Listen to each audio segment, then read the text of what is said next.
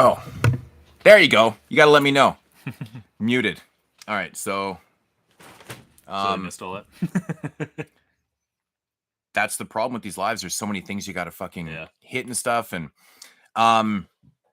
anyways, yeah, so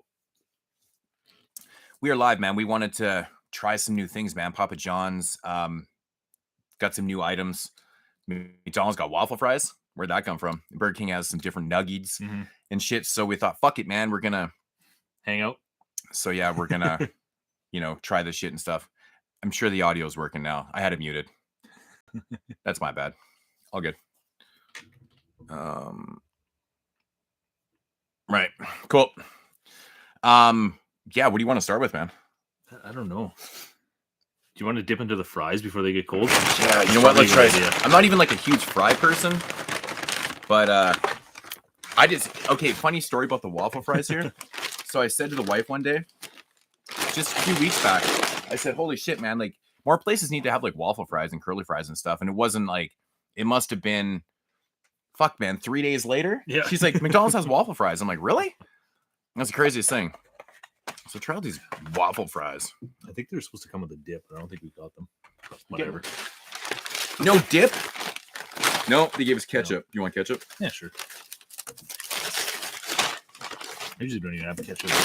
I actually don't really. Yeah. All right. No problem, yeah. Oh, it's so cold. All right. I knew it. Now, we actually came back pretty damn quick, too. Mm-hmm. I knew that was going to happen. That's it. Even for like regular fries with McDonald's, that seems excessively fast. Yeah. Oh, yeah. Yeah. To go that downhill. This happened last time I got these. They were like instantly cold and almost stale. That's when you were asking about them. I'm like, yeah, they're okay. But yeah, dude, like, they actually do kind of feel like they're stale. Like, how did they go? Like, we just got these. That's insane. I'm not above it. I'm still going to eat them, but these actually aren't that great. Oh, they're salty, though. Gee, I thought they were going to taste like regular McDonald's fries, just waffle fries, but they just taste like frozen grocery store. They do. They actually taste like an off, like McCain or something like that. That's what I mean. They're kind of a bummer. Yeah, that's really strange. I'm still eating them, but that's crazy. Like how the texture of them is like, seem old and like almost stale. So quick. Like we literally just got back here. I mean, we had a little mishap. I think one of my dogs might have punctured one of our beers. So we had like a beer mishap and there was fucking beer everywhere. We're like, what the hell's going on? We thought I don't want to get too full on these, but yeah. One more. Yeah. I mean, they're not like the flavor's not bad. It's just like very unusual that they're like this kind of like already. It's very strange. Very strange. So, I mean, if I was to recommend or say, I don't know. If I'd fully recommend those, but I want to try these bites. These are interesting. So so this one here, we'll do this one. So Papa John's has these new bites. They're like, people are calling them balls. Papa John's balls. So I'm assuming that this one right here is the chicken parm one. Yeah, it looks like so. They have chicken parm bites. So they kind of look like this. So they kind of look like that. Yeah, I mean, I wouldn't say they're really balls, kind of. They kind of look like bites, really. They look good. There's jalapeno ones, and then there's Oreo ones, which...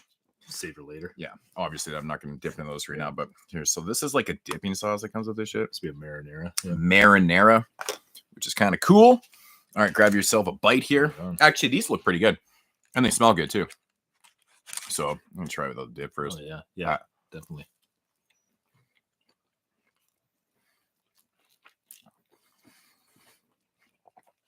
That's pretty good. Holy shit. Those are really tasty. Wow. There's like a ton of flavor in this. Oh, shit. That's impressive. Yeah, that's really good. Why is this message being held for review? It says, sup, boys. What's up, JP? You missed 6 hours of goodness last night. Oh, those are really good. Yeah. Like, really tasty. I think Macy's getting them chicken. Yeah. Oh, good. Yeah, those are really good, man. Nice. I would definitely get those again. Yeah, I didn't even try the sauce with them. Those are good. Yeah, I'm gonna actually try one with the sauce this time. Probably do. So I'm gonna do that with Mara. Do it a full review. That's weird. Stuck to the. I think Burger King has better marinara sauce. This looks like super watery. It is watery. Yeah. I don't know why, Papa John. Step up your marinara. Yeah, it does. It's very watery. You're watching 1941 movies? Yeah, I only got one left to watch. Wolfman. I saved till last. Everything else I watched periodically the last couple weeks, and yeah. So we will be recording in a couple days. All right, yeah, those are pretty good. I would definitely recommend the chicken parm. Yeah, those are. I'm quite impressed, actually. Papa John balls or bites, however you want to say them. I've been hearing everyone say different things. So, do you want to dive into the jalapeno ones? Yeah, we'll try those jalapeno ones out.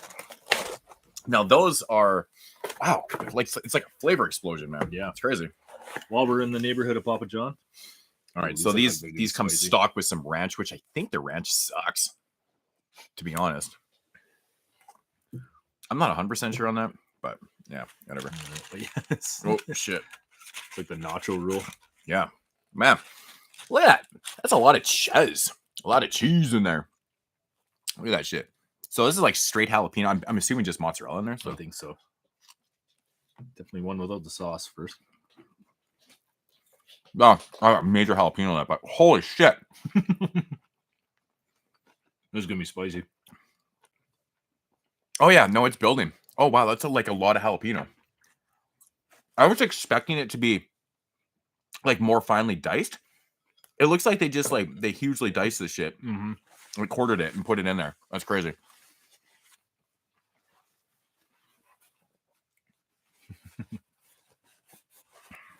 I can't imagine really anyone having a different number one besides Wolfman. Like, I mean, it's kind of the standout film from 41, especially when you watched every single one of them. Oh yeah, those things build up. That was actually kind of spicy. Yeah, those are good. Yeah, I'll try it with the ranch. I like it comes stocked with the ranch. Let's try it with the ranch. Yeah. And you know what? Ranch is one of those weird things that it's always a different flavor. If it's a good ranch, I'm down with the ranch, but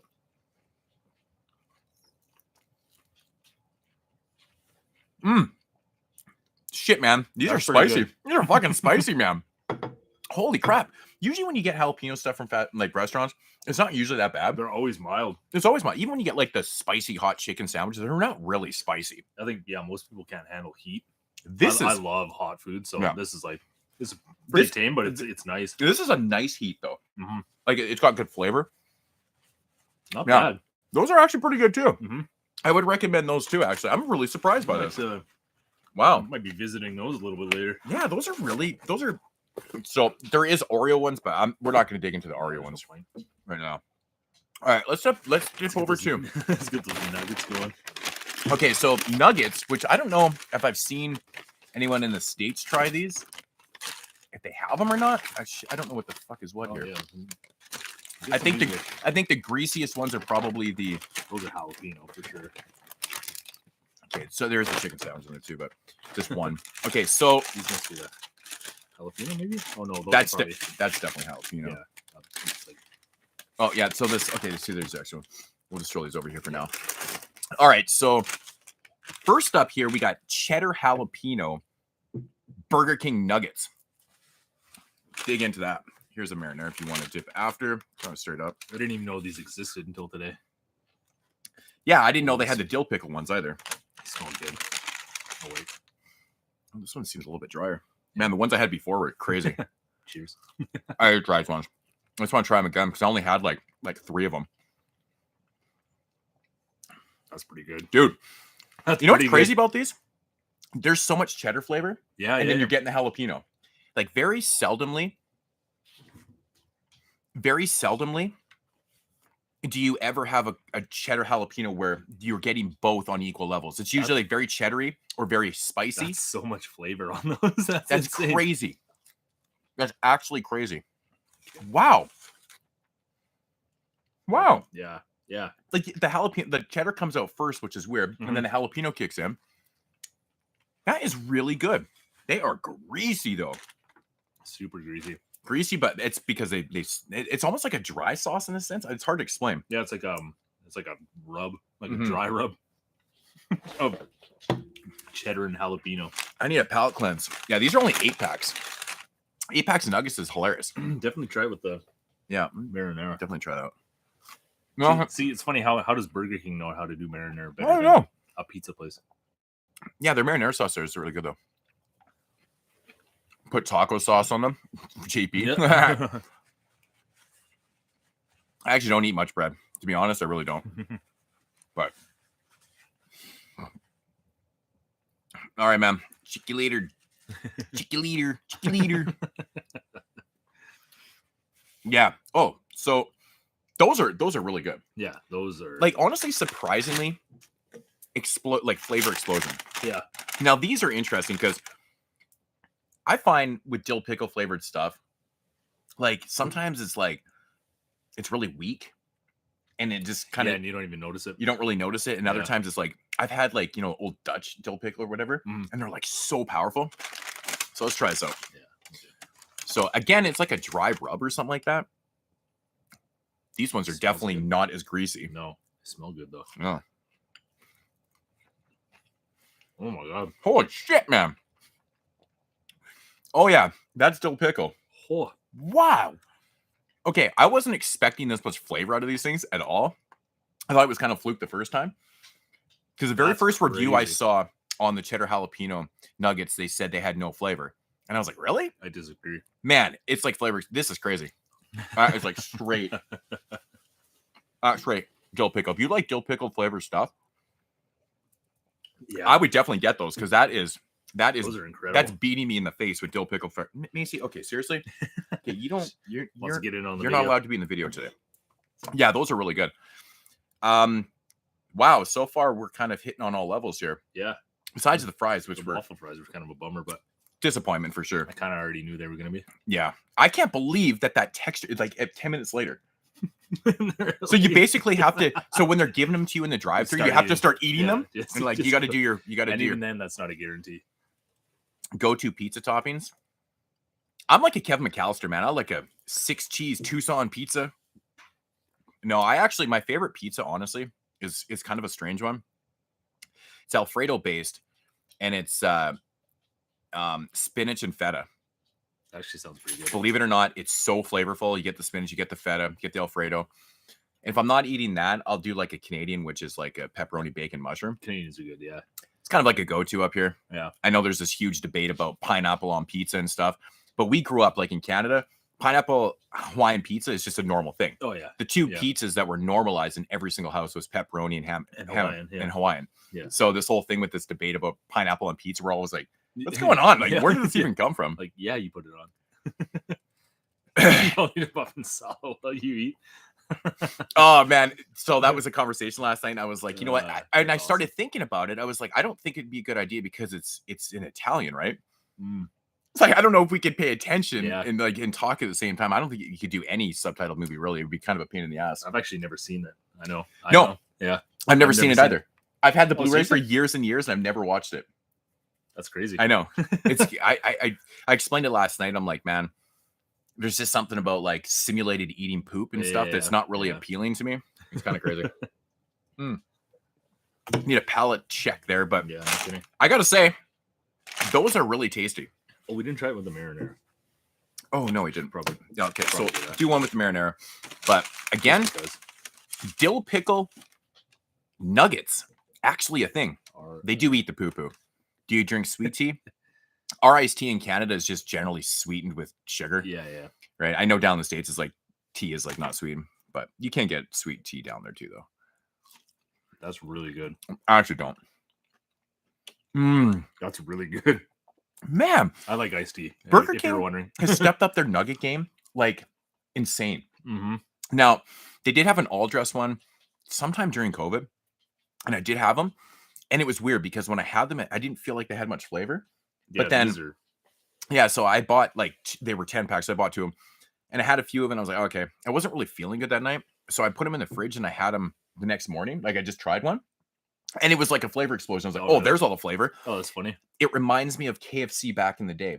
remember when KFC used to use trans fat in their chicken? Yeah. It tasted so good cold because everything settled and all the flavors came out. Yeah. So I'd get off baseball at like 9:30 at night, and they would close at 10. So I would go to KFC, get myself like a snackwich to eat, and then I would get a two-piece chicken for school the next day, and I just throw it in the fridge. Oh, nice. Oh, it was like the best lunch ever. Yeah, baseball 10 o'clock at night. I'm crazy, but yeah, man, those are dill pickly. Damn, I know. I keep taking sips of my beer, and it's like it's not flushing the flavor at all. Yeah, it's not a bad thing, and they're really good. But yeah, those are like really, really tasty. Oh. You know what we should actually do? I forgot about this. Oh yeah. I don't even remember what this is. So this is the Italian chicken sandwich from Burger King, which is, this is kind of what it's looking. I feel like I'm not going to try and touch the whole thing, but I think that's, I'm not sure what kind of cheese they have on it. They generally, in like a chicken Parmesan, they would have like Parmesan. You would think it would be Parmesan, but I swear it's not. I swear the description said it wasn't Parmesan. It probably isn't. But... So that's kind of the funny thing. It does look like it's a little bit saucy and stuff. Yeah. You know, entertain us, guys. Yeah. Okay. I'm gonna go grab it. I'll try. Yeah. I totally forgot that was in there. That's funny. Yeah, I forgot we ordered that. Chick-fil-A sucks to chicken. Yeah, see, we don't have Chick-fil-A up here, which is such a bummer because I've never tried it, and it sounds so good. It's just steak fries at KFC, yeah. Ah, thank you. Yeah. Yeah. Hey, so you gotta get out of here. There's no room for you. All right, so we're gonna do. Oh, nice. I'll cut this bitch in half. Perfect, what's up, Scott. Perfect. Salawatch. Oh, see, we kind of came to the conclusion that it's going to be tough to pay attention to it because it's subtitled. Baby and swing shift sounded. Yeah, it is. That's why we don't get to hang out ever. Get out of here, you fucking little bitch. All right. So this is an Italian chicken sandwich from Burger King, and it's supposed to be like a chicken Parmesan. I think that's what they're kind of dubbing it. It looks weird. Yeah. Well,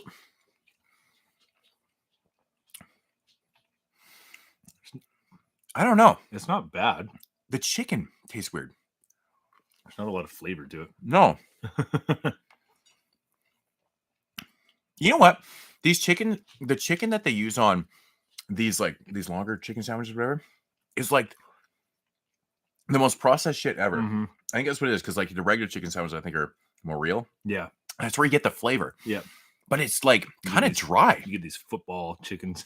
Like oddly enough, it's like really dry. Yeah. There's not much flavor, yeah. Oh. Oh, yeah, I'm still eating it. Like it's not bad. It's actually hard to explain. Foam chicken. Exactly. I don't know if I could chicken. I don't know if I could watch the English dub for something like that. The only time I ever watch dubs is on like the original, like not original, well, some of the Godzilla films, like the 70s and stuff, because I grew up watching those with the dubs. And I was always so used to watching it with the dub. And I found over time, it's actually the funniest thing ever to watch with the dubs. It's hilarious. They're like so charming. I don't know why. I love them. But any type of modern movies, I'll always watch original language. Mm-hmm. And most movies I'll watch original language, but it's Godzilla movies, I'll watch the dubs because it makes it so much more entertaining. Yeah, it's a free pass, yeah. And I think it's pretty much it. But like anything serious, could you imagine watching like, you're watching like a serious film and it's like all ridiculously dubbed in English? You're like, nah, man, this is like not enjoyable at all, man. Yeah, when we watched Poltergeist and ate chicken, it was funny because the movie's actually like disgusting. Oh yeah, that scene where he's shitting on the toilet, and we're fucking pounding her. It's so gross, but it's so funny. It was disgusting. It's so funny. All right, yeah, I think I'm definitely not gonna recommend the Italian from Burger. That was not good. No, it's definitely not worth the price, and it's expensive too. Well, it's like $6. Yeah, not worth it. Remember when those things used to be like 2 for $4, like the regular chicken sandwiches, whatever? Yeah, the football ones. Insane. Yeah, so I don't know. All right, so apparently, did you check out the? Yeah, I love the sadness. The sadness is so dope. Oh, the sadness! I love the sadness. If you guys haven't checked out the podcast for the top 10, yeah, check that out. No, that was one of my favorites of last year. Definitely get some love. That's my kind of movie too. I love stuff like that. It's a really interesting concept of how it spreads and stuff, and then done in the vein of like Night of the Living Dead. Yeah. Right. Yeah. It's pretty cool. It's some brutal parts in that movie. I love it. All right, so Papa John's has these pandinas, I guess what they call them, and they look like, you know what they look like? Thin crust pizza folded over. I just like looking at this right now. It looks like a thin crust pizza folded over. Yeah, Papa Diaz. Papa Diaz. Papa Diaz. What did I say? Pandina? Whatever. Papa Diaz. Doesn't matter. So look at this. So it literally looks like a pizza that's been folded over. As I'm looking at it, does. Oh yeah, that's all it is. That's seriously all it is. It's literally just a pizza that's been folded over. Hilarious, man, and marketed as pandina. Like, you got to be shitting me. That's funny. So this one right here is a meatball pepperoni. Yeah. So Parmesan crusted meatball pepperoni. So that's pretty interesting. Meatball and pepperoni. Is that a thing? I don't know. I mean, it sounds good. I don't know. Is that actually a thing? Is that like a thing? Not hot. Oh, it's still hot though. Do you have Waffle House in Canada? We have Waffle Houses in Canada, right? Do we? Yep, I think so. Yeah, it is like foam chicken, 100%. It's not the regular chicken. Yeah, like those chicken sandwiches are like the cheapest things ever. Ironically enough, they're really expensive. Yeah, not worth it. No, not worth it. This is pretty good. But it is. All this is just a pizza folded over. It really is. I'm not mad at it, but it's like a really thin crust pizza, which is nice. Yeah. I mean, I kind of do that sometimes with pizza anyway. Yeah. I mean, if you're from the East Coast, that's how you eat pizza. Fold over. That's not bad. The meatball, surprisingly, is actually pretty good. I was just going to say, like, there's a lot of flavor in the meatball. Really? That's crazy. It's not cheap meatballs. You know, has gross pepperoni? I think they have gross pepperoni as Domino's. I don't like their pepperoni at Domino's. I actually like Domino's. See, I love Domino's has some really good pizzas here, and I find like they've stepped up their game from years ago, man. They used to be shitty. Now they got so much better, but their pepperoni for some reason went backwards for me. But they have two different pepperonis. The ones on the Brooklyn style pizza, I think, are different than the smaller ones. They are, yeah. It tastes different. It's weird. I don't want to stop eating. This is really good. I have a feeling that Papa John's tastes different in Canada because every American I talk to who tries Papa John's shit, they're like, it's the worst pizza ever. And I get it. It is a chain and stuff like that. I prefer some of the, the mom and pop shit that we get. Yeah. It's pretty cool. We have a place in town called Tabor Pizza, which is amazing. It's like the bomb. Totally like locally owned and shit. It's a bomb pizza, man. It's like this thick of just like topping. Oh, they don't hesitate on anything in there. It's crazy. Yeah. So like when you compare something like that to this, but this is actually still pretty good and it's surprising. It's so thin. There's a lot of flavor in this. Yeah. Yeah, I actually really like. I don't want to stop eating this. It's really good. It's really good. Yeah, really good. So,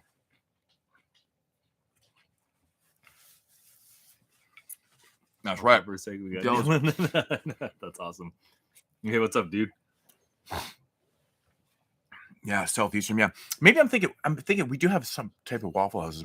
I'm not thinking IHOP either. We have IHOPs, and we also say we have IHOPs for But what's the other one that we haven't done? The Ricky's, the pancake place, whatever. And it's like, oh yeah, I guess It's funny. We have a pancake joint mixed with a fat burger. You can go in there and order pancakes and in the same restaurant. It's like a fat burger too. Yeah, it's the weirdest thing. Burgers in the morgue. You know what? I was actually talking with the wife the other day about Denny's, and I haven't eaten at Denny's. In the room morgue. The last time I ate Denny's, dude, was with you in Calgary for HorrorCon. Oh yeah, that was like how many years ago? Oh yeah, I forgot about like that. 10 years ago, I swear. Like no, it wasn't quite 10 years. It's a long time, but that's literally the last time. Yeah. I ate. Oh god, balut. No. What's balut? I'll try a lot of things, but I will not eat that. What's balut? That's where it's like the egg, but the chicken is already like. Oh, right. Like about to hatch, right. Essentially. Right. I can't do that. I don't know what it is. Like, I'll try a lot of things. I will not try that at all. Oh, I must have forgot to click off the fucking... all these comments are being held for review, and they're not even bad. Yeah. Because I said that last night I was going to click that off. I wanted all the comments to come through, but... I thought you did. I know I did it on the one because this thing fucked up, and I had to go back and do it. Thank you. I'm going to say this is worth it.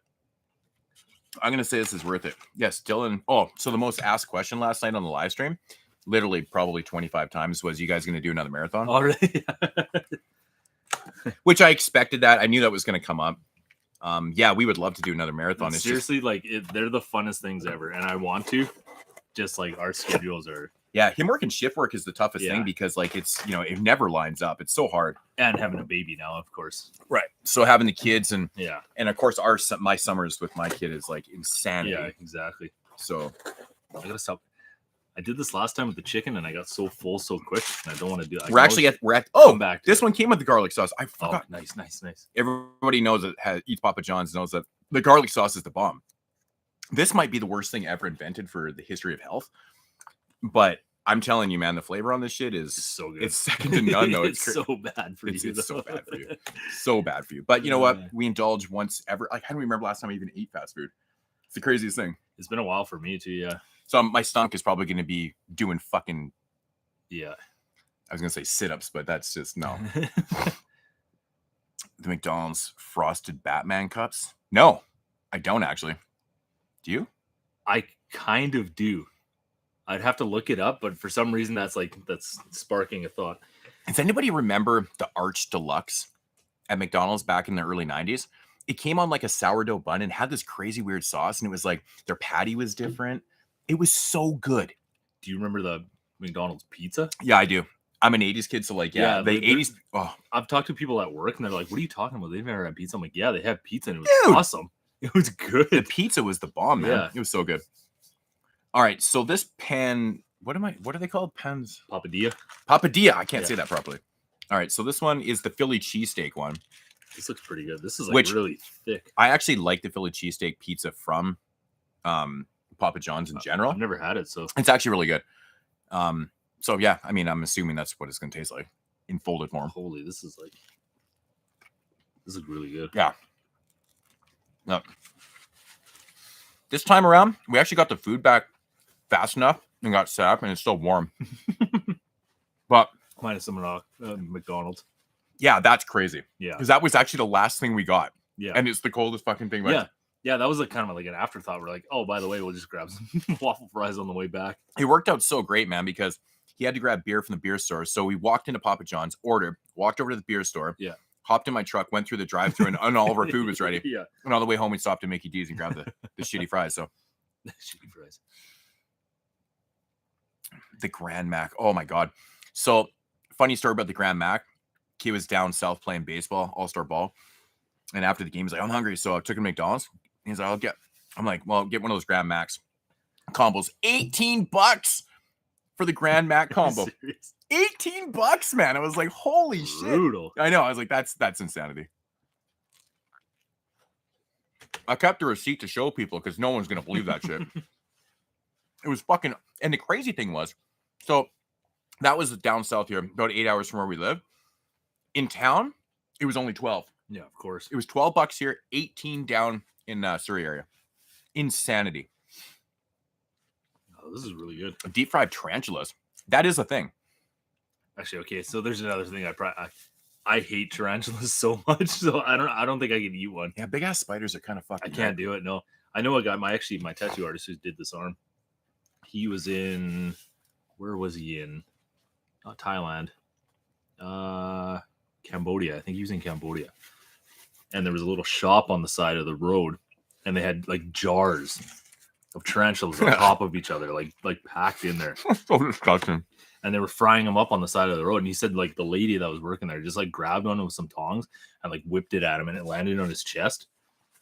And he's just like froze. He's just like, what is happening? Who does that, man? Yeah. I would do the same. I would freak out. I'm not a tarantula guy. Do we got Five Guys up there? Yes, we do. I love Five Guys. I've never tried Five Guys. Five Guys is the bomb, man. Love me Five Guys. Yeah, we need to get one in this city. They have them in Vancouver too. There's one on the corner of Robson and Granville. I was just down there and I almost tried to make my way over because I still haven't tried it.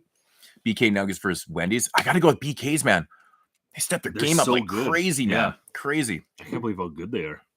Do you have any vintage Giallo posters? No, I have the whole Fulci trilogy, like Gates, the Gates of Hell trilogy over there. Not any Giallo posters. It's kind of random around here. I have like Tales from the Hood next to like a original one sheet Nightmare on Elm Street 3. That's such a cool one. It's an Australian one sheet. It's pretty cool. Graveyard Shift. That's an original one sheet too. Stuff like that. No Giallo ones. So I should look into that. I actually want to kind of extend it into the other part. The big extra, yeah. Actually, the Arch Deluxe that I was talking about, when they got rid of that, that's the burger that they changed it out with was the big extra. And then that burger's gone now too. But the Arch Deluxe, I think from memory, was like the only burger they ever had that had the sauce that they had on it. They've never had any burgers with that sauce. And they also had a sourdough bun. It was very unique in that aspect. I think I remember that. Yeah. The patty was kind of similar to like a quarter pounder patty. Oh yeah. Okay. Yeah. So yeah. the flavor, it was such a different burger, but apparently I actually looked into it and it just was not a big popular item. So they got rid of it for the big extra, which was a cheaper item too, because it was like a bad version of like the quarter pounder, wasn't it? Mm-hmm. Something like that. So it was. Yep. But yeah, actually, I think the weirdest thing I've ever heard I remember was my wife when she lived in Romania. She was teaching over there, and she actually ate sheep brains. Oh, and she said it's very mushy, very mushy. The texture is probably what get you. She said the flavor wasn't even bad. It was the texture was a little bit off. I fell off a ladder at the library. I was attacked by a bunch of tarantulas once. Jesus, man.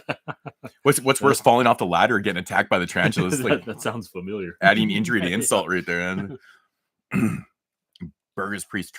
Actually, last time I was in Toronto, I actually had Mr. Beast Burger. They have Mr. Beast Burgers in Vancouver too. You can get Mr. Beast Burgers. Oh, really? Yeah. Are they good?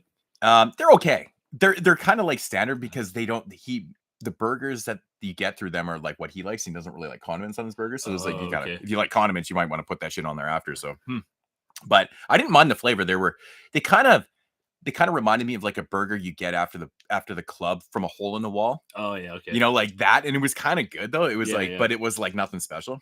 Yeah. Yeah, why are these all getting flavor? That's weird. They're like the nicest comments ever. I have no idea what's going on. It's so weird. It's so annoying. You haven't lived till you have Five Guys in your mouth? Yes, right. I gotta say, man, Five Guys is so good, but it's mad expensive, dude. Macy, stop it. Mad expensive. The CBS documentary, isn't it awesome, man? Oh, dude, I was so blown away by that. I always knew about the crew, but I didn't know the story. And then finding out the story and how many people were involved with that, and like all these famous people, like from all these bands and hip hop artists and rock, it's crazy. Blew my mind. Huge. Like it's worldwide now. It's just insane. Yeah, I've heard that, man, about Papa John. Like, I feel like our Papa John's taste different up here because I'm like, are we tasting the same thing that they're tasting? Yeah, it could be different. Who knows? I have no idea. I've never actually ate at a Papa John's in the States. Yeah, me neither. So, yeah, every time I'm down there, I never eat it. Stuff that we can eat at. So, KFC Spicy Big Crunch. I like their classic chicken sandwich. Oh yeah, it's kind of comparable to like Popeyes type thing. It's really thick and it's comparable. Yeah. I think they're pretty good. I heard Trudeau ban them. Probably. That's the most common bumper sticker you see in the city is fuck Trudeau. Yeah. Everywhere. It's literally like we have like 100,000 people here, and I bet you 80,000 of the people in the city have fuck Trudeau on their vehicles. He's not very well liked. He's not liked in this region much at all. It's pretty funny, actually. Do you eat a lot of moose meat or other wild game up in Canada? I'm not a hunter. Yeah, some people do. I mean, most people that hunt up here, I mean, most people do hunt actually. So, I used to have friends that would hunt and they would, shoot a moose and whatever it is. And they always have too much meat. So they'd usually give me lots. But over the years, I ate a lot of moose and stuff, but honestly, not my favorite. I can't stomach moose hamburger. It's too strong. It's kind of an acquired taste. It is. Yeah. But like white-tailed deer doesn't even have a game taste. No, it's nice. It's literally no game taste. It's so weird. It's really good. Like whitetail and elk are the best meats. Mm-hmm. Oh yeah. For game. Moose hit and miss, man. I can handle like moose ribs, which is funny because it's like eating like a Fred Flintstone one. It's like this big, but they're actually quite good. My fanny Danny Brown in moderation. I do like some Danny Brown projects. The problem is with him is his voice, and he gets a little crazy and stuff. But I like the stuff he did with Black Milk. The Black and Brown project was really good. His latest stuff that he did, he had some production for Q-Tip on there, was really cool and stuff. But yeah, he's talented. It's just sometimes he gets a little crazy with the voice. He's very eccentric. My favorite record of 2020. Oh, I don't even know. Favorite record. I listen to a lot of. Yeah, what are you listening to today? Yeah, I listen to a lot of weird stuff lately. I listened to Polyphia's newest CD. a lot. Maybe I'll go with that for now until if I can think of something better. I have no idea what he's talking about. Yeah. I've been like going like off the path of music lately. I've been so picky that like I need to find something that really excites me. Oh, you know what I gotta do? I gotta do a little dip into this because we talked all this about the garlic butter. Gotta do the garlic sauce. And we didn't even touch it.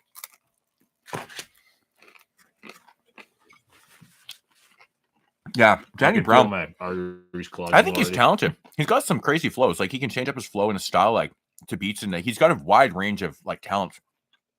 But the voice throws me off. It's like the Droog record, man. Pax. Your old Droog has a feature from Danny Brown on that album, and it's like the most off-putting verse because it's kind of like a smooth beat. And he comes in, he's like, and I'm like, what the fuck? It's very off-putting. I think I talked about that. Me and Jay on our show that we do. It's like the most outrageous thing.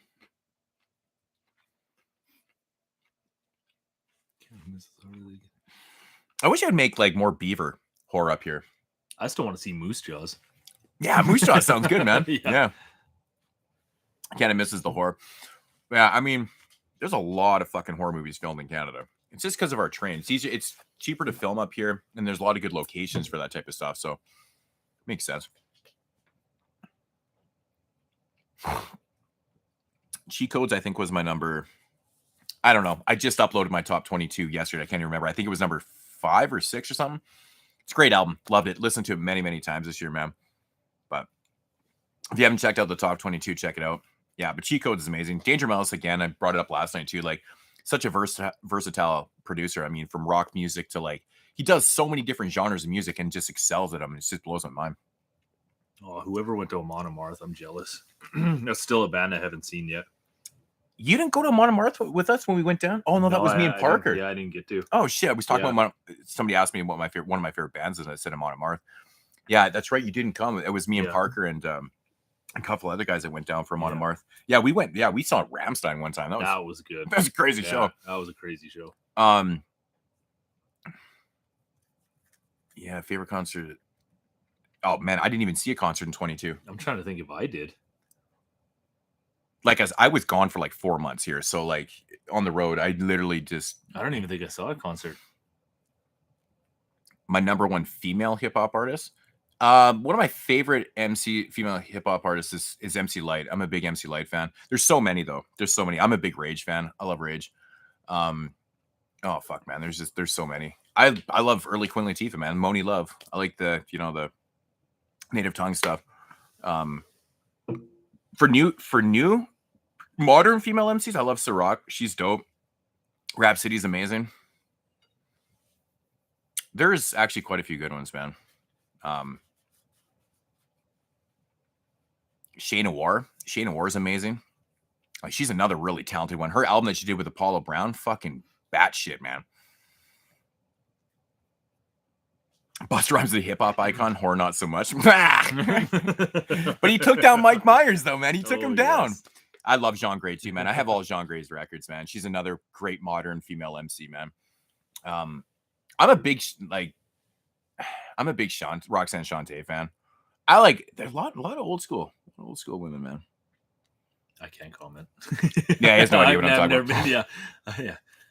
I got to start listening to more hip-hop. Yeah, I think probably the only time he ever listens to it is when he gets in my truck. Yeah. So I'm fucking bumping in there. It's a funny thing. I just start writing artists down because. Well, the thing is, people always do it. They're like, people that generally don't listen, they get around me like, what do you listen? Like, I've never heard this stuff before. I'm like, yeah, because you've been hearing the radio shit, man. Yeah. Like, that's what gives it a bad fucking taste on people's mouths. Yeah. They're like, what the fuck is? I'm like, this is hip hop. This is good hip hop music. Yeah, I've turned people on to so many albums. They're like, man, that's really damn good. Like Black Sky,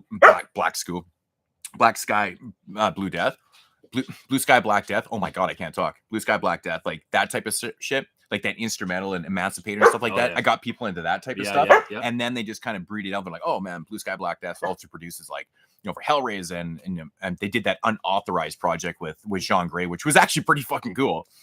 But really dope producers, man. Good stuff. Coast Con. Yeah, I got to check it out. I will for sure. Oh, what's up, Wes? Yeah, and I've actually tried to put people on like a lot of Canadian, because I know a lot of Canadian stuff doesn't get promoted down in the States, and it's just harder to hear and see and, even, seek out and stuff like that. And I've shown people quite a bit of stuff and they're like quite impressed. Like, fuck, this is from Canada. It's crazy. But there's a really big scene here, like right from the East Coast. Like I talked about Backburner, which is like a 20-man crew. It's, it's like the Canadian living legends. It's the Canadian it's the Northern Wu-Tang. It's a big coalition, man, of artists and stuff. And am I a fan of Boot Camp Clip? Yeah, I have every album ever released. So group wise, probably solo wise, maybe not solo. There's a few, but all the Boot Camp Click group albums. Which those could have been so much better. With the lineup of MCs on those, man, those things were always kind of disappointing, to be honest. And they were all kind of like the reinvention of Sean P also too. So Sean P wasn't really Sean P on those records either, but it was a production, coming from like the days of like good Boot Camp Click with the original 4 releases and stuff. And then there was like kind of the second wave of albums was kind of like the second wave of Woo albums, not really the greatest, right? It's weird. But then that production just kind of like, even like production from, like Pete Rock and stuff that wasn't like overly the greatest, but fucking Ghetto Socks is amazing. Okay, Macy, can you fuck off? The dog wants to know we're not sharing with the food. Oh, she's so bad. Yeah. She's a border collie, so she's like the most impatient. She's like the most impatient fucking dog. So give me some of that pizza. Oh, man. Yeah. Yeah, this is really good. I would definitely recommend this one too. Yeah. That's tasty. I think I like the meatball one a bit better, but I don't know actually. Come to I might actually like the meatball one too better. Yeah. Actually the first bite I had was like pure onions. I swear I had like no meat. It was pure, it was like pure fucking onions. So all in all, it seemed like it was a ton of food, but like you snack on shit and it's like almost all gone. Oh, I know. It's the craziest thing. I know. Yeah. Those I can't say them. Papadilla. I keep wanting to call them pandinas. Papadilla. Why can't I say Mamacita, Papadan? I should be saying Jesus Christ.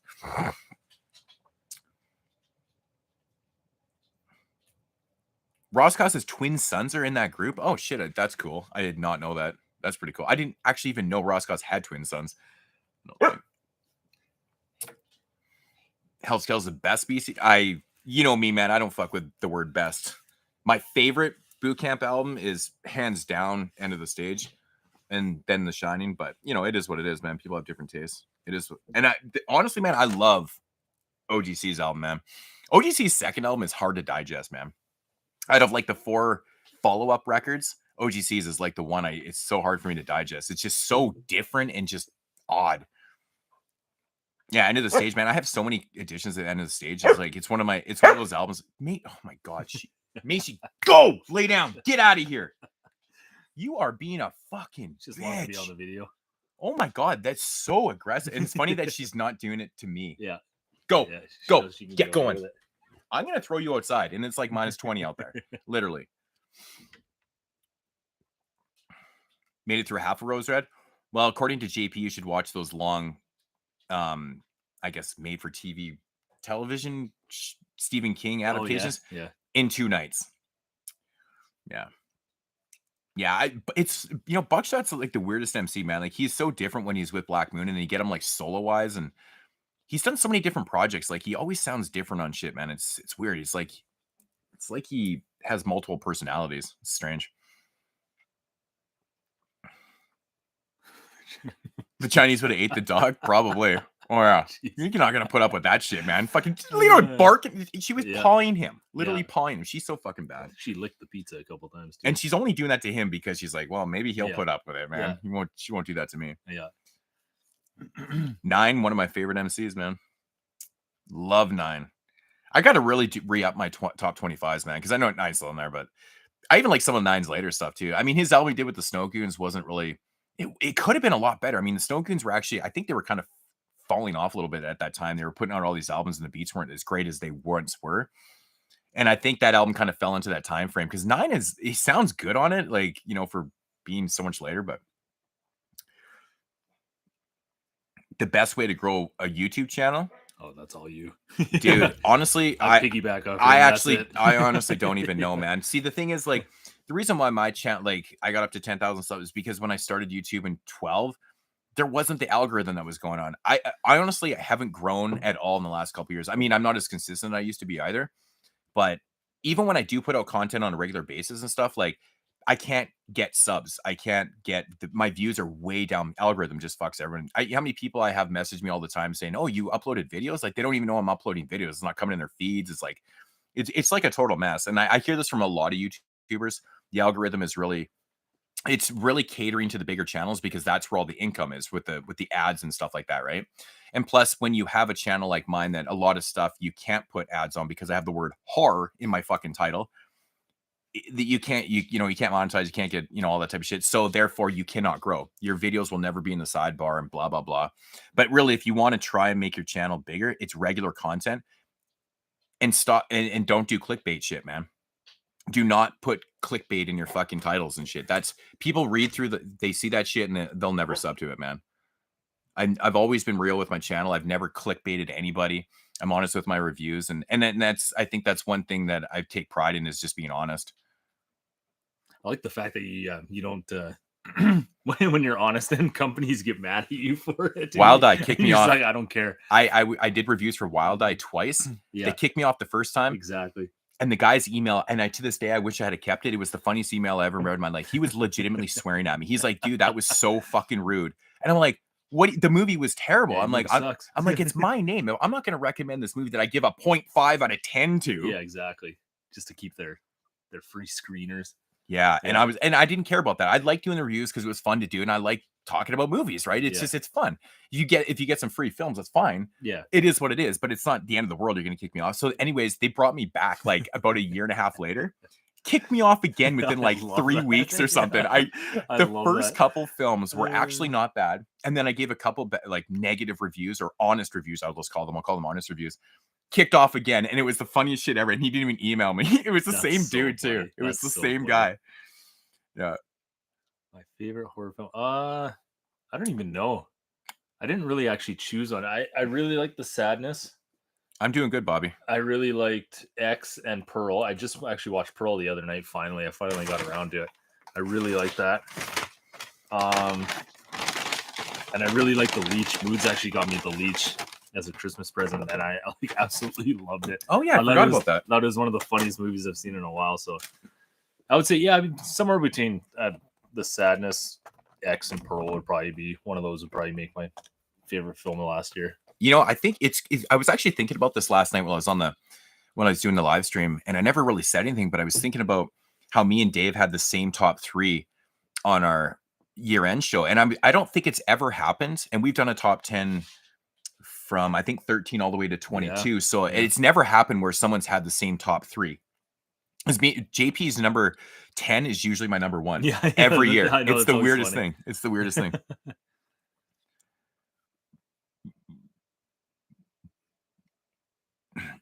I shall push his vids brought me to. Yeah. Honestly, man, a lot of people check out those. It's funny because I did so many different different levels of fucking shelf by shelf. Like there's the ones from years and years ago in a different room. I think there's like 3 different rooms I've done shelf by shelf videos. I mean, actually in the process right now of redoing my whole room, getting rid of stuff and reorganizing. And then I'm going to, kind of do other shelves and stuff like that too. But it's kind of a mess right now. I'm just so overloaded with stuff which is part of collecting. It's the biggest problem we have is space, right? Well, I guess besides the money thing, look how much fucking marinara they gave us. Yeah, I'm not mad at it. It's good. It's crazy, dude. Like they usually never do that. They usually they charge you.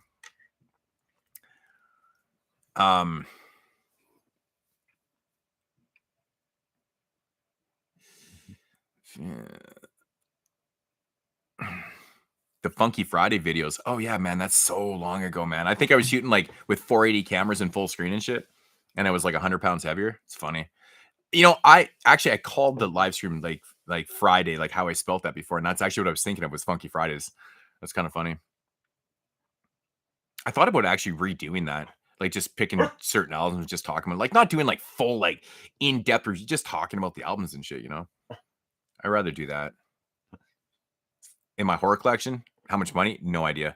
Like, I get asked it all the time, and I'm like, I actually just kind of turn a blind eye to it. I'm just like, man, knowing how much you spent is probably You probably just don't want to know. it's very disturbing. You probably just don't want to know. Very, very disturbing, man. It is what it is. Moodz, are we getting any more of the RM challenge? Oh, the room more. Yeah. I was gonna ask you that too. I love those. Yeah. Well, JP's the problem, man. He's never available. I'm just gonna blame him for that. Sure. But no, it's definitely the next one will actually probably do pretty quick. Should do pretty quick. Now that we've done a lot of the prep, because we had like this 80 prep, and then we had the year-end prep, and then we had the 41 prep. There was a lot of movies that we were watching the last like 2-3 months. So that's pretty much what happened. Like, we're never just preparing for one show. It's always like 2 or 3 at a time. Yeah. So like one night I'll watch a 40. Sometimes I'll watch like a 41 and 80 and like a new, like it's just crazy. So it's just constant prep. Yeah, I actually really like the Rhubarb challenge. Yeah, it's fun. There's actually a bunch of films that I haven't seen yet, so that's kind of cool. There's a bunch on there that I really like that I saw, so I'm like, yeah, I like hearing you guys talk about those. Oh, really? They're gonna do a 4K set for the trilogy? Yeah, that kind of makes sense. I mean, I would buy that. I think it would do well. Yeah. Youngins only watch streaming movies? Probably. I mean, I've literally had people come to my house and say, dude, you know, you can get those movies for free, right? Yeah, you can download those movies. Yeah. But you can tell these are the type of people who have like never collected anything in their lives. Yeah. I mean, I've been a collector my whole life, man. Whether it be like hockey or baseball cards to like Garbage Pail Kids to, you know, to music, like tape, CD, vinyl, movies and stuff. Like I guess that's pretty much everything I've collected. I don't really collect anything else, but yeah, like a lot of kids, you know, collecting baseball cards and hockey cards and shit. But you know, it comes and goes. But like, I've known people that've never ever collected anything but like rocks. Who collects rocks? Like, what is exciting about a rock collection? Hey man, check out my rock collection. No, man, I'm good. I'm cool. Like, I'm just totally gonna pass on that, bro. Do you have a decent? I guess to people that don't collect, people think I have a really good collection. Mine's very modest, obviously, compared to Moodz. But I have a pretty good sized room, 4 or 5 shelves, top to bottom. It's decent. It's definitely slowed down now, obviously, having a kid and everything. That's kind of where the money goes. But yeah, I'd say I got a pretty decent collection. Yeah, no problem, Morgan. My tube. 80 was a huge prep. Yeah, 80 was a huge prep. I'm actually at the point where I think I might just stop at 100 because I know what I already pretty much know what my top 25 list, and some of the films that I could keep going on. I think I own roughly about 115 films from 1980. It's just one of those years I just happened to have a ton. I didn't really have to buy a lot for in prep because I really owned everything. I bought some, but yeah, it's a fun year because there's so much quality. But like I said, I'm down to the kind of nitty gritty, and I know these films are either going to not make my film, or it's like some straggler fucking Jess Franco film that really I know isn't making my top 25. Sleaze fest shit. So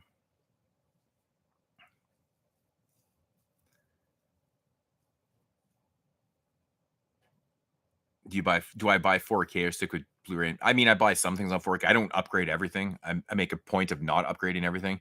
It's kind of ridiculous. Like Scream Factory, all they're doing is just, you know, re-releasing all their titles into 4K, which is, you know, it's just pointless. Fine with a lot of the Blu-rays. But I mean, if there's a movie only released on DVD, I'll get the DVD, Blu-ray, 4K, whatever. You know, I'm not really that picky, man. At the end of the day, it's more about the movie for myself. Right. Like I bought a couple DVDs even for this update, you know, like, I mean, they're just released on DVD, and I know some people won't even buy those movies because they're only on DVD. And I'm like, well, you know, I don't really have the biggest problem with it. Plus they're really not that expensive. Like those are like $8 movies and shit, brand new. Yeah. You know, so. Yeah. I'm just about seeing the movie. So if it's only on DVD, well, then I'm getting the DVD. Right. Oh, Italian horror. Yeah, man. It's like a passion of mine. I love Italian cinema. There's just so much good stuff out there, man. Like Fulci being my favorite director, and of course, you know, Bava, Argento, Martino, Lenzi, like DeLeo. There's so many fucking Ruggero Deodato, rest in peace to him. It just goes on and on and on. But like the genetic makeup of Italian films is so entertaining to me. I just love the style.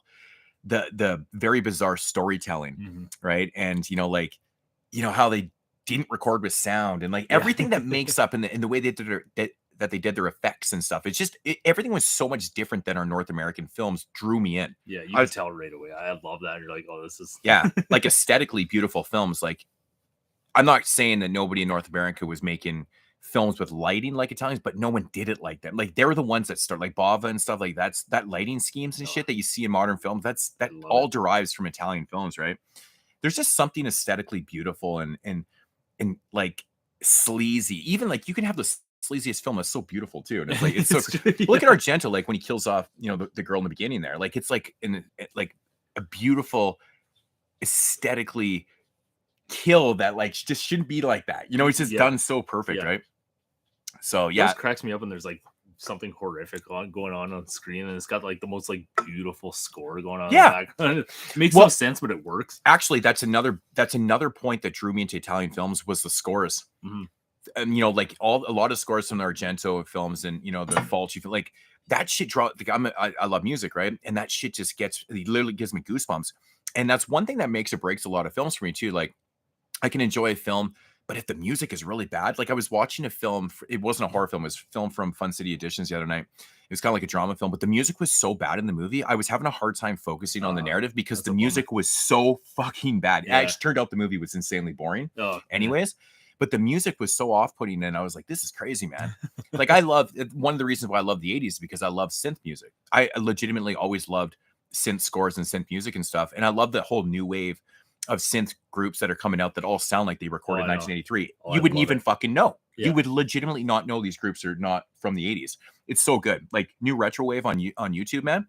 Like I'll literally download their fucking mixes and stuff and bump that shit when I'm working out and shit. Yeah, that's awesome. Crazy up tempo fucking synth. It's really good. Yeah. With those type of scores. And I can see like people are like, oh, all these new age movies with these synth scores, they're just factoring the nostalgia. And I'm like, yeah, but it's not even that. It's actually good. It makes movies a lot better. Yeah. Right? It's not just putting in them for the sake of putting in there, but yeah.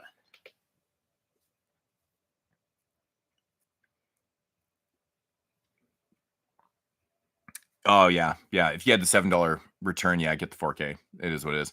I bought the 4K return also because it's Return of the Living Dead, and I needed like my 14th copy of it. Life of a Collector, like the stupidest thing ever, right? Like it's like Maniac 2, right? I have to have the 4K. I have like what? 12 DVDs, like 6 Blu-rays. Now I got 4K. Like it's ridiculous how many copies of that movie I have. But The Windmill from 2016. Yeah, I think it's also known as the Windmill Massacre too, right? I think the States is called Windmill, and I think up here it was called the Windmill Massacre. Yeah, that's right. I remember that. Yeah, we got the massacre on the end of it. Yeah, because we have very little censorship in Canada, believe it or not. It's kind of funny. Like our Walmarts. Well, actually, the States are kind of funny right now. You go into the Valentine's Day section, they have "I Spit on Your Grave." I saw that. Yeah, I saw somebody post that. I was like, "What?"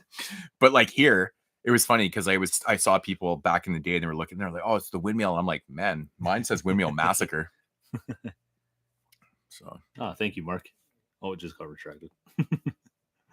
Oh, what did it say? I just said, "Congratulations on being a father." Is Cruising a horror film? You know what, man? If you look at the film in the aspect that there is a supernatural angle to it, it changes the way you perceive it. And yeah, it is. It's actually really interesting. There's a lot of different theories on how that movie ends up, like where it ends up being and what's really going on.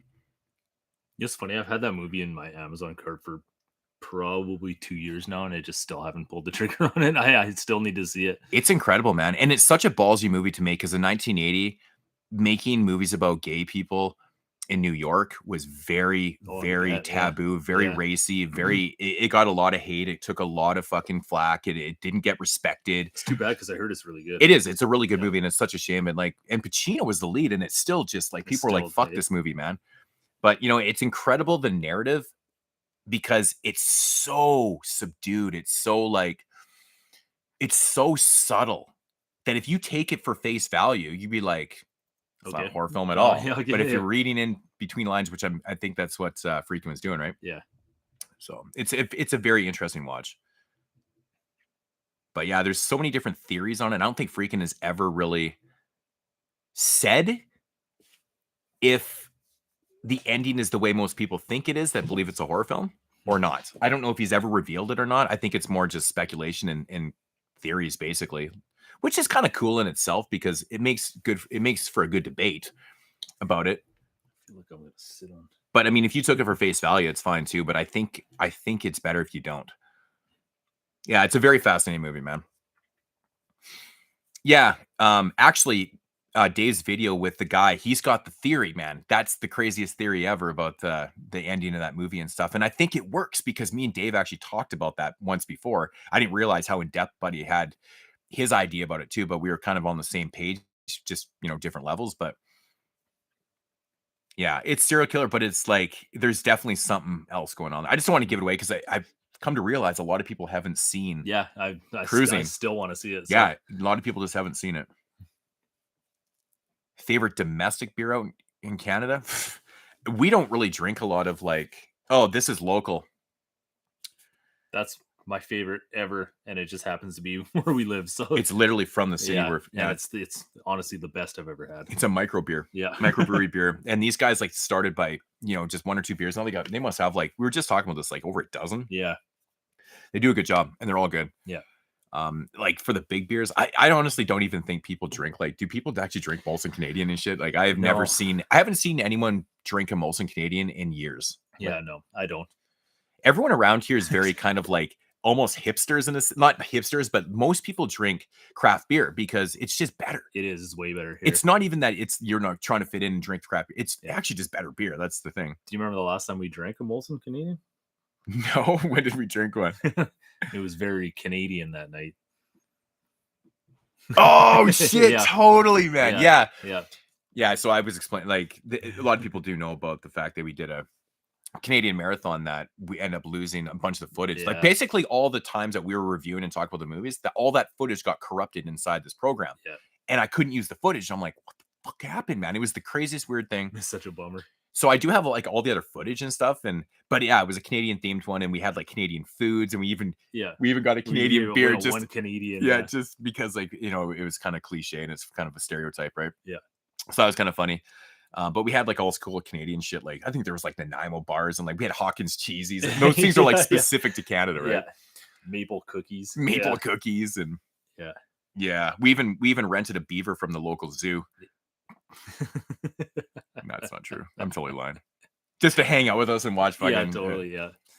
Oh yeah, Moosehead. Moosehead is good. Actually. Moosehead is good. Moosehead is actually an East Coast beer. So you see Moosehead in My Bloody Valentine. Yeah, they drink that because that actually comes from over there. Yeah, around that area. It was more of an East Coast thing. It came out to the West Coast way later. I think it's really popular in Manitoba. I believe. Yeah, it's I think it's actually from Ontario, but back in the East, that area, that's where they used to drink it. It was never a thing over here.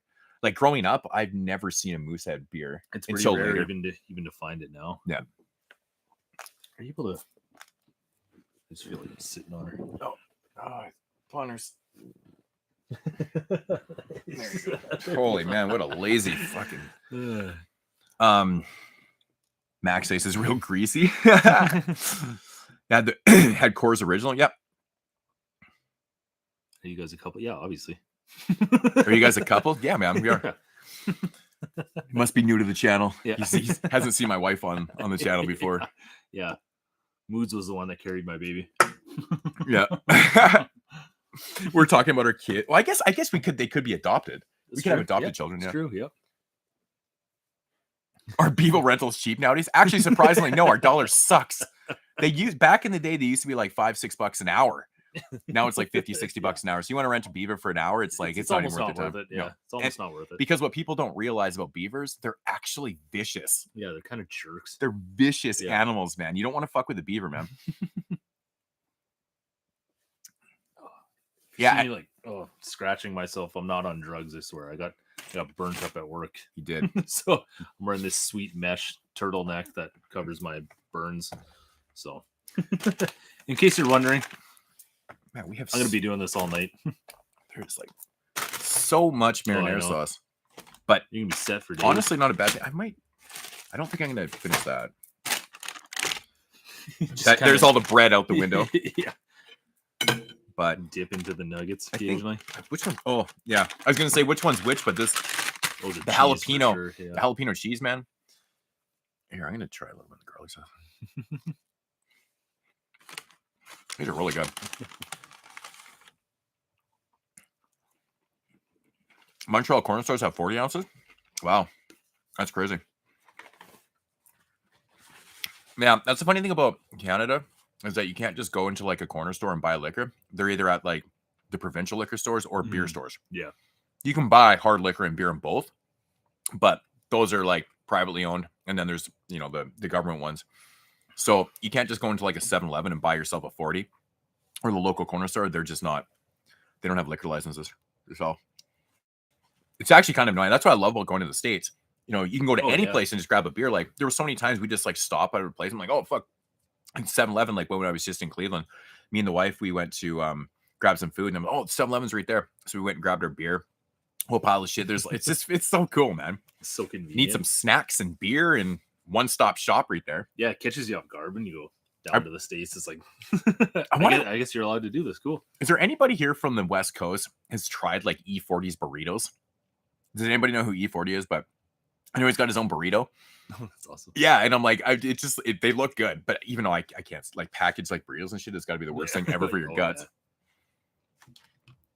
Hear many death metal records last year? Not really. What did I listen to? Archspire's album I listened to a lot. If you haven't heard that, definitely check that out. It's probably one of the best technical death metal albums. Like, who the fuck is Ralph Treves? There's one of the trolls. Oh, nice. Yeah, Aborted's album. But I will invite him because what's this guy's fucking name? Cyborg Kill. Yeah, fucking troll. Just a loser fucking troll, man. It's funny because you see this guy's name on like other places and he's always trolling people and shit. Nice. It doesn't matter. You can say whatever the fuck you want. I'll keep. It's all good. Yeah, I'm so disappointed we never got Infinity Pool, man. It's like the most brutal thing, man. Yeah. I want to see that so well, bad. It just opened and we're totally not getting it because we have Avatar playing. It's ridiculous. I bet you Top Gun's still in our theater. Yeah, E40 from the Bay. Yeah. So E40, man, is like, you know, obviously has like fucking 25 albums. They're part of Mount Westmore and stuff. But like E40 has not only his own wine, which is Earl Stevens, he's got his own tequila. He's got another drink, but he's got burritos too. This guy's got ventures and everything. I know he owns like a shitload of fat burgers too. But anyways, I see them around like on, you know, I just wonder if anyone's actually ever tried one. Undeath. I'll have to check that out. I'll put that in I'll put that in the notes. Yeah. This dude, I don't know, man. I have so many trolls that just love to ride my penis, man. It's just hilarious. Like, so there was a time where, and I used to tell a story. I used to crack me up. So I would upload a video and it wouldn't even be up for 10 seconds. And there would already be 5 thumbs downs on it. So people are like sitting around in their loser lifestyle waiting for my video to go up there and just like, thumbs down. That'll learn him. He's a fucking loser. It's me. Actually, who's the loser fucking hitting the thumbs down? Can you but imagine? Yeah. I think it's fucking hilarious that people think that like offends. I'm like a thumbs down. I'm like, yeah, bro, you just made my day, man. That means that if I'm getting hate, that's the best shit ever. I love it. I remember somebody commented on my letterbox one time, and nobody follows me ever. And somebody talked shit about my review. I was like, yes, I made it. Yeah, I have a hater. I wasn't even trying, but I have one. That is like, man, I laughed so hard. Right, but like that's a great example. Like Letterbox, you're gonna fucking start talking shit on Letterbox. Like, so funny. Do you suck at life that bad that you have to like? And I think it was about a movie I didn't even care about. I gave it like a 6 out of 10. Well, that's the thing. He's like, you're a loser for doing that. I'm like, yeah, because he's a loser. He's one of those people that like, if everyone doesn't like the movies that he likes, he gets pissed off. Yeah. Where I'm like, I don't give a fuck, man. I don't care if people like the same artists that I like. I don't care if people like the same movies. I don't give a shit, man. It doesn't bother me. It doesn't change my feelings towards the artists in the movies. No. So no. It's actually really comical to me that people care about shit like that.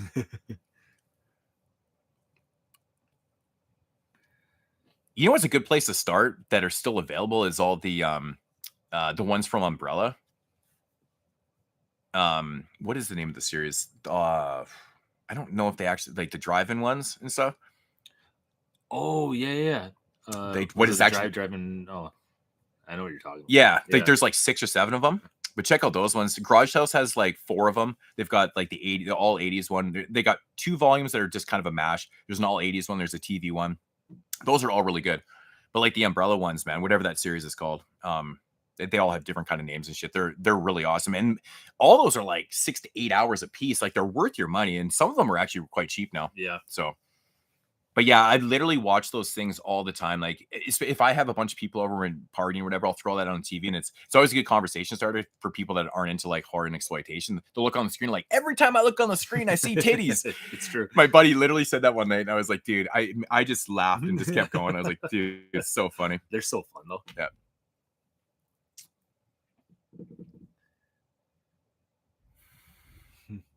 Do you think we'll get to see porn be acceptable in theaters and horror gore become unacceptable? Well, I mean, porn was an acceptable thing back in the 70s. I mean, remember, there used to be red carpet treatments for the stars and some of those things. But yeah, it got so watered down and became so taboo again, I guess, and stuff. I don't know. Society's mentality is going waves, I think, man. I think that the horror gore is just shaping up, man. I can't even believe the shit that we're seeing in the cinema now with like Terrifier 2. That movie being released uncut like that is crazy to the public because, I mean, I didn't get a chance to see it in the theater, but if I had, that would have been probably the goriest movie I've ever seen in the cinema before. That's something I still need to see that movie. It's really unheard of to release your movies unrated because when you release your movie unrated, you don't get the wide release, right? That's why no one does it. They get the rating so they can get the wider release to make the more money. Yeah. So if you release it independently, like unrated and shit, you get like 3 theaters, right? But like that just did so fucking well that they're doing part 3. So yeah, Mr. Sensitivity, man. This guy is such a fucking clown, man. He's such a fucking clown. That's awesome. This is the guy that changes his name like every 5 minutes on my YouTube channel and constantly apologizes. I think his name is Matt. He's a fucking geek boy. Always crying about Jeremy. Fucking Jeremy didn't like my movie. Fuck. Dale's Pale Ale. It's just so funny, man. It's just so funny. Ale. Like he's back for another round. Like he was on here like talking shit last night. Now he's back again. Ah! Fucking love it. Yeah. I love it. So I'm drinking too. Pale Ale. Did I like Smile and Barbarian? I hated Smile, and I liked half of Barbarian. I always tell people, because we saw Barbarian in the theater, that first half of Barbarian is probably some of the best horror I've seen in a while. Yeah, it's good. Like it was like the tension and the storytelling and the way they built everything up and cool. Like how you didn't know what was coming next. I thought was so good. And then there's that obviously change right in the middle of the movie, which I don't hate, but I didn't mind what it was, but I just don't like the way it played out. Yeah. And especially like the end scene, like when they've off the roof and stuff like that. Yeah, that was pretty bad. But like the movie Barbarian reminded me of the Funhouse.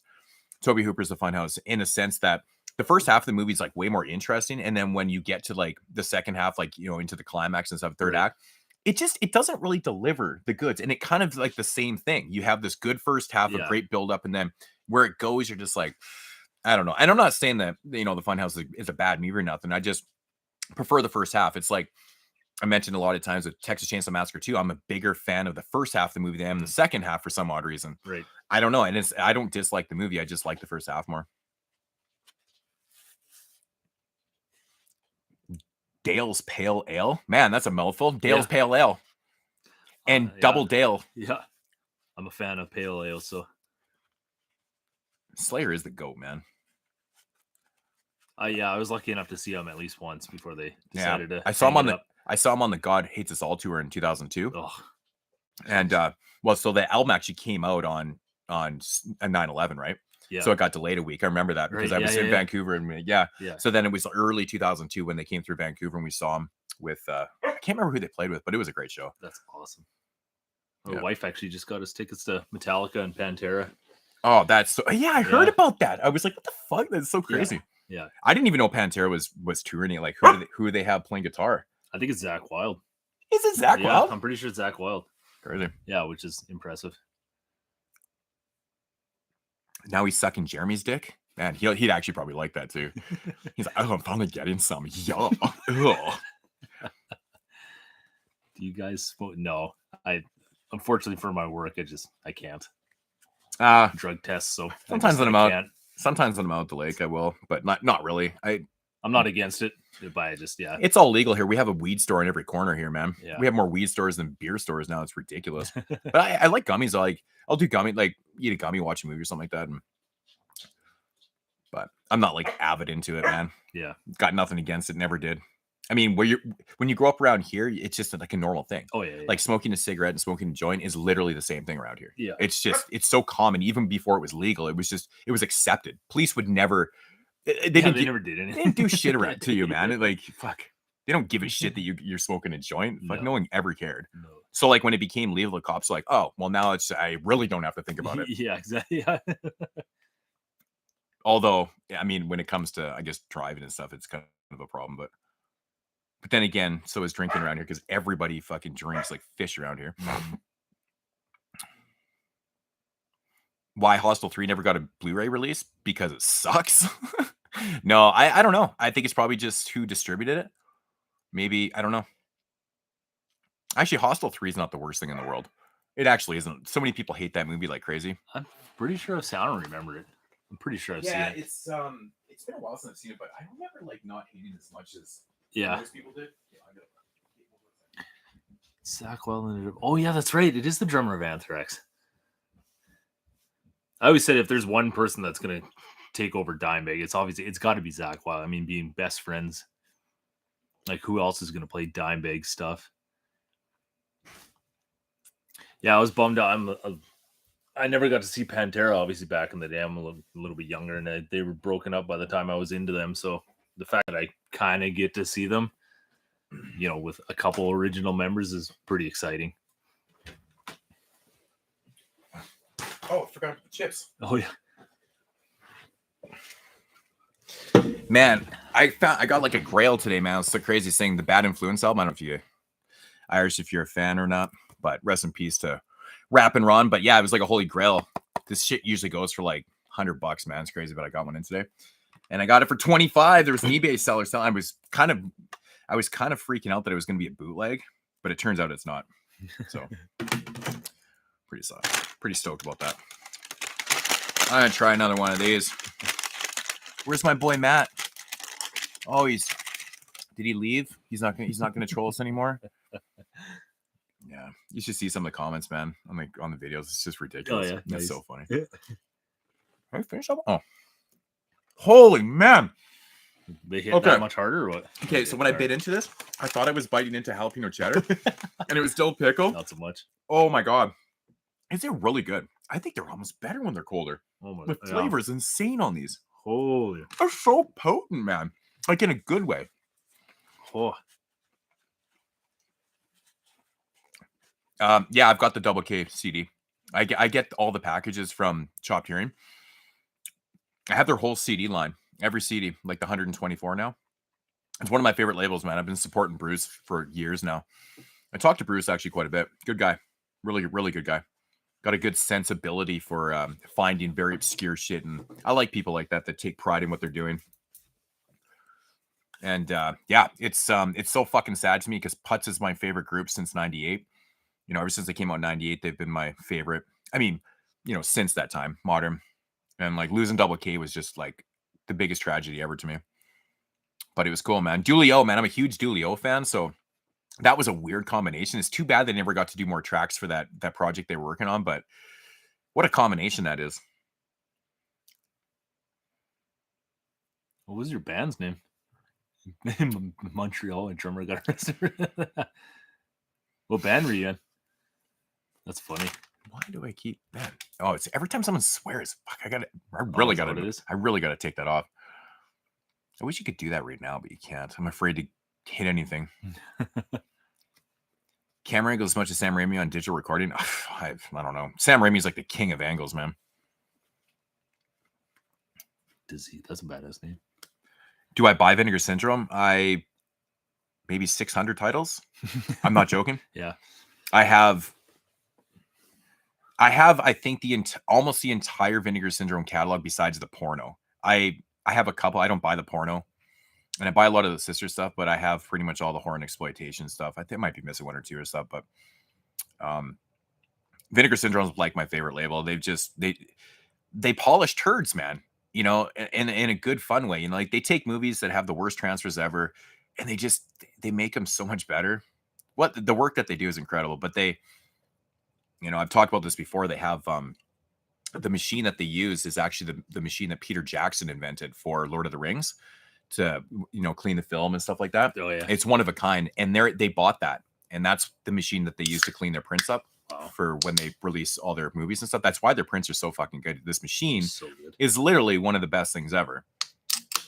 So Peter Jackson is always ahead of the game with this type of technology stuff. Like when he did the Frighteners, he was like the first one really to utilize and do that type of CG that he did in the film, but it still holds up today. Yeah. And if you look at most CG from 1995 or any time in the 90s, it's pretty fucking shitty. It's so much in its infancy that it's like laughable. Right. Yeah. But this is incredible. Like you look at the ghosts and stuff in the Frighteners, it looks good because they did a different type of, they did it like digital, like weird computer. They did it differently. Right. Yeah. So it holds up. Yeah, Vinegar Syndrome is a lovely thing because they really are resurrecting so many films that have never really been seen or even had releases and stuff. There's a lot of companies doing these type of things, but Vinegar Syndrome is on a different level for quality and quantity. Not too many labels are putting out that much quality with quantity. It's pretty interesting. I mean, I use the term loosely when I say quality of film. Like, I mean, you know, some of the movies are bad. I'm not gonna lie, but they're fun. Subjective, yeah. It's very subjective, right? I like. He's even got the Vinegar Syndrome like air freshener in his truck. I do actually. Yeah, I just remember that. It's funny. I was where the fuck was I? I don't remember. I think I was actually at the hospital. I was at the hospital actually. I was getting out of my truck, and this guy's like, he points at into my vehicle, and he's like, "Right on, man," because it's like the Vinegar Syndrome. I was like, he had no idea what it was. He just saw the girl, just right? Saw the girl, yeah. It's like this old guy, just like, yeah, man, you fucking dirty old man. Chicks are cool. I actually was walking down the sidewalk laughing to myself. I'm like, that guy was awesome.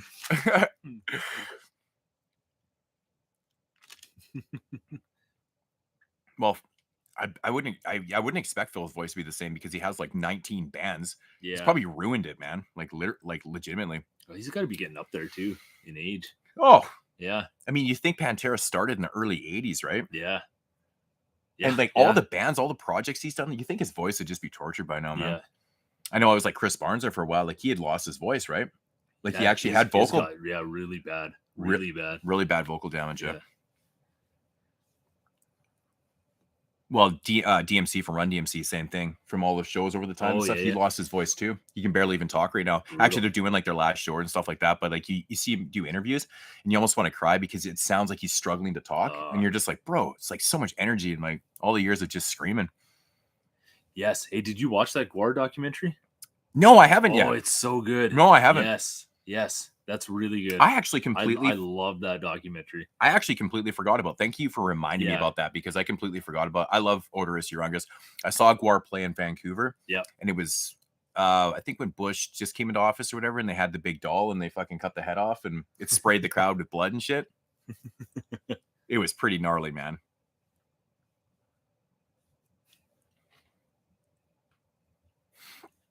Attack the Beast Creatures. Yep. I did. Yeah, Kino, the best thing about Kino is that they put out so many different types of genre films. They cover the bases on everything, but they have a sale. It seems like it's going on all year long, which is really cool. It's really cool, man. It's not affordable for us because at the end of like if they have a $10 Blu-ray after shipping and conversion, it turns out it's $30 again. So yeah. That's not the first time I've been called Chris Marquette. Oh man, Chris Marquette. That's awesome. I love it.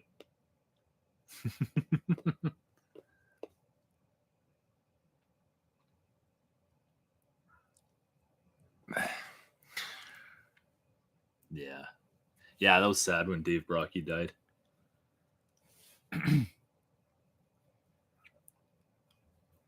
Yeah, my Vinegar Syndrome collection right now is in shambles. Like it's literally stacked on the floor. I would not even dare show anybody this because you'd be like, bro, what the fuck? But it's because I'm in the transition of moving things around. And it hurts because like if I want to go watch something right now, I can't find it. It's just stacked up and it's like heartbreaking, man. Oh, the loser's back. talking shit on GP. That's real clever. Fuck. Do I have a horror film collection? No. He gets Rivals Moods. No. He gets the Chris Marquette thing all the fucking time, but he actually does look like Chris Marquette. Like I didn't. Yeah. I remember. I embrace it. When I think Mike called you Chris Marquette, I had to look up Chris Marquette because I wasn't sure, and I was I like, wasn't sure either. I'm like, holy, am I looking into a mirror? I was like, that's hilarious, man. Nobody tell me I'm Chris Marquette. Yeah, it's just and funny. Miles Teller. Yeah, exactly. Yeah, exactly. Yeah. I love it. Yeah, no, I don't have a collection nearly as big as Moods. It's modest. It's decent, but yeah, you've seen his videos. It's insane. Mike, you're just gonna pass out in 5 minutes anyways, so you don't have to worry what the fuck this is.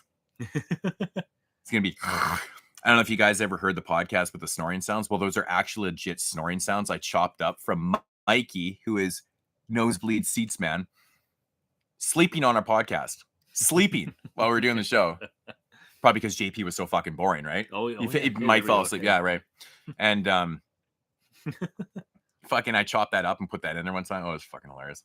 People got pissed off because I think one time Jeremy was talking, I put all the snores in his review because it was like terrible. It was so funny. I thought it was fucking hilarious, man. The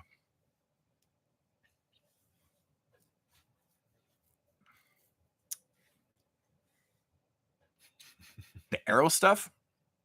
No, it's actually one of the cheaper companies to ship to Canada. Plus, we have a Canadian Arrow too, and we have, the American one too. But it's funny because most of my collection actually is imported from the UK. But oddly enough, it actually is totally cheaper than ordering from, believe it or not, sometimes even in Canada. I'm not even joking. It's crazy. Yeah. It's crazy. I can never explain the whole shipping thing because it blows my mind sometimes.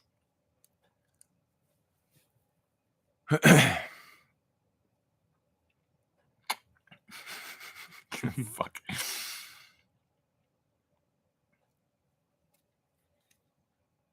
A tour with Gore. Holy shit.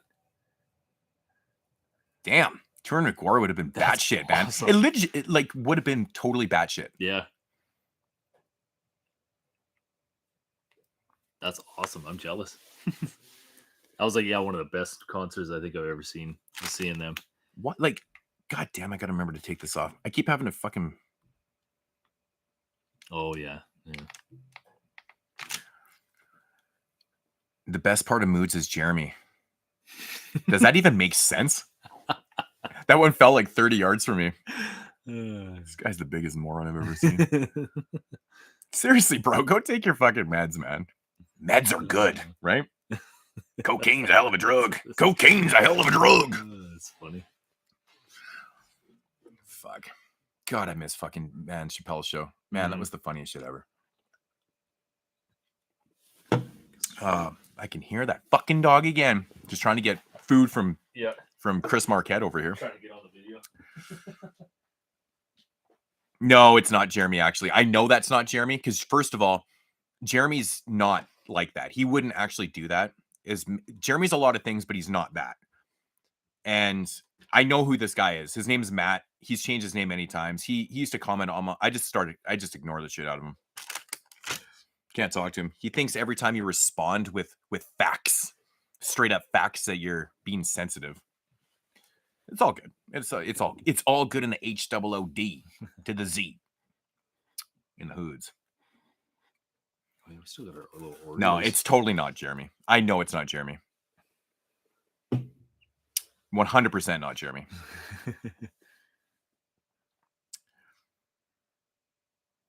Nobody kicked Jeremy off the show, you moron. Who's Ralph Tresvant? I don't know. This guy's he's fucking. I'm kind of curious, dude. It's late, bro. You got to take your meds. Like medication time, man. Take that shit with some hot tea, man. Go simmer. Any thoughts on it? First of all, my thoughts on the Martin release. I've never been so excited because I absolutely love Martin. But secondly, the artwork is so batshit awesome. It's simple but beautiful. It's so effective. I love it. I can't wait. And I know Second Sight's going to knock it out the park too. So they're amazing.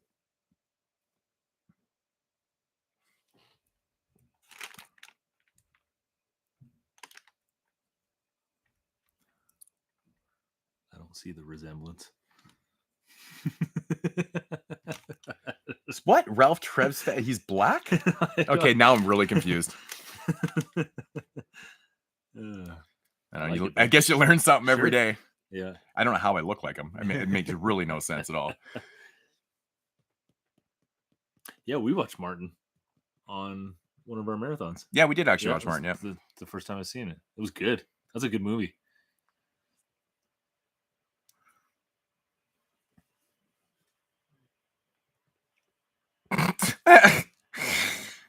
You had to focus on filming more Ellen DeGeneres episodes.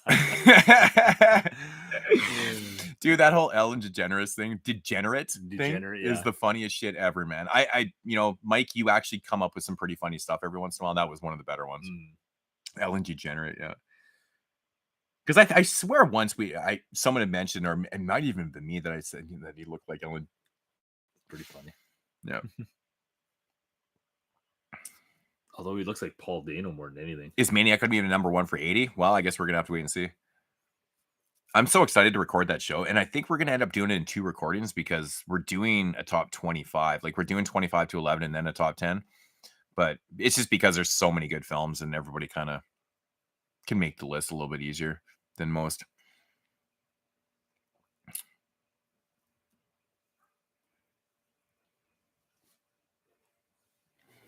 Ever see Castle Freak? Many times. That movie's actually... Oh, are we talking about the original one, or they just had a remake of that too, right? I've never seen the remake, but the original, it was a little crazier than I thought it was going to be.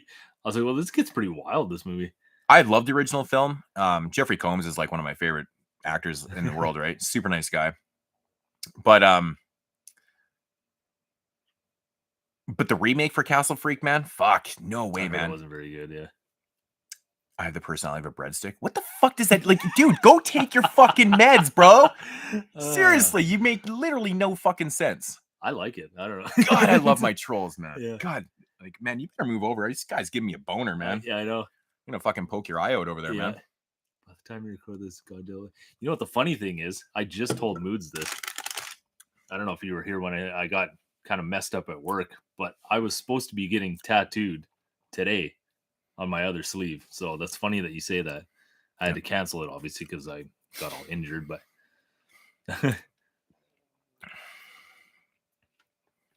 so yeah, the other sleeve is coming eventually. See, that's what I like about the way I make lists, man. Like, legitimately, The Shining is probably the best movie of 1980.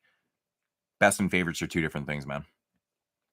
Dave, I think Mr. Parker said the same thing. He's like, I think The Shining probably is the best movie, but I doubt The Shining will even be in his top 5. I bet you The Shining isn't even in JP's top 10.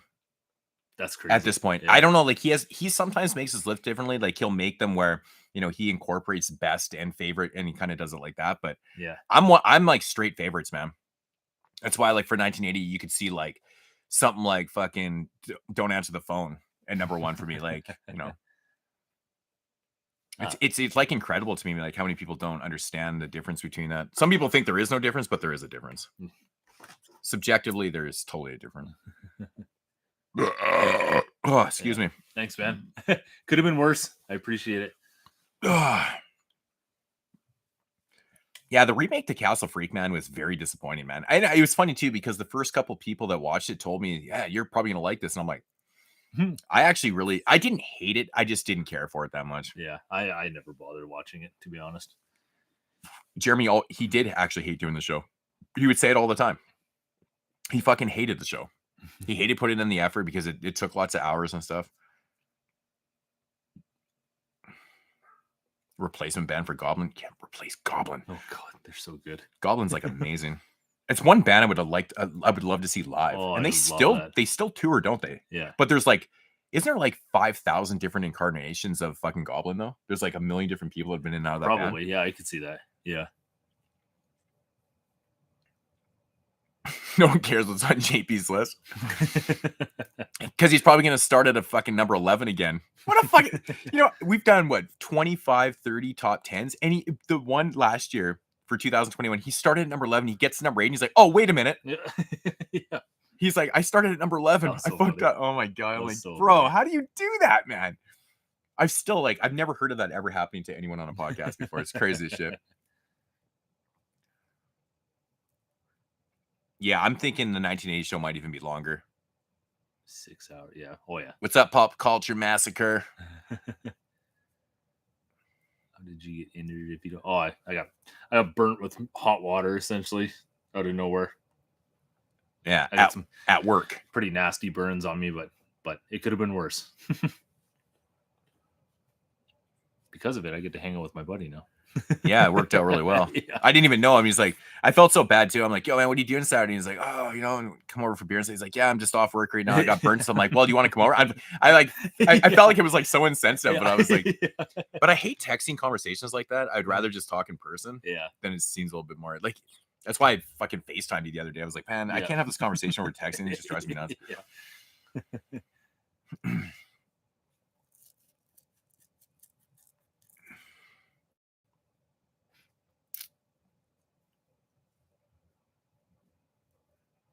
Stanley Hotel.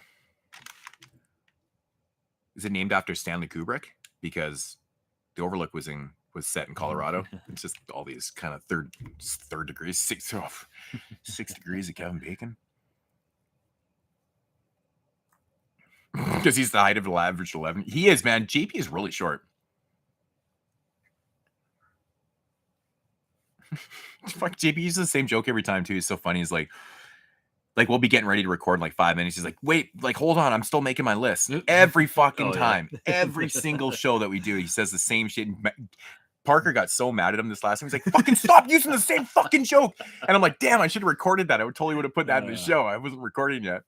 And he like legitimately just snapped. I was fucking hilarious. I don't know if I've ever laughed harder when I think JP was saying something about how he doesn't like donuts, and Parker was just like, you know what, you're a real piece of shit, JP. Oh, I gotta this guy's comment got flagged again, but I'll let everyone read it because he's such a fucking dumb shit. Cares what he fucking saying, bro. I think you're the sensitive one, man. You're just coming back for more punishment here. Oh god. Just fucking thumbs down the video and get the fuck out of here. If it makes you feel better, it's gonna make us cry. We're never gonna do this again if you thumb down the video, man. We're so sensitive to it, right? Oh god, I can't fucking handle it. I don't know if I can recover. This motherfucker.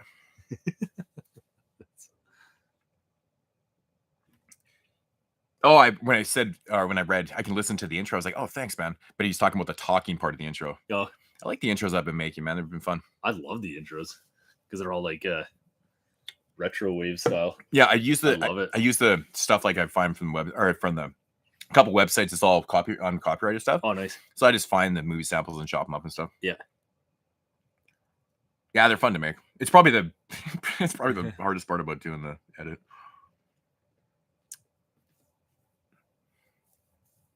Yeah, there's nothing better than the Gates of Hell trilogy, man. This shit's amazing. There's a Stanley Hotel in Edmonton, really? Is there really? Huh. It's funny. I've been to Edmonton quite a few times over the years, and I don't know it very well. Like, I feel like I go to Toronto, and I know that city so well. Yeah. Like, I can just go by myself, like, and just not get lost and shit. Like, Vancouver, I obviously live there. I know Vancouver like back of my hand. But Toronto, like, I just know the place so well. But Edmonton, I can't remember shit there, man. It's the weirdest thing. Yeah. Do you like the band Blood? I swear I've heard them before. I'll have to look them up. Blood Incantation. Yeah, I swear I've heard them. Yes, Bobby, you gotta love the trolls. They're the funnest part.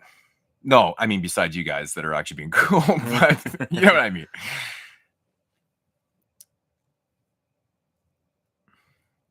Yeah, I make all the intros. The old one where it was JP talking, he made that one way back in the day. I think he did that. He just came up with it one time and we used it. And then when I started editing the show in episode 100, I don't know when I started doing these type of intros. I've changed the intros quite a bit. Oh my God. I couldn't find the funniest. So there's a part in Return to Salem's Lot where they're talking about this kid, the parents, and they're talking about like how he's fucked up, right? And then Mike Moriarty's character, which he plays the dad, and he goes up to the kid and he's like, "Hey son, how you doing?" And he looks at him and he pauses and he goes, "Well, you heard him. I'm fucked up." And I couldn't find the clip to use. I was actually gonna pop the movie in and just record it and just rip the audio because it was so funny. And the funny thing about that acting performance is that he's never did anything before it or after. Oh, no way. So it's like, it's this ridiculous fucking, oh man, That's in funny. that movie, it's just like blah. Have you listened to the new show? Have you been listening No, to the podcast? I'm just finishing up the top 10. Oh shit, Yeah, man. so I'm a couple behind, but I do listen to them. I listen to every episode. Just I don't have a whole lot of time lately. Oh, right. No, it's like me too. I listen to Take It Personal podcast, and I always get a couple behind on it too. And it's a music podcast, and I got constantly. Yeah, I'm bad.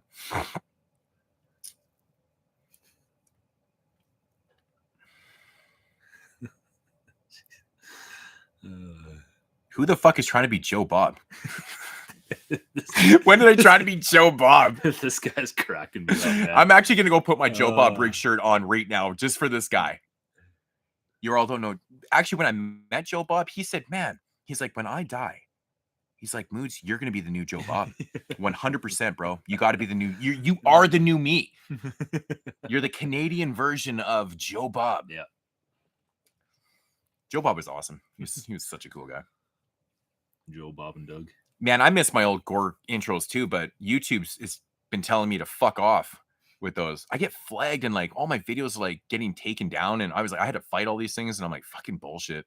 Yeah, that's too bad. It was just crazy. Like, I know. And I actually had made another intro that I never even used once because I just finished making another intro, and then all my videos started getting flagged like a week later. It was the weirdest timing. Really? And I was like, well, I'm not gonna fucking put it up now.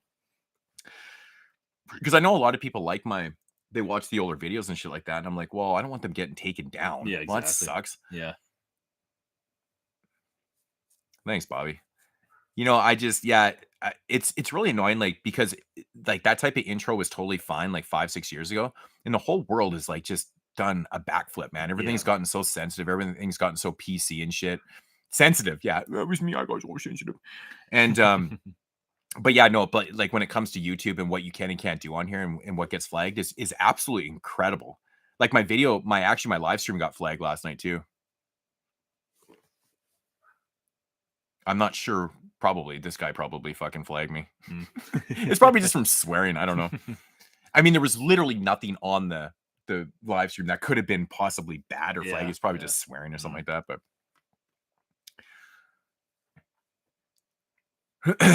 dip into these Oreo bites or what? Oh yeah, I forgot about those. Yeah, I actually talked about the top 10 Tuesdays, re-upping them and incorporating like some newer ideas in there, but actually going through and kind of reduxing them because all those lists have probably changed, with the exception of obviously my number one zombie film. Right, that's on changed. It's my favorite film, but going through those and kind of redoing them.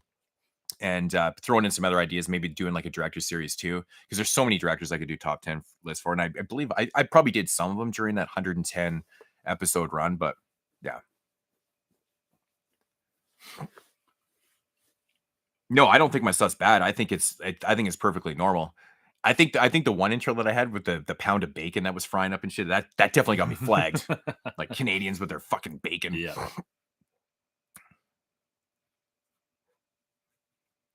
Dude, I never fucking blocked anybody, man. You're a moron.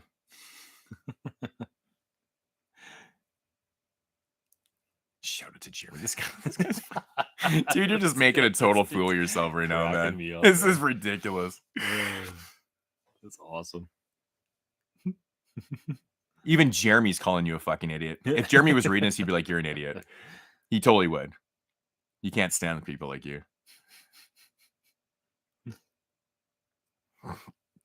The Shining, City, Fog, Changeling, Maniac, Inferno, Friday, Cannibal, Altered States, and Christmas Evil. Ooh, my man with some Christmas Evil in there. That's great. Altered States, really interesting choice. It's a really trippy movie. It's like a really, well, obviously just rewatched it. It is fucking trippy, man. I always forget like how the idea is so in depth. It's crazy. Yeah, I've never seen it. It's an interesting one. It's definitely kind of a stick out film for like the idea for 1980.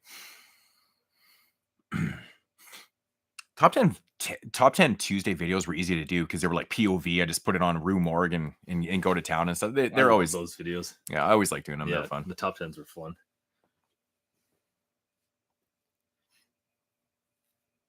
Oh yeah, the burning moon, the guy getting ripped in half. That's like one of my. That's what that's from. That's one of my favorite clips ever. That one's always so brutal. Yeah, dude, that's Olaf Ittenbach, man, and it's just so brutal, dude. Because it looks real though. Yeah. Like for like a shot on video film, it's like actually really funny. Yeah, Bacon Sizzles copyrighted by Maple Leaf. Nice. That's so fucking true, man. That's awesome. Yeah. Yeah, that was like a random clip that I'd shot, like we were out camping or something like that, and I filmed the bacon fry, and I had the clip, and I was like showing all these gore scenes, and it was like a pound of bacon frying. Bacon. It's hilarious. Oh, that's perfect. I think Zach used to laugh about that. He's like, "What's with the bacon?" I'm like, "I thought it would be funny to throw that in there. It makes no sense." Yeah. Toe tag and unearthed? No idea. I highly doubt it. Because I know. Like Toe Tag's still doing their thing. I know they just shut down their shop, but they're still going strong. You got it. I had somebody ask me last night if Toe Tag was still doing stuff, but yeah, they Fred did the interview a couple years ago. It's like not necessarily a horror film, but it's like it's a really, really good film. Actually, Dave's in that one. Mr. Parker has a part in that film, actually. Yeah. Actually, his part's hilarious. I love his part, man. Yeah, the interview is fantastic. It's so great. It's like two people talking. I know it doesn't sound great, but it is. It is so intense. I was so happy I picked that up. Oh, it's like a really good movie, man. Yeah. If you're thinking of like Fred and like, the fucking August Underground movies, it's nothing like that. No. It's nothing like that. Yeah, I really enjoyed that movie actually. Sup, Robert? Altered States is your number 2. Wow. See, that's what I love about people's lists, man. Like how different they can just vary. Like that's really interesting. I'm gonna have to watch that now. Yeah, you can take my Blu-ray if you want. Yeah, I watched it a while ago. I don't need to watch it now. Anytime soon.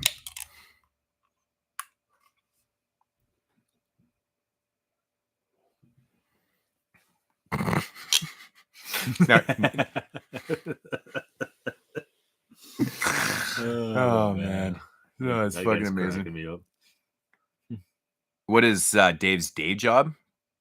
He's a prostitute. Day and night.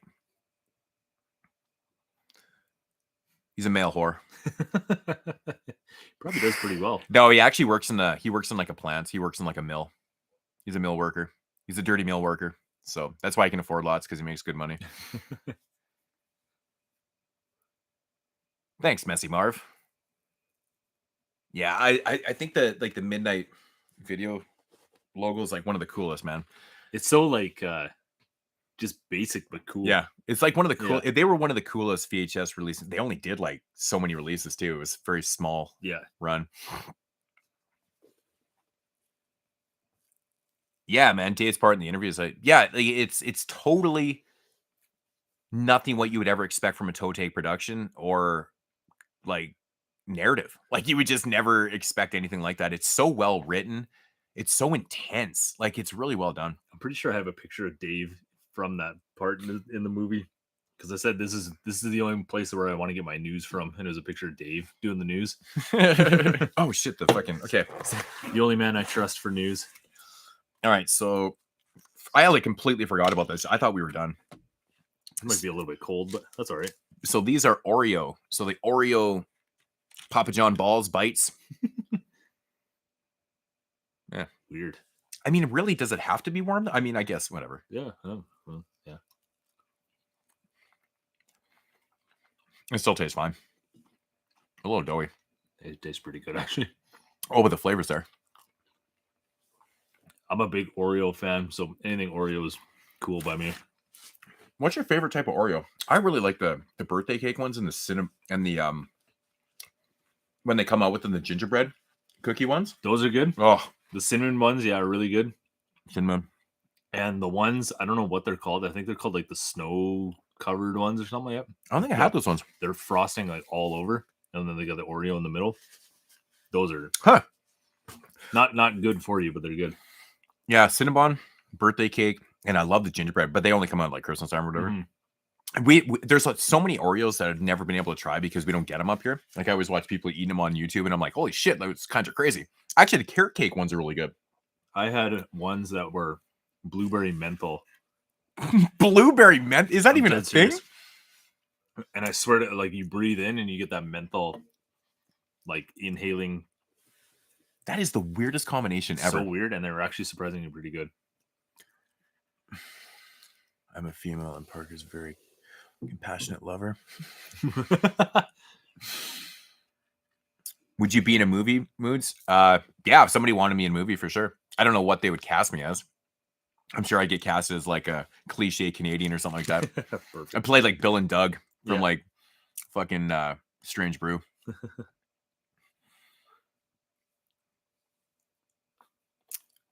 Favorite of the August Underground trilogy? The first one.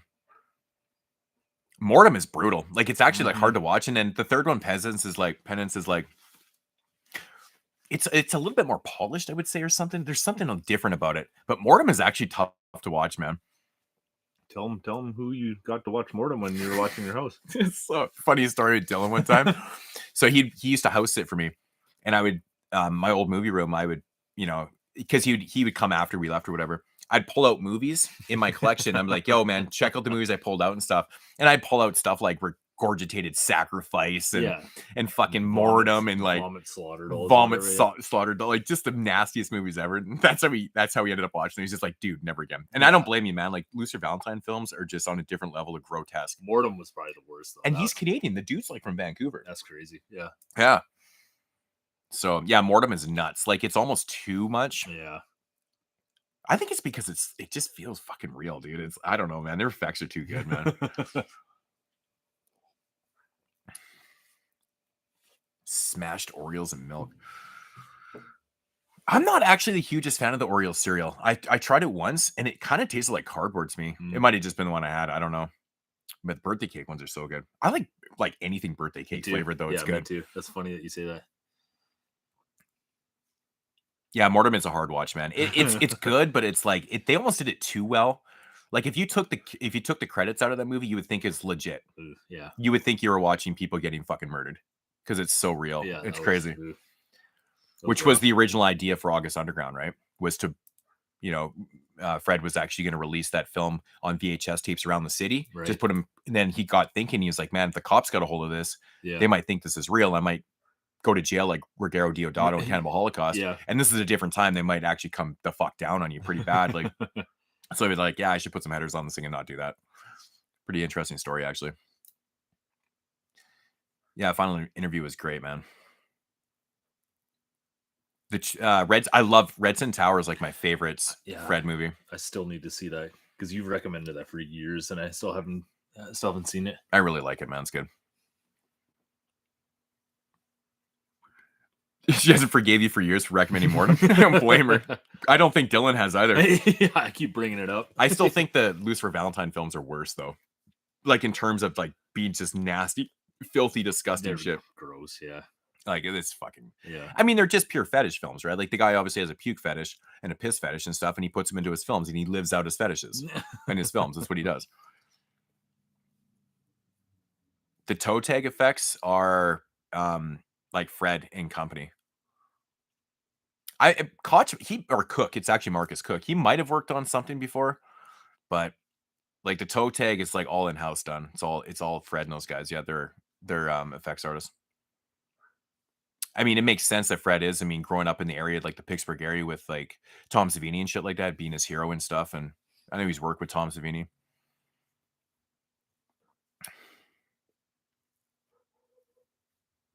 Oh man, Macy's driving me fucking nuts. Sitting in the car watching the live stream. Crazy.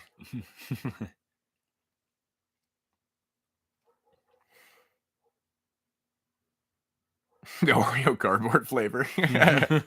Could be. Ah, fuck.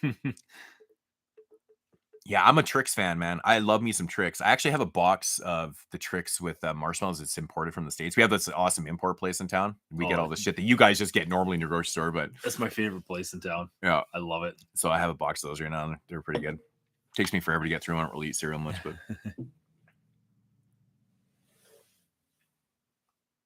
right.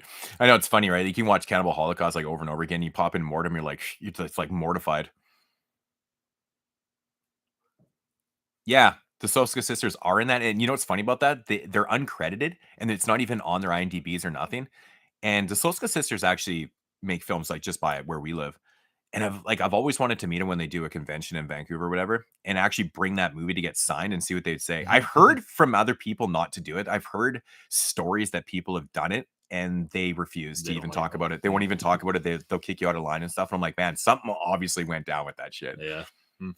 So I don't know how much there's, how much validity there's to that, but I just feel like there's obviously something that's not on their IMDb. Why wouldn't you have that credit there? Yeah.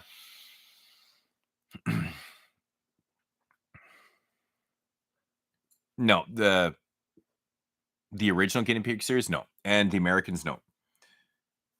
I believe I've reviewed a couple of American Guinea Pig films. I might even done like all of them, the American ones. Yeah, I think just 4 of them. Yeah, I know 8 The Chosen Ones in one of them. Pretty cool.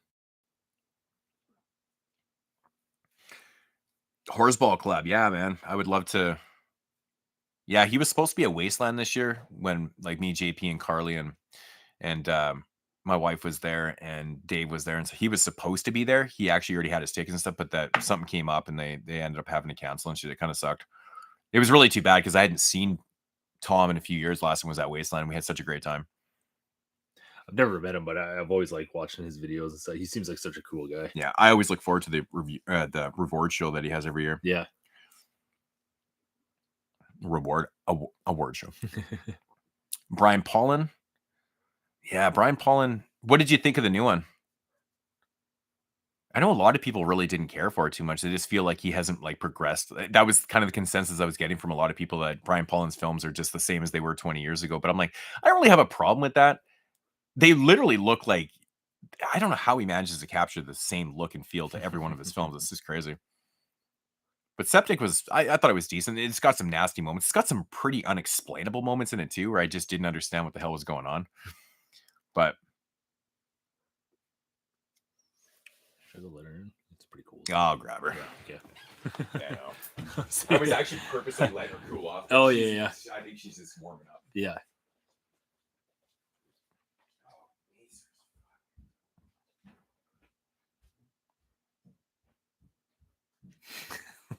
Jesus.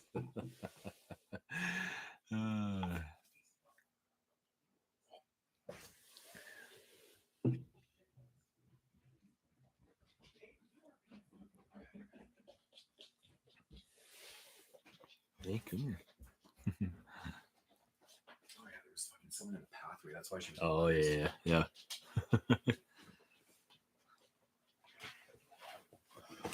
I kind of figured so.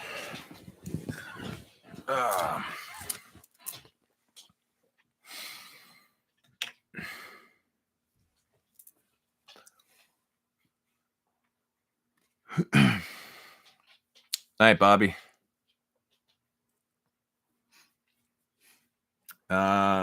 She'll be on the podcast, Bava too. He was on Bava. He did one of them. We just did a second Bava, so I think it'd be like a volume 3. Oh no, we did. Have we done 2 volumes of Bava? Yeah. Yeah, he was on one of them. He was on one of them. That was such a good show. Yeah, I think that was volume 2. Yeah. That was volume 2. So if he's on another one, it'd be volume 3.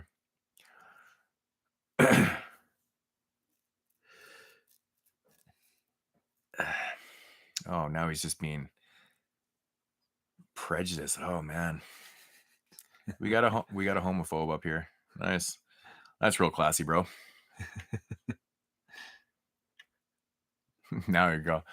You're a one unclever troll. Exactly. Like the dude's like seriously needs some medication, man. Favorite MC? I'll be honest, I don't even know. I don't think I have one.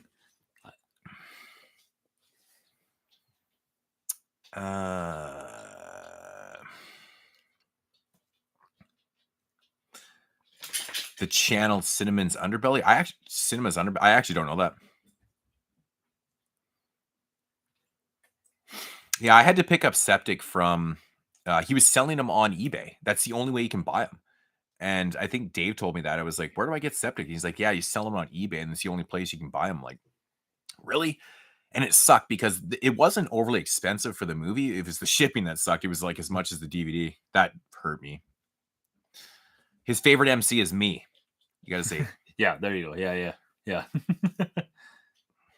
Did he do Flowers? Is that Brian Fallon? No. Who did Flowers? I think it's somebody else. Yeah, no, that's oh, what's the dude's name? Shit, I can't remember his name slipped my mind. I'm fucking so bad. I'll have to look that. That'll bug me. I don't know. For some reason, I thought he did that. Macy, fuck off. I do have an original Al Tariq album on CD. I actually did grab the reissue though too. Phil Stevens. But my original, the reason why I copped the reissue is because my original actually is in rough shape. It was one of those discs that got passed around to a couple guys back in the day and came back in a little bit of rough shape. Oh, my Beat Nuts fans. Yeah, it sucks you can't find your original, man, because that original copy actually goes for crazy money. I have the Scientific Criminal album. It's fucking awesome. Yeah, I own both Scientific records. Yeah, I was lucky enough, like when I was modding at Underground Hip Hop, man, I always got I got a little bit of a discount and shit, and I used to buy everything that came out. I would make a couple orders a month and stuff, so that's why I ended up with all those albums that were coming out back in those days. It's just one-stop shop, man, because that was the place to get everything. Was Underground Hip Hop. It was the spot.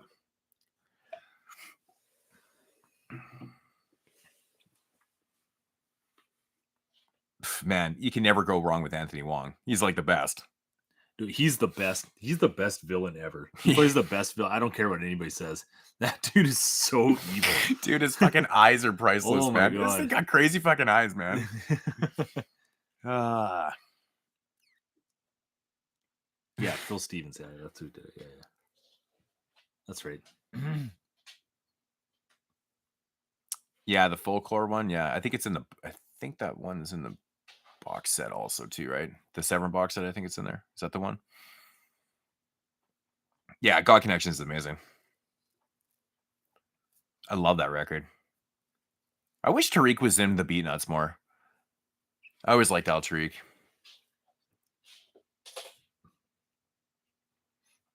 Yeah, I mean, these boutique labels are dropping fucking gems, dude. Like the Youngsters record that just came out, I actually called that. I was like, I was like, I have a feeling they're going to reissue that because it's never had a reissue. It was so hard to get when it came out in 95, and bam, they came out with it. I was like, fuck, I totally called that shit.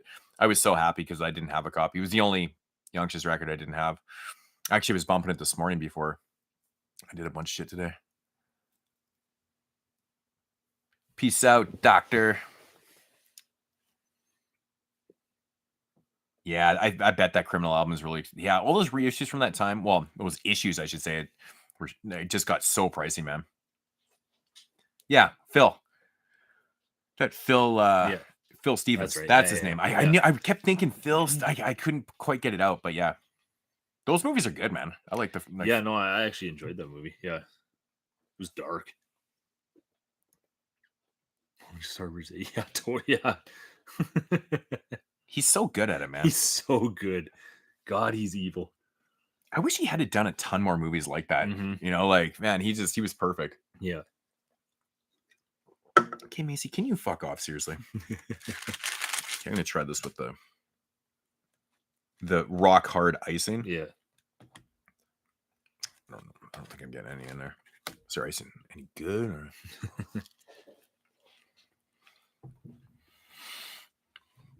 Oh, that's diabetes in a dish. Oh, yeah, 100%. Yeah. Oh, these are good though. Like these are actually legit. Mm-hmm. So Papa John's, I gotta say, was like a total hit tonight, man. Yeah, no, everything was good from there. Crazy. That's crazy.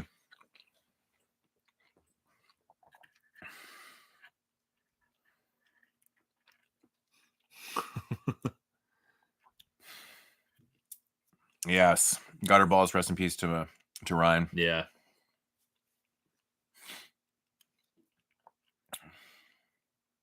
Ebola syndrome or the untold. Oh man, I don't know. I don't know what I like more.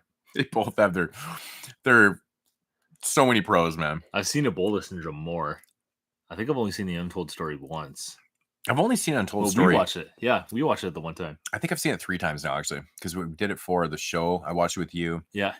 And then I watched it a couple years back when I got the DVD. Yeah, I think I've seen it 3 times. Those are great, man. Anthony Wong's fucking... Oh, he's like the best. He's so good. I want to see the third one. I know it's like, I think it's kind of like unrelated and shit, but... Yeah, Ebola Syndrome, man, is like... It's just all... I mean, the premise in both films is ridiculous, but Ebola Syndrome has to be, like, it's jaw-dropping. Yeah. It's like ridiculous. Oh, there's Tom right there. Yeah. Hey, what's up, Tom? We were just talking about you. Yeah. Yes, he is releasing Serbian film on 4K. I think that's going to be like the big fully loaded edition and stuff because it came out on Blu-ray and then it's coming on 4K. Yeah, so the documentary I think is going to be on that release if I remember correctly. I think that's what one of the features is on that. Who knows? Maybe it'll be separate. Make it separate, make more money, I guess. But I did hear it was going to be like a 3 or 4 disc set or some crazy shit.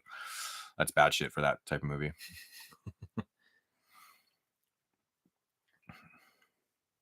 I'd rather not fuck during the Ebola Syndrome than Untold Story. Right. Oh, man. Tom, what is the edition of Serbian film? Is the documentary going to be on that 4K release from Unearthed Films? Because I'm pretty sure they said it was going to be at least like a 3-disc version or edition, and I would assume one of the discs would be the documentary, maybe with a Blu-ray and 4K. I'm not sure, full of features and shit. I can't remember. It's been a while. It's been in the making for so long. I can't even remember what they even announced, like what the specs were. If they even, I don't think they even did the full specs. Yeah, I'm pretty sure I remember it being one of the documentaries is one of the features, which is the coolest thing, man. Yeah, I remember when we reviewed a Serbian film, they had so many trolls, just actually that guy that's in here trolling right now is the guy that kept calling us pedophiles and stuff for liking the Serbian film.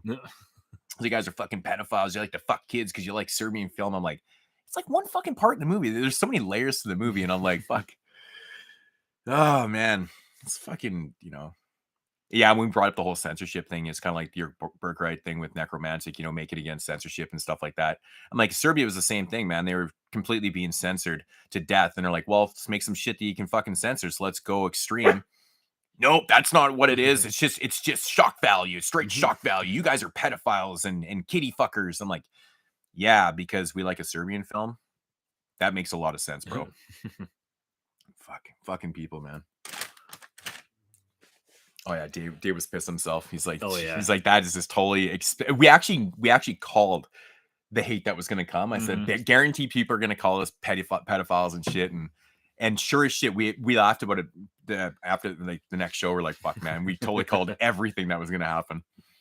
It's just so obvious. Oh yeah, Tom, there's a troll in here right now. He trolls everywhere I go. Like he's just, it's pretty scary actually. Like he's following me, man. It's crazy.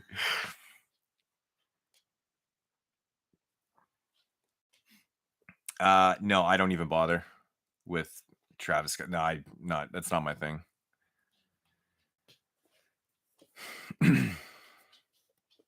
Yeah, where's Richard at, man? He's like, well, he's in Sweden. We know that, but like, time-wise, I mean, it's got to be sometime tomorrow there. I don't know what the time difference is. I know in Australia, I think it's like 12 or 13 hours difference. Something like that. Yeah, Singapore Sling, yeah. That's a weird movie, man. Yeah, I remember you guys talking about that. Yeah, Singapore Sling was not what I was expecting it to be at all. It was weird. I was expecting something totally different, and I was like, damn, dude, this is fucked up.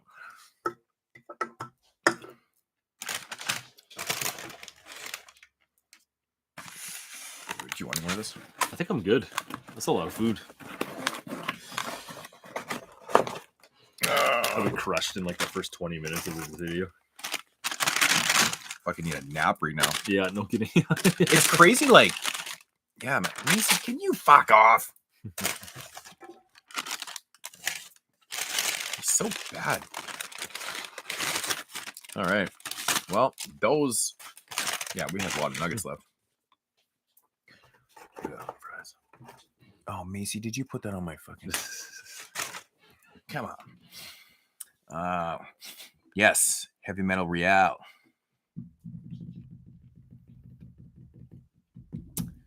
The Talentless Set of Dreaded Sundown is one of those movies that I think could have been a lot better. I think it gets a little bit too comedic in parts. It actually gets like goofy in it. And the newest one actually isn't a remake. It's actually a sequel. A lot of people think it's a remake. It's actually takes place after the next movie. Couple things with that. Yeah. I think that's probably one of the coolest titles I think I've ever seen. But I agree. Yeah, the comedy in the originals, it's kind of off-putting. It is off-putting because the movie has a serious tone to it, but then you got like this Chip-esque fucking 70s cops that are coming in, and it's like all like it just gets super goofy. It's like Dukes of Hazzard fucking cops, and like it's weird, man. And like it doesn't feel it kind of takes you out of the tone because we're dealing with like this serial killer. Yeah. Right? It's weird, man. But I remember hearing, when they said they were going to remake it, I remember I wasn't mad about it because I thought, like, that's a movie that could be remade because it's not perfect by any means. Yeah. But yeah, actually, I kind of dug the sequel, to be honest. Yeah, I thought the sequel was actually pretty good, man. It was surprising. It was surprisingly decent. But yeah, it's a very big misconception with the second one. Everyone thinks it's a remake because I think it was dubbed as one, but it's this narrative actually suggests it's totally a sequel. Yeah. I actually liked it. Yeah, I thought it was pretty good. I thought the sequel was good too, and like when it first came out, I saw it right away, and I was surprised to hear how much hate it was getting. Yeah, it's weird. It was like so many people were hating on the movie, and I was like, wow, I thought it was actually really good.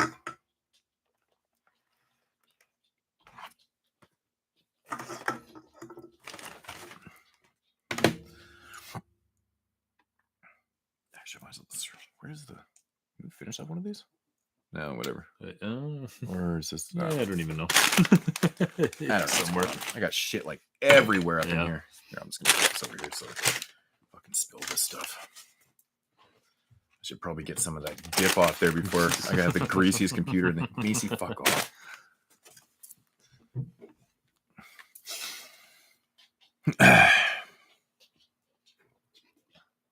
Big Junior. Oh man, we watched that. I remember watching that movie. I'm like, whoa, dude, that movie's fucking nasty, man. Fetus is brutal too. Animal Soup is just like, ugh.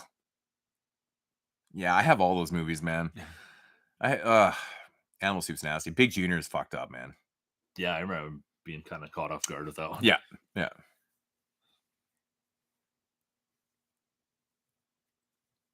From an ancient tribe. From their point of view, that's cool. Yeah, that's cool. Yeah.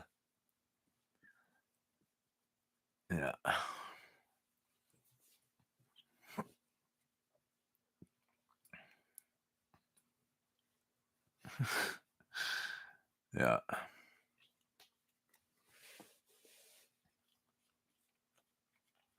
Yeah, it's pretty much like the cops in the original Last House on the Left. It's like I think they're honestly goofier in the Town of Dreaded Sundown. Yeah. Like it comes in, it feels like you're watching Boss Hogg like chasing the Dukes brothers. Like it's just totally. It's weird, man. Like it's so like I swear, man, if those comedic scenes weren't in that film, it would just be such a better movie. It would be. Yeah. And it's not even like I dislike it. It's weird. Yeah.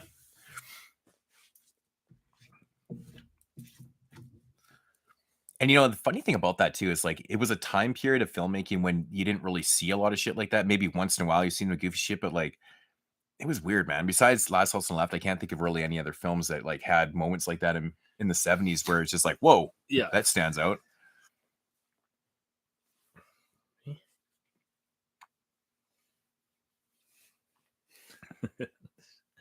Just making an appearance. That's Goddilla. Oh. He's the guy from all the marathon videos. Yeah. I make an appearance once every 4 years. Still an appearance.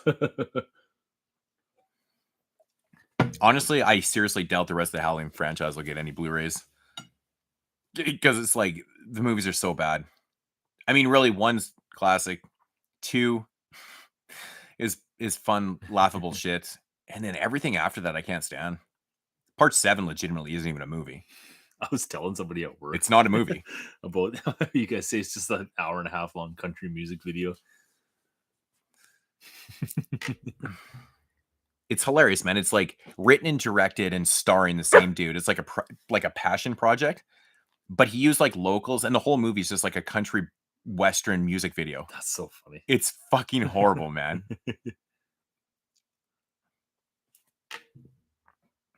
Oh yeah, Rawhead Rex with the dumb cops. Yeah, right. But I mean that's a little bit more explainable because that's like 80s. But like in the 70s, you didn't see a lot of stuff like that. It wasn't comedic elements in the 70s films wasn't really a thing. 80s, obviously, post 85. 85 was kind of the year that they started making like more horror comedies and stuff. But then they did them very proper, you know. You got like Reanimator and Fright Night and all those movies. Like there's so many movies from 85 that are considered like horror comedies, but it's kind of what started, but they were clever and good and stuff. Like it's not like it is now. Yeah, I would love to do another 24-hour marathon. God, if we could ever figure out a time. Yeah.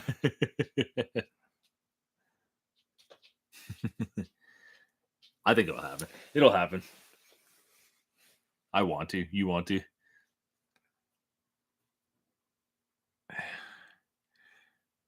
The more gothic and sleazy horror films of the 70s. Yeah, oh man, anything gothic, man.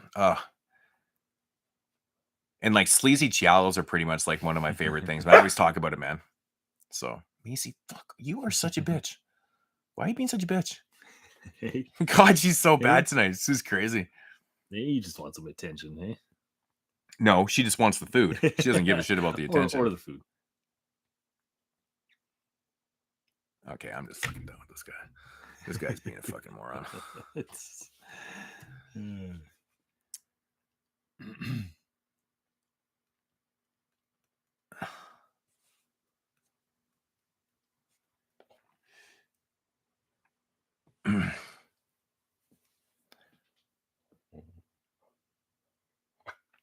Yeah, I'm really surprised Pin doesn't have one. That's a great movie. Really great. Okay, this is getting fucking irritating. It's enough. Oh my god, I've never seen her this bad. This is insane. Yeah, Pin is another Canadian film that honestly I think gets a little bit of love sometimes, but not overly that much. I wonder what the deal is with that. Why it hasn't received Blu-ray? Got to be rights or something. The Nosferatu remake is amazing. Talking about last night, man. Kinski, he's just so perfect in it. I love everything or like anything that Klaus Kinski's in. I don't know what it is about him. I could watch him all day. Yeah, man. I even said that last night too. Anything with Kinski, I love him. Like Crawl Space, I love the movie. I love Crawl Space. Yeah. What's your favorite horror movie? My favorite horror movie is Alien. And then your number one was The Sadness? My favorite film of 22 was The Sadness. Yeah, I loved it, man. It was great. Yeah, it was so good. Yeah, I love Alien. I could watch Alien all day long. Hey.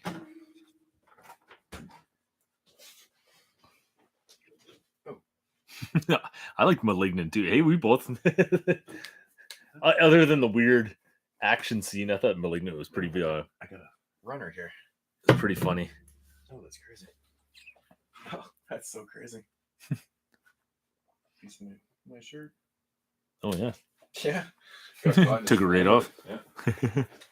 That's crazy. Got totally stuck right in the corner of the table. Crazy. That was odd. Oh, I'm about to fucking kick her to the curb. Macy, it's time to go to the farm, I think. Farm time. What happened to this? Oh, that's why that got moved. I was wondering why I was like stuck in the corner. Oh.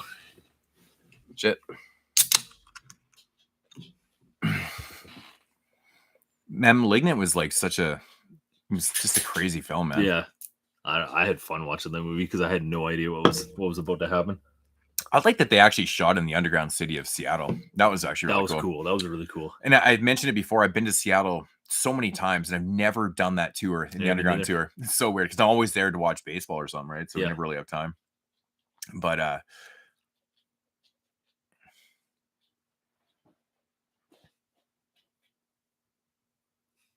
X, yeah, X was good.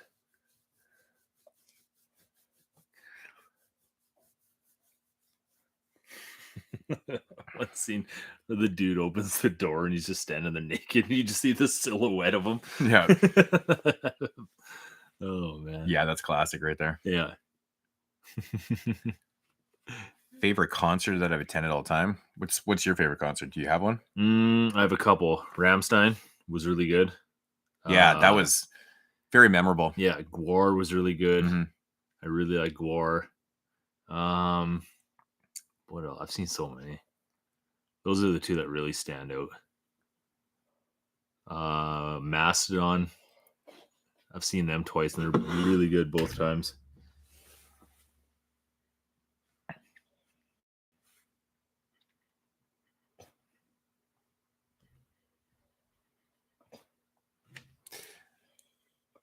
Yeah, I gotta say, Ramstein was like one of the coolest shows because every song was like they changed the set for like every Yeah. song. It was Oh. the craziest thing I've ever seen. And they put on such a good show. Yeah, it was really good. Sound quality, everything about it was really good. That was in Edmonton, actually. Yeah. Yeah, because they never played in Vancouver, remember? Because they said it was too expensive to play there. That's And it was right. cheaper to play in Edmonton, so they didn't come Yep. that far. Yeah. And I was like, ah, figures. Yeah, that was a good show. Mickey Keaton's Ritual. I like it. I like all Mickey Keaton's films. That's not one of my favorites by him, but I think it's decent though.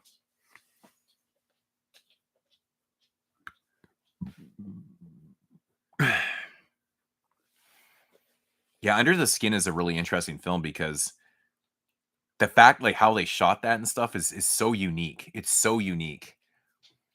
Like a lot of the hit, like the the stuff with in the vehicle and stuff, like when she gets picked up, like that was all like real. It was like kind of hidden camera stuff, and it's really interesting. Oh yeah. The Scarlett Johansson movie. Yeah, Yeah. when Yeah, I like that the movie actually. stuff in the vehicles, like the way it was shot and stuff, it's like kind Yeah. of real. And Yeah. yeah, it's really interesting because it was shot, I think, years before it came out, and then obviously she was really huge at the time. But I think at the time, like she wasn't as well known, Yeah, whatever it was. But yeah, the way they kind of hid the cameras and stuff. Yeah, the mood of that movie is incredible. It's Yeah. such a strange movie, but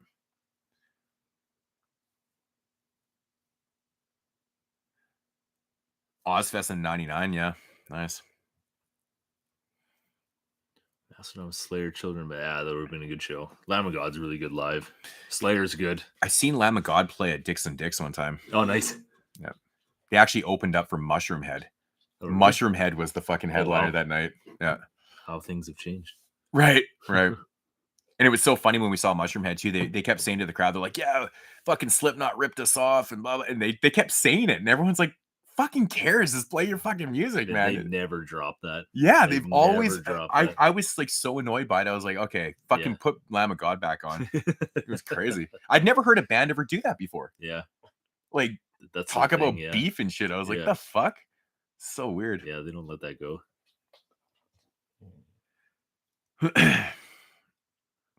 Massimo Slayer, Children of Bodom, Lamb of God. That's a good show. Yeah, Yeah, I've actually seen all those bands too. Actually, no, I've never seen Children of Bodom. I've seen them a couple times actually. No, I never saw them. Yeah, I was thinking, no, I've seen Slayer, Mastodon, Lamb of God. yeah,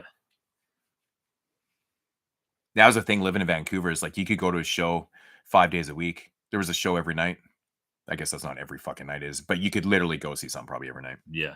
There was times where I remember one time I was in town to go see Pearl Jam play, and there was literally 4 other shows happening the same night that I would have went to, Oh, really? playing at different clubs. There was I can't remember. There was one at the Commodore. Somebody was playing over at the Vogue or something, whatever it was. And I was like, Right. this is fucking crazy, dude. Like so many shows in one night. Oh, yeah, I remember that. Yeah, the Unholy Alliance tour. I remember that. I actually got those tickets for free for Pearl Jam too. Oh, nice. Fugazi. Nice. It's a movie that you've never finished and shut off because it was so bad. Which one? What's a movie you've never finished and shut off because it was so bad? I'm a glutton for punishment, man. Total glutton for punishment. I finish every movie I start. Have I shut anything off? I don't know why, but I have this weird thing in me that like it might get better. So, have you guys seen the movie Haunt? Yeah, I've actually reviewed Haunt, I think, like 3 times. Yeah, Haunt's cool. I like Haunt. One on Mike's podcast, I think on my podcast, and I've talked. Yeah, I've seen it. Yeah, I'm actually not the hugest fan of it. It's funny how many times I reviewed that movie, and I don't mind it. It's okay. Yeah, I like it. I like the premise, Yeah. but like some of the things are whatever. But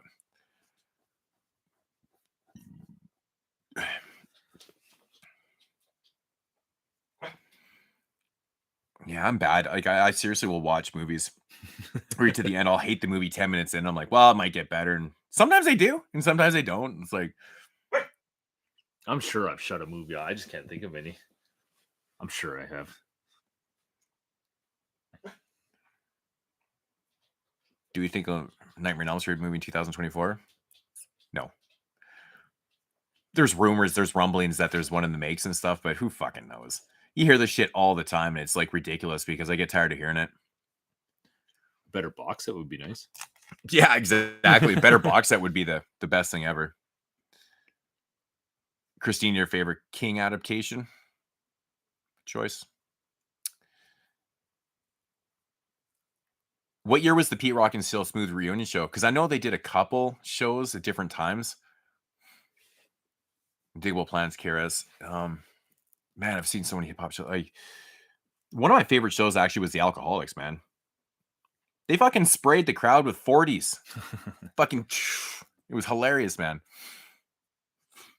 Actually, that was the night I think Murs opened up from Living Legends. It's Alcoholics.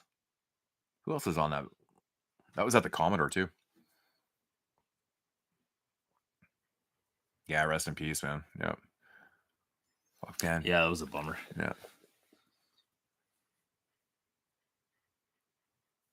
The It documentary was really good. Is that already out? I wanted to see that. Is it out? Shit. I didn't even know it was out yet. I think we were just actually talking about it not too long. I didn't know it was actually out. But then it's probably on one of those streaming services that isn't available in Canada, like Hulu. Yeah. We have so many. There's so many things that we aren't available here. It's weird. We get some of the Hulu stuff on Disney and stuff, but I can't even keep up with that. The streaming networks, like, there's so many of them, and it seems like everybody's got shit on different stuff. Like, it's like they have it all planned out because if you want to watch all these 10 movies, like the cycle of movies, you got to get all these streaming services. They're working together, motherfuckers. It's a lot.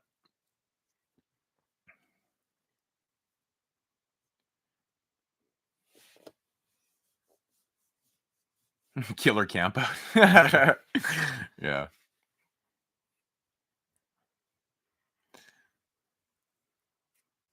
Yeah, I don't know. I've been like a glutton for punishment when it comes to watching movies all the way through. It's like, because I've had those moments before where I've been hating a movie like for the first half, and then all of a sudden something happens, and you're like, oh, and then it just progressively gets better. You're like, oh, well, that changed everything. Yeah.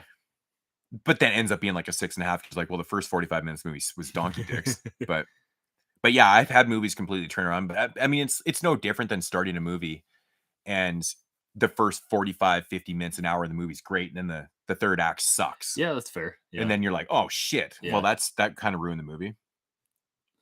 Here's a Freddy box set without needing replacement discs. Yeah, you know, Scream Factory puts it out. We're gonna need a replacement disc for part 2 and part 5. That's really funny. Fuck, they're like kings of fucking just. That's so funny. Like, their quality control. Oh, it's atrocious. They need to fire that whole. I don't even think they have quality control. How do you fuck up so often? Yeah, I don't know. I mean, I get it, man. They put out a lot of films, but then Kino puts out probably 4 times as many films, and they never have this issue. Yeah.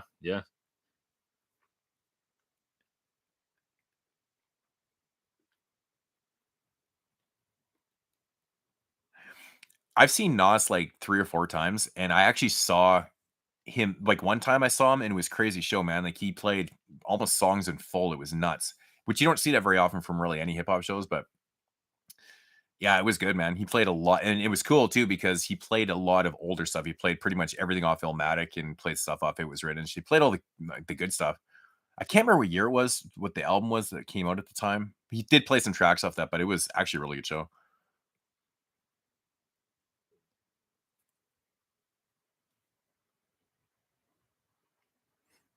Yeah, that was actually in Toronto at the in the industrial site. Me and the wife were 2 of 5 white people out of like 10,000 people in that place. No jokes. I actually had a dude come up to me and goes, "Hey man," he's like, "I commend you guys. It takes a lot of balls to come in a place like this." It's like it was like true story, man. It's crazy. The wife was like, she's like, "This is the place?" I'm like, "Yeah, this is the place." She's like, it was funny.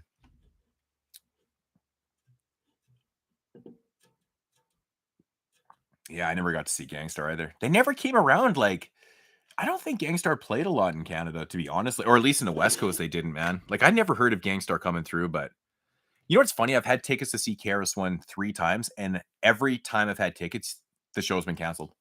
3 times. brutal. Yeah, 3 different occasions.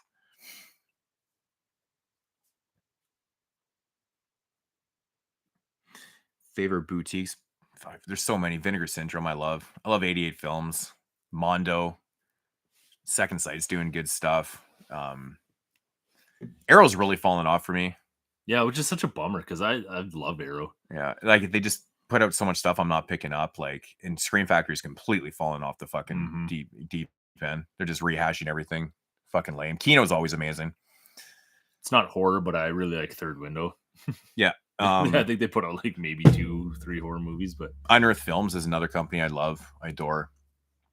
I still buy like, you know, all the Scorpion stuff that comes out and shit like that. Lesser known, like Black Fawn Distribution, they're out of Canada. yeah, Black Fawn's cool. Black Fawn puts out, it's modern stuff that they do, but they put out cool stuff. I'm still a big fan of Synapse. Like, there's so many companies that are still rocking the shit out of.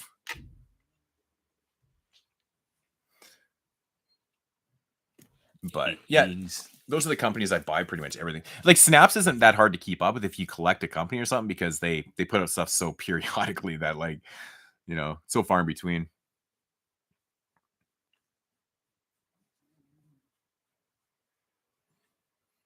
Slasher theme movie, that'd be fun. Hey man, no problem, Mike. It's glad you're joining us once again. Oh man, I seen a show. Snoop showed up 4 hours or 3 hours late to his show, and then played for about 25 minutes and left. I'm not joking, man. He was supposed to come on at like 8 o'clock, and I think he showed up at 11:30, and he was off by 12. Wow, it was the craziest thing ever. It was fucked up, man. I've seen him a few times. That was a weird one. I think something happened or something before the show, because I've seen him at other times and he played a full set.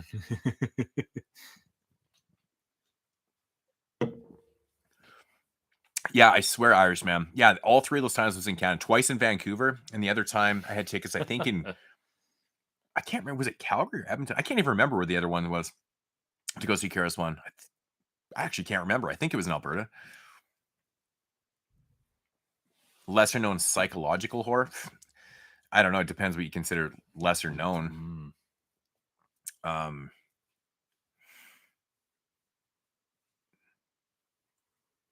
Private Parts, maybe you consider that to be fucking psychological. I don't know.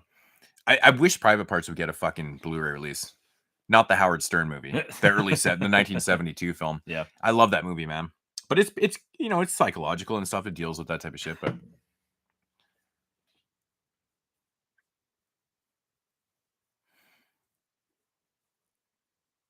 I don't know why, but the movie Spiral came to mind from Adam Green. Right, Spiral's cool. I don't know. I really like that movie. Spiral's cool. You know what's funny about KRS-One? Like, I was just thinking about even going to Scotland, is that like KRS-One openly admits he doesn't fly. So how the fuck does he get over to Scotland? Does he literally take a boat? Because he doesn't fly. Like, he to this day, he still takes tour buses around the States and shit. It's crazy. I don't like. I mean, I guess we worked for airlines and stuff. Like, flying is nothing to me. Like, I guess once you work around planes and you just understand that it's really fucking safe. Yeah. I've never had a problem flying really ever. No, me neither. But like working for WestJet and stuff was like, you get an appreciation for how safe it really is. Yeah.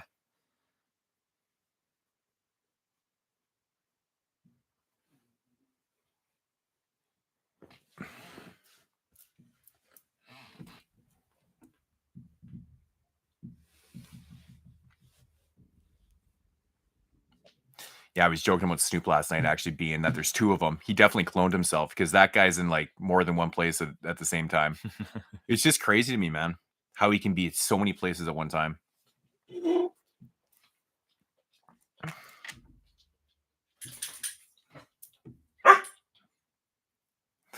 Yeah, he's definitely a busy boy, man. He's involved in so much stuff, Snoop Dogg. It's crazy to me.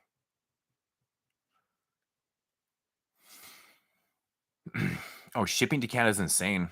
Shipping is usually bad, but it's honestly the conversion hurts us too, though. Yeah. Our dollar is so piss poor right now. Like, something's $12 American is going to cost us fucking close to 20 Canadian. Yeah. Right. And then you got to put Plus shipping on top of that. So, Yeah. so like a Vestron Blu-ray, like say a $12.99 dentist Blu-ray will literally cost, I think I just worked it out. It would have cost me 30. I was gonna say probably close to 40. No, so it was 20, like, so shipping is 8, so it was 20, and it was like 32. Oof. I think all of a sudden $32 would have cost us. Yeah. So it's crazy, man. It's pretty laughable, actually.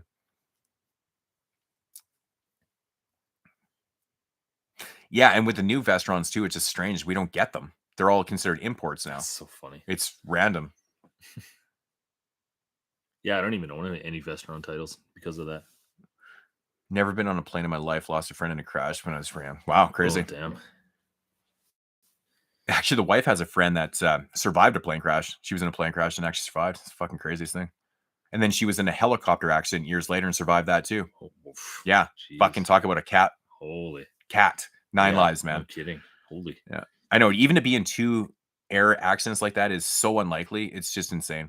I've flown hundreds of times. Oh, yeah, probably like 1,000. Like I've flown Yeah. so many times in my life. I never even think about it. I just hop in a plane and just go. It's like I was on a flight one time to Vegas. It was the craziest thing. We had such bad turbulence going into Vegas that the overheads were opening up and luggage was coming out. And I even heard the flight attendant behind me say, "Holy shit." And when you hear a flight attendant say that, you know it's fucking bad. Yeah. And I'm sitting there and my brother-in-law is sitting next to me and he's white knuckling his scotch. He's like pure white. He's going to throw up. And I'm sitting here and I'm drinking my scotch. I'm like, dude, we're fine. Yeah. We're totally fine. We'll It's windy as hell right now. We got a side wind. We're totally fine.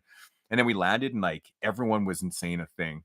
And I'm just like, I'm like, where's my luggage, man? Like, it doesn't bother me. Standing up. It doesn't bother me. Yeah. No. I mean, really, when you look at it, like if you are going down, you're going down. That's kind of how I thought about it. Yeah. Like it's out of your hands. I mean, I think the worst situation ever is like when you hear the phone calls from the people on the flight from 9/11 that didn't hit the trade. They're the ones that took down the plane. Oh yeah. Yeah, but when you hear the phone, like there's recorded audio, right, of the people phoning they're so calm on there and they know they're gonna die, and it's like the craziest thing ever. Yeah. It's so haunting. Yeah. But they did a good. They prevented another plane hitting something major. Yeah, exactly. They killed the. What flight is that for? What the fuck? I just watched the shit. Like, somebody tell me. I can't remember what flight it is, but.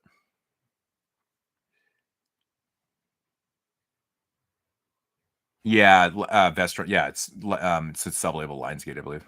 I think so. Yeah. Yeah, that sounds right. Yeah, I think it's right.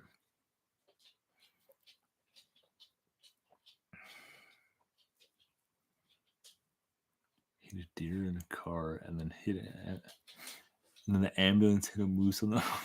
Yeah, that sounds possible. A guy that I work with got beat up by a moose a couple years ago. Really? Yeah, while walking his dog. Yeah. Oh my god. Yeah. Man, moose are actually vicious, man. They're brutal. Yeah. So every year we have this moose that comes back and he sits behind our house because I live on a green belt, and he comes back, and of course I got dogs and shit, and he sits back there for like a week or two, and he just came back like last week. He's out in the front. He comes on the front yard. And he's here for like a week or two at a time and shit. It's crazy. It's weird. Yeah, they're mean. Story: hit a deer in a car and then hit a moose on the way to the air. Like what are the chances of that, man? Honestly, it doesn't sound all that crazy. No. It's like around here, hitting moose around here, like very common, man. I knew a few people that actually got killed by hitting moose. Yeah. There was a couple in my high school in the graduating year that hit a moose and died. Oh, jeez. Yeah. Same on the Blackwater. Yeah. And it always happens out in the Blackwater because it's like got these deathly corners and shit, but it's really dark. And then it's very animal centric. Like there's tons of animals around there. Yeah, Mondo's always dropping that. Like Mondo's that one label where they put out stuff, and I'm like, damn, I've never heard of that. That's the craziest thing. You know, like I love that when I haven't heard of something. I don't claim to know it all, and I think it's the coolest thing in the world when something drops. I'm like, damn, I've never heard of that shit. It's crazy. I did hear the Marlo 3 album. I only listened to it once. I was waiting for the physical. Did the physical not come out for that? I don't know what happened with that.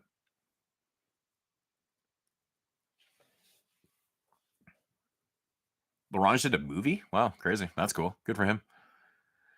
Yeah, the Marlo 3, I listened to it. I honestly, man, I have a hard time with digital stuff. Like I need the physicality. I'm just old school like that. So I just when I pop in an album, I tend to listen to it, and put the vinyl on or the tape or whatever and stuff. And physical is just different. When it comes to digital, I'm just like, I tune out, man.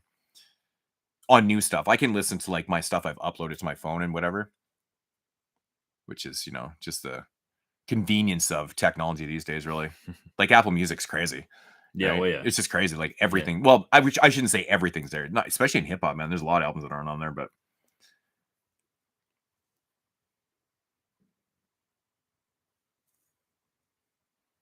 oh man, like so we used to work together at the airport years ago, Mhm. and it's built. So our airport was built where it is today because of World War II. So it used to be in a different spot, and they built the airport where it is because it's built on a marsh, and it used to get super foggy there. So the fog would roll in, and you couldn't see the plane, so they couldn't get bombed and shit like that. Yeah. And but carry over to like 80 years later, we're working out there. Now we got to deal with the fog all the time. And we have like, it'd be so foggy out there sometimes you couldn't even see the front of your go kart that you're driving Yeah, oh yeah, it's bad. or your golf cart. Really bad. Really bad. Like, Yeah. fuck, man, we had planes canceled all the time because of fog. It's scary, man. Like driving in and out of the airport sometimes you literally couldn't see Mhm. the hood of your car. Yeah. And like, obviously, like, when you have headlights coming towards you, you couldn't see them until they were feet away. Like, it's just deadly, man. It's very scary, man. So you got to watch over vehicles and fucking animals. And Yeah. people do hit moose out there, man, on those roads. It's Yeah. crazy. I've Oh, seen it. yeah. I've seen it happen. Yeah. And you guys ever went or taken pictures of the April Fool's Day house? Where is it? I have no idea where it is. I mean, Canada's one of the biggest landmass countries in the world. So, I mean, just to go somewhere is like, it's not as easy as I think it is. Yeah, I don't even know what that is. I actually haven't heard the two Metallica new songs. I won't lie. I heard one of them, the Luxy Turna. I thought it was pretty good. It's all right. I don't mind it. I haven't heard the other one though. Oh, so are you talking about the Marlowe? Oh, so was it on Bandcamp? Crazy. Probably was. Bandcamp is so hit and miss with me. I've had so many albums not show up. Oh man, I've been ripped off so many times. Not Ko Itachi, I mean Rusty Jux, which actually was a Ko Itachi record too. I've had a couple of Rusty Jux albums not show up, man. Oh, I guess we'll refund you. I'm like, yeah, well, you never fucking shipped them, so took my money and ran.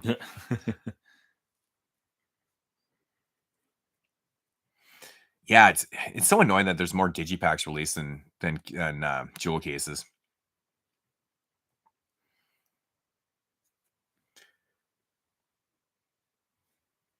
Yeah, I don't know what's up with that Fillmore Green album either. It's weird.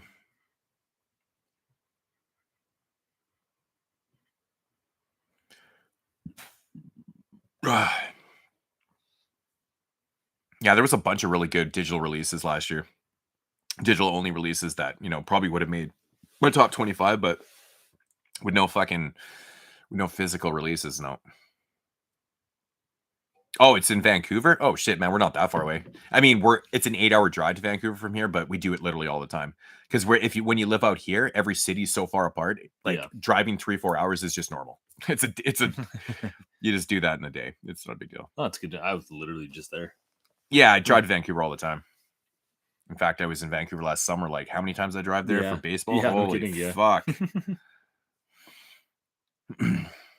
What's up, Luke? Yeah, if it's in Vancouver somewhere. Oh, yeah, it's actually on Vancouver Island. It was filmed on Vancouver Island. Oh, is it? Oh, okay. Yeah, Oh, that's right. Yeah, because there's a scene with the boats, I believe that's at the harbor. Yeah, I think it's definitely on Vancouver Island. Oh, okay. Oh, that's cool.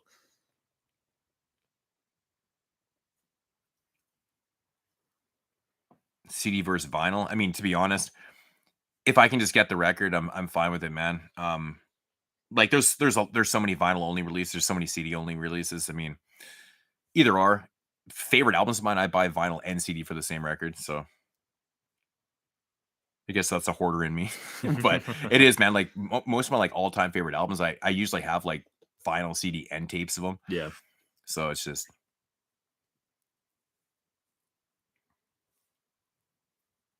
Have you heard the band Macabre?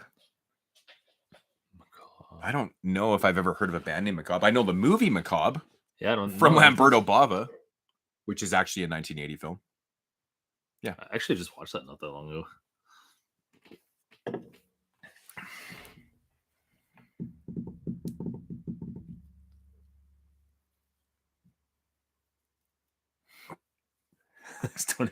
Hey, right on. I'll take it.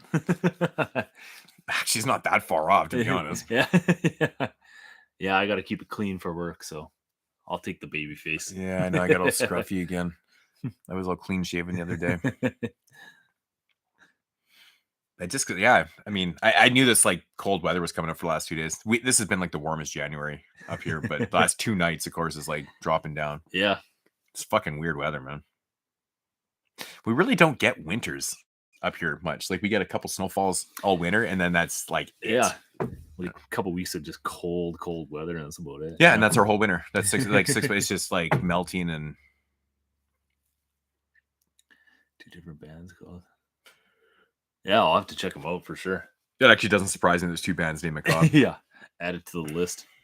That'd be awesome if the Macabre was a fucking Lamberto Bava tribute band. Isn't there a band called Fulci? There is. Yeah. Actually, someone just messaged me not too long. Like, you gotta check out Fulci. And I'm like, I actually knew about Fulci. Yeah. But I'd never actually checked out the music. And actually, it wasn't too bad. It was okay.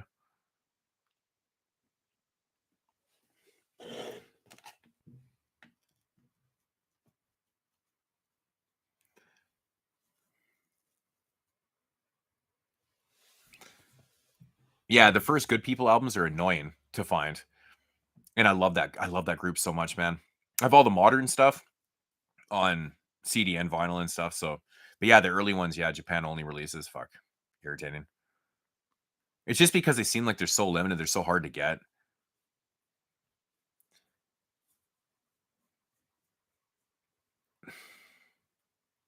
Oh yeah, okay. So I found the right one. Yeah, I just saw the album called Dahmer. I'll have to check them out. By the group Macabre? Yeah. They have a name or an album called Dahmer? Yeah. Did they have an album called like Ted Bundy and then Gacy and they just stick with a serial killer theme? The Night Ripper. Man, that box set from Imprint from Wicker Man is nuts. They do those crazy box sets for like one film. It's like so bizarre. Is the remake in there too? Hot take. I think I like the remake better than the original. Marathon Video Legends. Yeah. It's not true. That's not true. Oh, I love me some Good People, man. Good People and like pseudo intellectuals, man. Like the last few years has just been my shit. I've always been a huge Emsky fan. I mean, people forget that Emsky's been around since like the early 90s.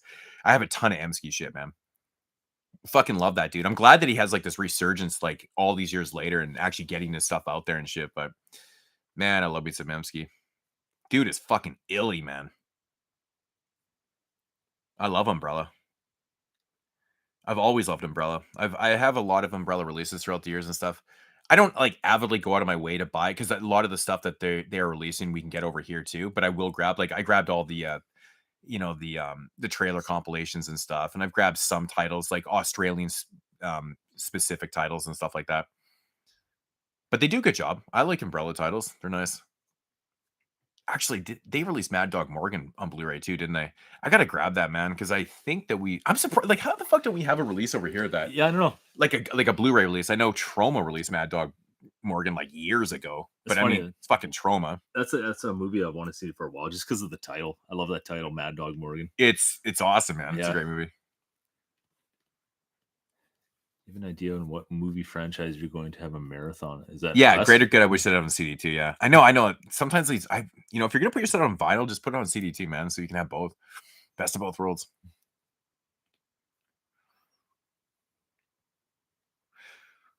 What movie franchise you're going to have a marathon next?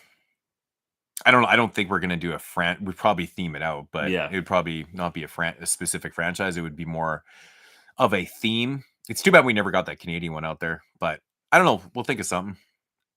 I thought we had something. We had an idea. I'm pretty sure at one point what we were gonna do next. I can't remember though.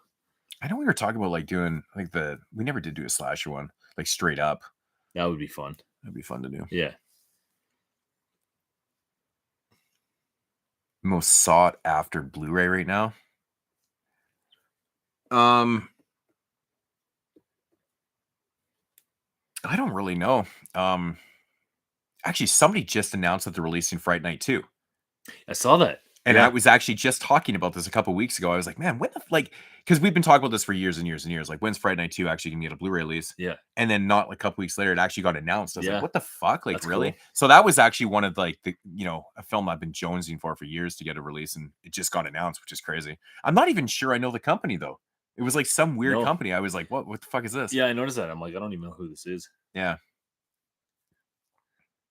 You take part of your name from Mad Dog Morgan? Nice. So fucking good.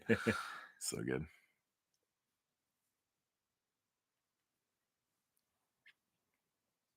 Yeah, Filmos Chill is fucking dope. What a resurgence of that guy too, man. It's crazy. Guy's like from the 80s and all of a sudden like disappears for like 35 years. Crazy. Fucking G-Rap. One of my all-time favorites. Donald D's on the same. Whoa. Where the hell's Donald D been since like the Rhyme Syndicate days? Holy shit. Oh, Hopper is like I was rewatching Blue Velvet the other night, and Dennis Hopper in that movie. His performance in that movie is on the same level as Nicolas Cage in Vampire's Kiss. It's out fucking rageous, man. Ridiculous. Like, have you ever seen Blue Velvet before? No. You have to watch it just for his performance. The movie's great, yeah, but his performance is, you will seriously be like, what the fuck? He had to have been on drugs while he's doing that. He had to have been. Because I know Hopper was notorious for being all fucked up in his shit all the time. Yeah, Dennis Hopper was so anti-Hollywood. It was amazing. That guy was always fucking just messed up and shit. It's hilarious. Oh, Imprint got announced Haunted Julia? Really? I missed that one. Oh, that's awesome, Tom. Amazing. Oh, that's like totally amazing, man. We're like totally like in the golden age of collecting right now, because it seems like we're just getting everything. Like all these holy grails have been coming out. Same with like music too. Like in the hip hop world, like all these holy grail albums are being released and shit. Like finally, it's just crazy. It's bad for the for the bank account in your pockets, but I guess you only live once, man. You might as well enjoy it. Wow, Chip Fu from Fu Schnickens. That's Chip Fu's dope. I think the last time I heard a Chip Fu verse was actually on the Pete Rock record. Didn't Chip Fu have a verse on one of the Pete Rock records? I think he did, actually. I think that was the last time I heard it, and that was a long time ago, actually.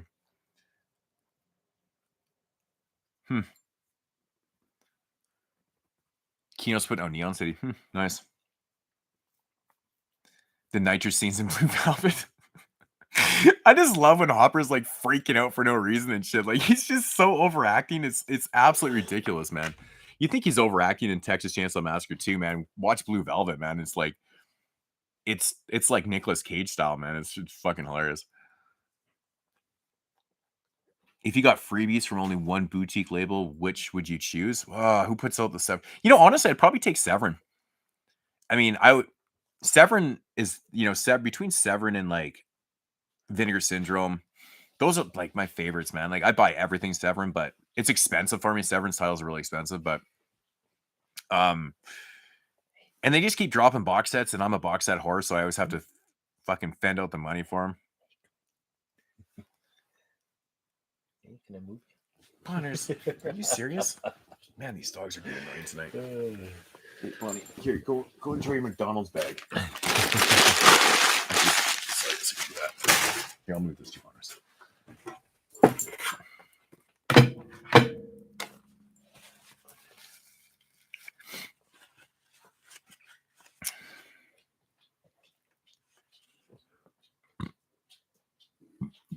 No, I lost hype. I mean, I guess like in a sense, like David Lynch's movies always kind of ride that spectrum, that line of like, is it horror or is it's not horror? I don't care what anybody says. His movies creep me out. They do, man. I don't know what it is. They get under my skin so much, and I love it. But they have a way of like just absolutely creeping me right out. So Criterion's releasing Inland Empire. I saw that. And that movie, I need to pick that up. That movie legitimately has the creepiest shit ever in it. It's so creepy, dude. And I like can't wait to see this in a good transfer. It's gonna be amazing. I know I'm gonna be picking that up because you told me about that. I've seen the first 20 minutes of it, and for whatever reason I didn't get to finish it. But I remember you saying there was like a insanely like creepy jump scare in that. Oh man, you don't see it coming. It's so good. It's so good. So I'll be picking that up for sure. Yeah, I slowly knock it off the Criterions for us Canadians are so like we don't get the Criterion half price sales, we can't indulge in the ones in the States because it just works out to be more than it is anyways. But Criterions here are anywhere from like $40-$50. So like if you got to be really, maybe they'll drop down to like 35 and like, oh bam, I got to take it at 35. Yeah. So that's like I have a modest Criterion collection, but yeah, me too. You know, it's I buy nothing but my favorites, but the nice thing about Criterion is that they've dropped all that David Lynch stuff, which is great, which is amazing because I love Lynch and like getting those type of editions for his movies. And the other bonus thing too, if they're going to drop all of his movies, he doesn't have a lot of them, so we don't have to spend like too much. Yeah, exactly. So, yeah. But yeah, I just picked up Blue Velvet actually. Like I've had the DVD and a shitty Blu-ray forever, and I was like, fuck, I got to grab this Criterion. So, but yeah, I'm excited about those.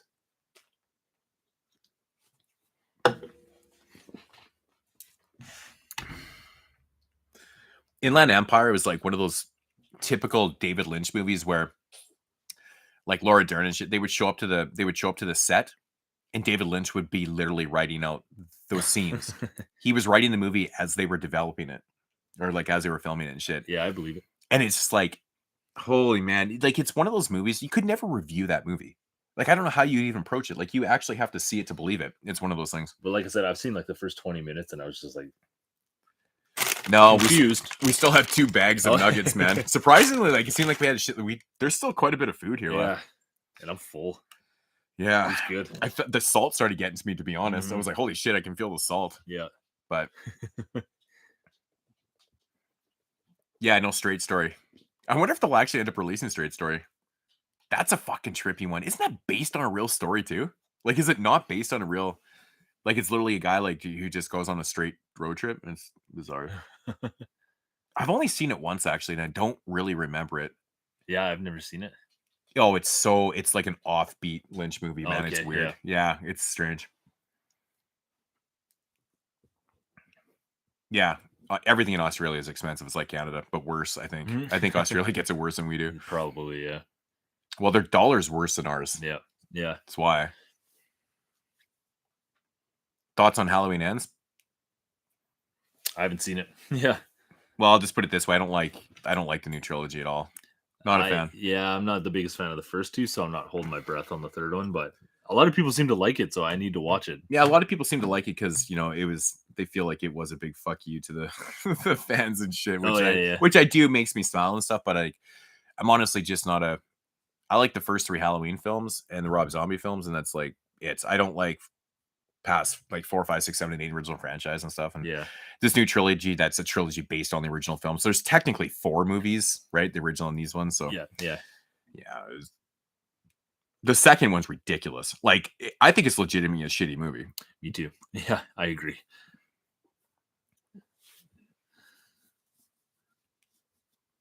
Yeah, the evil dies tonight chant. Just I was like, after that, I'm like, I'm out. Man, Bill Oberst that guy's amazing. He's so good. But I mean, like I said, man, I'm always going hard on the Halloween fanboys on the podcast and stuff. But the thing is, though, like it's just speaking the truth because they do get really offended about saying things about Halloween films and stuff. And it's like a big difference between like Friday fanboys and Nightmare on Elm Street fanboys and Halloween fanboys. Like everybody knows which one is going to be all offended by saying some shit. Like it's crazy. Like when people tell me that like Dream Warriors sucks, I'm like, I don't care, man. It doesn't like it doesn't make me like what? I've had people tell me the Dream Warriors is terrible. Well, they're wrong. But it just doesn't affect my love for it. I'm just like, I don't care. I disagree. Halloween 3 is my favorite movie too, believe it or not. I love Halloween 3. I watch it every single Halloween. Like, it's literally my go-to, like, Halloween film. I love it. That's funny. That's what I watched. Not this Halloween, but last Halloween. I'm like, I'm throwing in Halloween 3.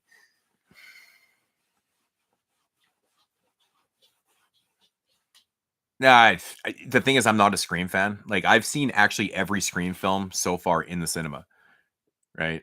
And it's like the only franchise I've ever done that with. And like, I'll watch the movies; they're okay. I mean, the interesting thing about Scream is that there's like a different killer every movie. That's kind of the interesting thing about Scream. Like, who is it going to be? Like, what's the narrative? Where's it coming from? I thought the reveal in the last one was hunky dory shit. I was just like, I started laughing. I was like laughing at it. I was like, are you fucking kidding me? That's how they develop this. And then this is how it comes about. I'm like, no. I'm like, you're losing me. You're losing I me was here. like, no way. I was like, that's so weak.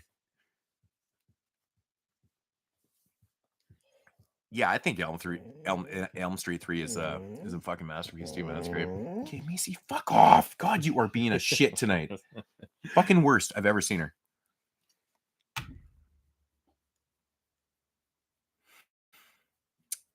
Big Money Hustlers, ICP. Yep, I've seen it. Mm-hmm. That movie is funny, man. It's so fucking stupid. It's funny.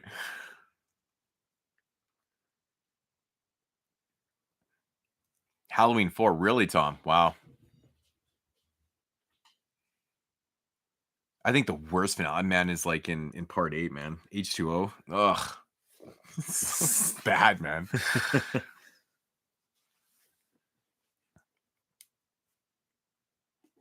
Oh, the evil dies tonight. Like, yeah. What did I say after? I was like, man, if you took a shot for every time they said evil dies tonight, you would be fucking plastered, hospital, stomach pumped in the first 20 minutes of the movie. I'm like, dude, you would never even get anywhere near the climax. Like, crazy. Enough already. Like, you would literally fucking die of alcohol poisoning. I was like, yeah, I don't know who signed off on that part of the movie, but oh, I get it all, man. I've had people tell me the original Dawn of the Dead is garbage. I actually had a guy like tell me that I was a moron for not liking the remake more. I thought that was pretty funny. I've had it all. It's like, I'm a moron. Like, it makes me a moron because I don't like the remake more than the original. I'm very lost by this. Explain yourself. Do I read horror books or just into the movies? Like, if you mean like actual novels and stuff, yeah, I've read like tons of Stephen King books and stuff. I have a lot of books on film, like, I've got the Fulci book and I've got like all the Italian horror books. I got tons of that stuff. Yeah, I'll dive into. I love reading.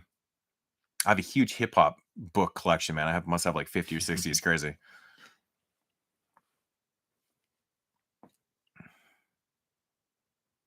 The next it's still coming, man. If I was taking a shot for every time someone asked about a marathon, holy shit, dude, I would have been.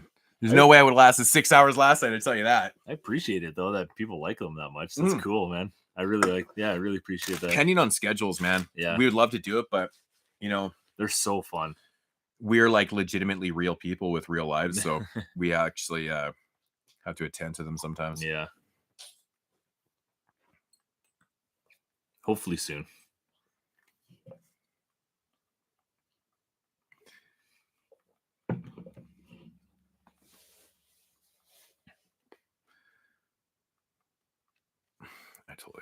I'm bad. Wife was trying to talk to me like 2 hours ago and I never said anything to her. She's out of town. Oops. I'm fucking horrible. Sorry, live streaming again. Yeah. Fuck, it's hilarious.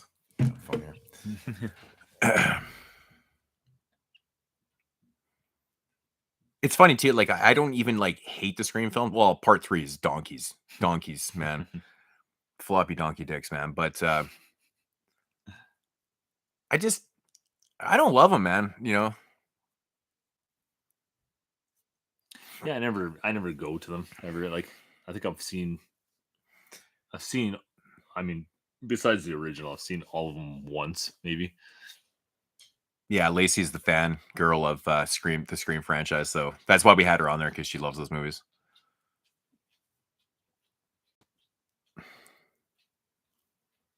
Trick or treater dies tonight. Oh man. Yeah, Zack Snyder did do the remake. You know, and like I've mentioned it millions of times. Like I actually really loved the remake when it first came out in '04. I was a big fan. I was like, wow, that's actually a pretty good remake. And then every time I watched it after, it always kind of lowered its status with me a little bit. And now I can barely even watch it. It's weird. But I think it's got a great beginning. You know, like it's very intense and stuff, but the characters are just so unfucking likable. It's like drives me nuts. But there's a lot of there's a lot of pros to it though. I do prefer slow movie zombies though. I just feel like slow zombies are so much more Yeah. like there's something melodic and frightening about that where you think you have the time to outrun them and all of a sudden you're getting your fucking neck gnawed off. It's like, no. Yeah. Right?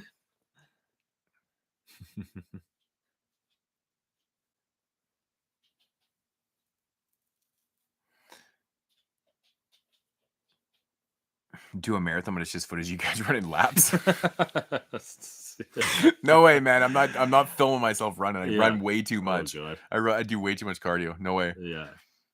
I'm not gonna film myself doing that shit. And I'm a sweater too. Like I sweat so bad. Like yeah, when I run, fuck man, I just leak and I look like nasty. I'm not even in shape right now. That would be horrible. Yeah, and I am like I've always been like that though. Like I just when I do cardio, I sweat like crazy. Yeah. Like when I played hockey, man, I'd just be like I'd lose like fucking 5 pounds every game. That's like me in boxing, dude. It's just like yeah, total sweater. Yeah, man, Scarface's book was amazing. I mentioned that last night too. I read it. I learned a lot, and a lot of the music made a lot more sense actually after I read it because you know him being super suicidal and stuff. Like I always just thought he talked about his lyrics, but he was actually like legitimately suicidal when he lived in the group homes and stuff like that. But his story is crazy, man. Scarface has just come from such a rough background to doing so much. Like fuck, he was the president of Def Jam South, man. Like crazy.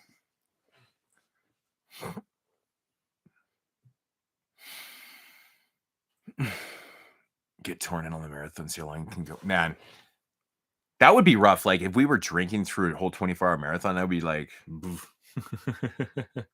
like even like I drank for like 10 hours like on the like well I didn't really because the live stream was 6 hours last night.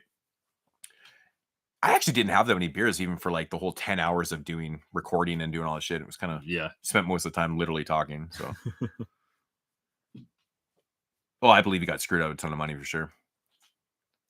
That's why Jay Prince be rolling. He didn't even need to write that book, man. He took all Scarface's money. But I've heard stories about Jay Prince, man. He made a lot of fucking money and no one made any money. The Prodigy book has the most insane stories ever. I even mentioned it last night that Prodigy possibly could have been Carlton on The Fresh Prince. That's the craziest story in the history of fucking hip hop, man. I was like, the fuck? I was reading this thing and I was like, I remember I was like sitting in my lowrider on the river and I was drinking beers reading this. I had to reread it. I was like, did I just read that? What the fuck? The craziest thing ever. Scarface has always been in mine too. He's been in my top 10 for ever since I was young. Ever since I heard Grip It, man, that album is just so damn raw and so groundbreaking and just, oh man. And then Rick Rubin had to like remix it and put out the self-title. I'm like, no. I totally prefer. Do you prefer the Grip It version of that album or the self-titled Ghetto Boys Rick Rubin kind of remixed album? I totally prefer the other one, man. And I like.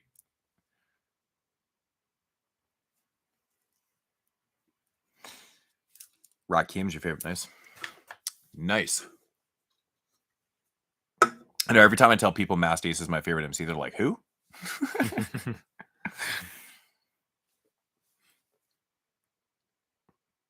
Yeah, Rakim's book is awesome too because he breaks down the science of like how he writes and stuff, and it's incredible, man. Like that is some serious ass college shit right there. That guy is so damn smart. There's literally a science to his words. It's like it's insane. Oh fuck! I honestly, I really like when people are making fun of Ja Rule because he kind of deserves to be made fun of. Fucking so annoying, man. I honestly, I don't know if I was to make a best of list. I don't know if I put Ace in the top 5. He's just my personal favorite. I mean, if you were to break down everything, but I think Ace is an incredible artist who's been through so many different eras of music, and like from his first record to like doing the trunk albums, his car albums, to reinventing him, not reinventing himself, but coming back out with like Disposable Arts and stuff like that. And his concept records are absolutely fucking amazing. Oh my god, I'm gonna fucking kill her. Like, this is insane. It's so bad. Come on. Yeah.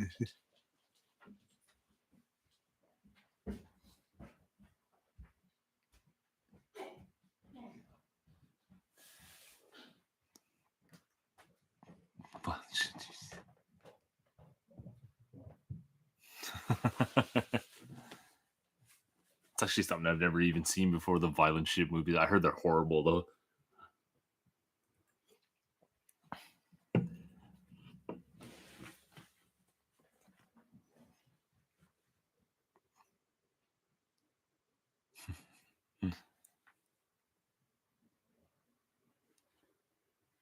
Yeah. Yeah, I might have to borrow those. I've never seen them. I heard there's something. He's got actually quite the sick collection up here.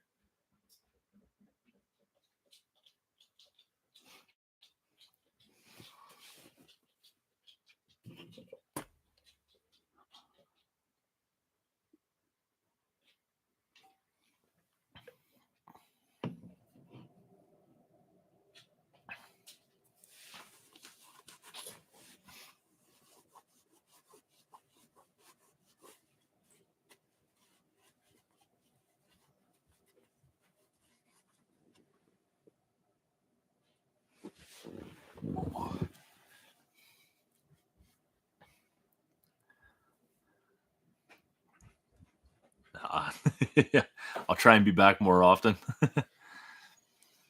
Man, I gotta fucking put a muzzle on her, man. Yeah. This is insane. I've never seen her act like this. This is basically like Norse mythology. It's a Battle of Ragnarok. So I got I'm all bandaged up here, but I got Thor up here, and I got Jormungand and Odin's ravens carrying Thor's hammer. Basically, just like the battle scene, Viking ship. Yeah, I'd show you all this, but like I said, I'm all bandaged up. Oh, did I miss here? General sucks. Yeah. He legitimately was like pretty bad, right? Women love that guy, man. Oh, yeah. Yeah, that's the thing with Master Ace, man, is like, I feel like he just keeps getting better and better. Like his concept records are so amazing. Disposable Arts, A Long Hot Summer, man. Like, A Brooklyn Story, which is actually really cool because A Brooklyn Story is Marco Polo's story, right? And this Master Ace rapping is really cool, man, actually. That's and man, I've loved Marco Polo forever. And the fact that Master Ace and Polo are doing a record together, I almost shit myself. I have so many copies that I even have 2 different vinyls. I had to buy the gold one after I bought the standard one. I was like,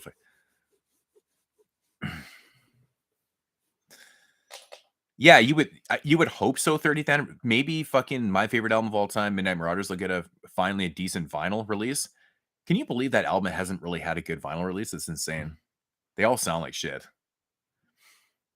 But 93 legitimately has so many albums that could have crazy releases.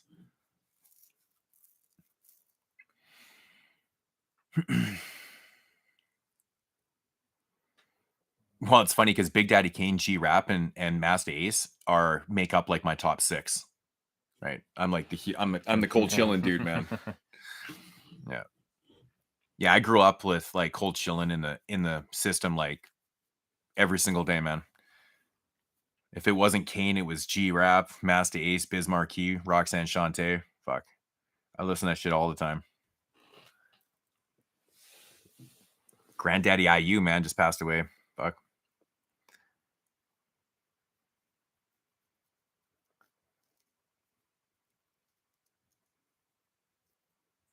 Yeah, Ja Rule and Tragedy, yeah.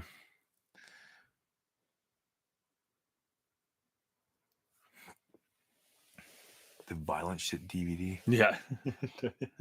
Oh, yeah, that's a German box set of the first 3 movies. I was saying I've never seen those movies, but oh man, I heard there's something. Yeah.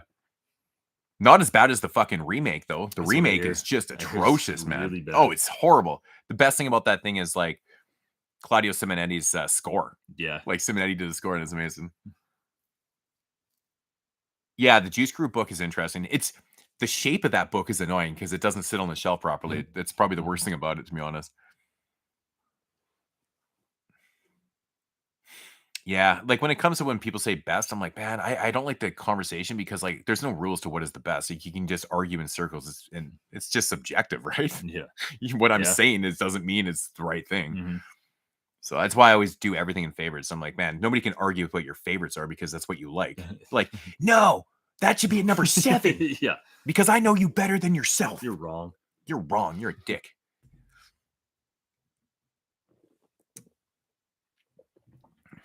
Yeah, it's the whole it's the German violent shit box set.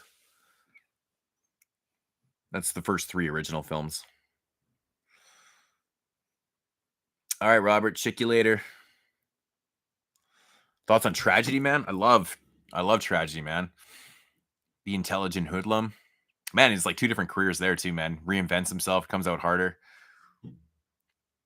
I have a lot of Trage albums, man. Dude's illy, man. He's great. Even did a record with Paz a couple years ago, right? It's crazy. Yeah, Granddad. I know. Just everyone's dying so damn young.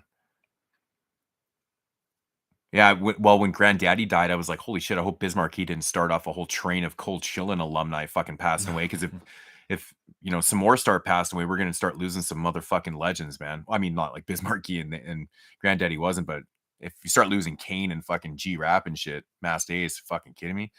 And think about Masked Ace, man. He's been what does he have? He has no, it's not sclerosis. What the fuck does Massey? What's the disease? I always get all those diseases mixed up.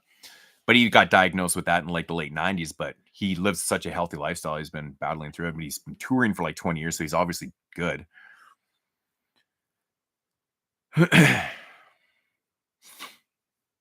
You know, I feel like 90s Tapes is going to get a hold of Citizen Kane. Since they dropped the down to earth and the mathematics stuff, I feel like Citizen Kane is up their alley.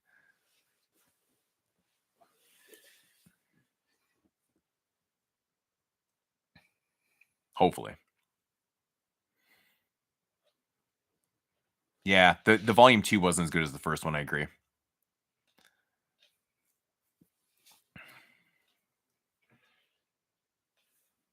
The Harmony Korean films.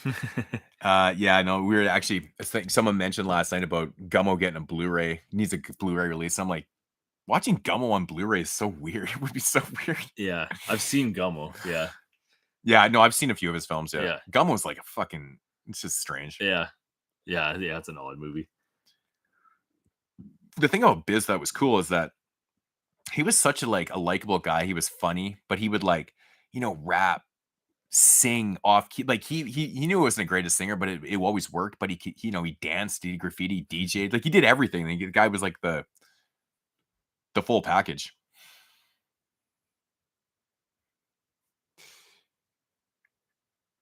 I don't actually even own Gummo. Now when I think about it, No, I actually don't even own a copy of it. I don't even remember where I've seen it, but I've seen it before. The uncut Bully is brutal, man. The uncut version of Bully is brutal. I want to say I've seen that too. Yeah, it's based on like the real story. Yeah, that dude that was bullying, and then friends got together. That's right. Yeah. I remember watching the American Justice back in the day on the case, and then I think even it's been covered a few times, been documentaries and stuff, and then the film came out and stuff. Highly publicized case. Yeah, that's right. Yeah. But yeah, like he got his friend, like everyone kind of got in on it because he was like bullying a lot of people and shit. Yeah. And they did him in. It's fucking nuts, man. But I mean, really, you can only take so much, right? Yeah. Now, were you a victim of being bullied in high school? I was not. No. No.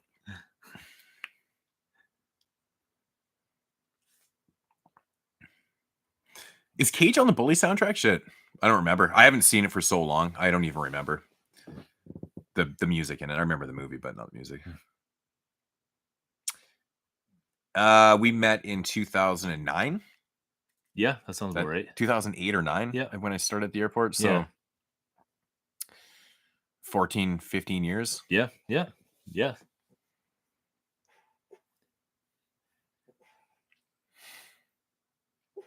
Yeah, Biz was fucking. I love how he'd do sets with like his little 45 tables and shit. It was amazing. And he was so good at it. You got to be really good to be flipping 45s like that, man. It's crazy.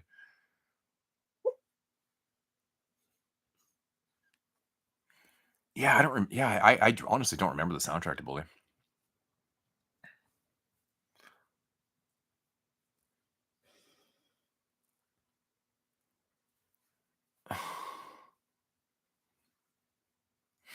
Yeah, man.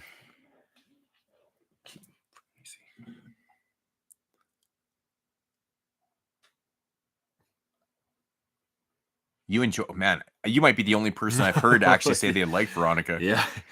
Yeah. I did watch that. I actually didn't. I can't say that I liked it though, but I passed on that. It was something. Yeah, it was. Yeah, interesting.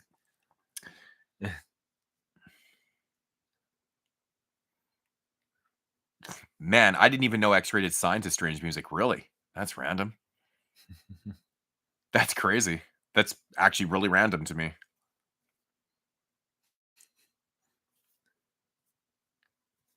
I did not know that. Vinny, crazy. New Jersey Drive, I've mentioned many times, needs a fucking nice Blu-ray release. It's a great movie.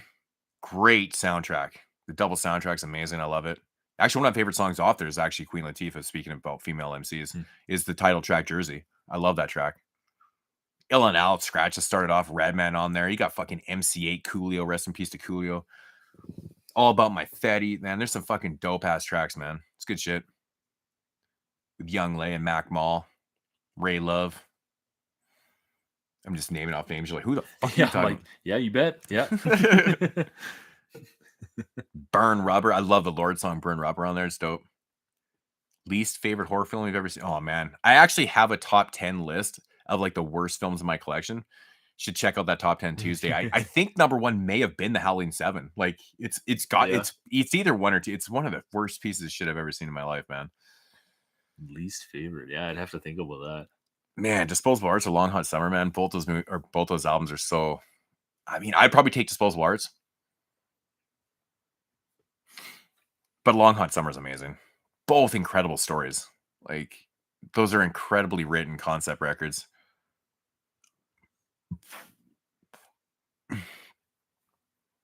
Hanging with the Homeboys. No, I didn't see that.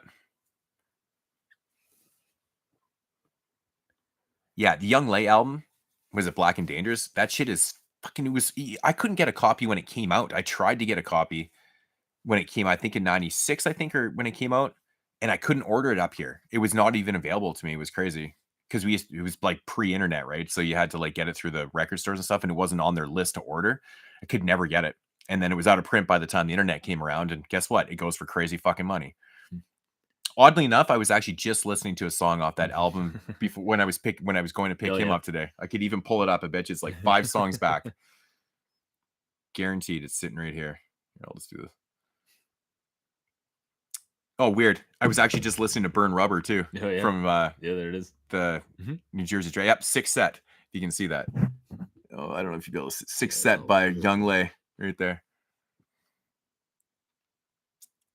That's crazy. And it's weird. I was listening to Burn Rubber too. Just one of my playlists on random. The song that was playing right now is Play It Again, Polo. G-Rap. Yep. I don't know why this came to mind, but one of my least favorite horror movies was probably Gravy when I watched them for the first time. I really wanted to, if you know, see this. Never get. Oh man, The Exorcist 2, terrible. Mac Dre or Mac Mall. Whew, man, too hard for the fucking radio. Mac Dre, I love that track. I love early Mac Dre. I really like Mac Mall's first 2 albums, though, man. I love his first 2 albums. That's a tough one. I'd probably take Mac Dre overall, though. My least favorite horror film is literally a bunch of brain damage film movies. That's fair enough. Favorite Spice One album? America's Nightmare. But honestly, man, the first 4 albums are fucking amazing, man. Self-titled, When He's 70 Wrote, America's Nightmare, 1996. I love all those records, man. Fucking dope.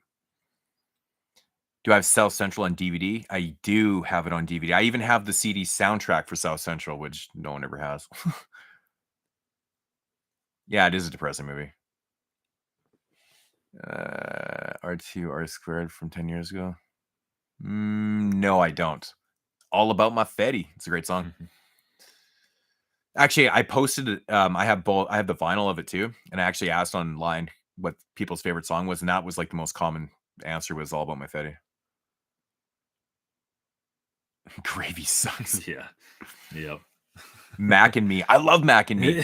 I've mentioned this many times how much I love Mac and Me. I actually like Mac and Me more than E.T. That is not me trying to be like controversial or anything. I'm just saying, I'm not saying it's a better movie, but it's not a better movie by any means. In fact, Mac and Me is actually a terrible movie, but I preferred. Most people know I'm not a fan of E.T. So.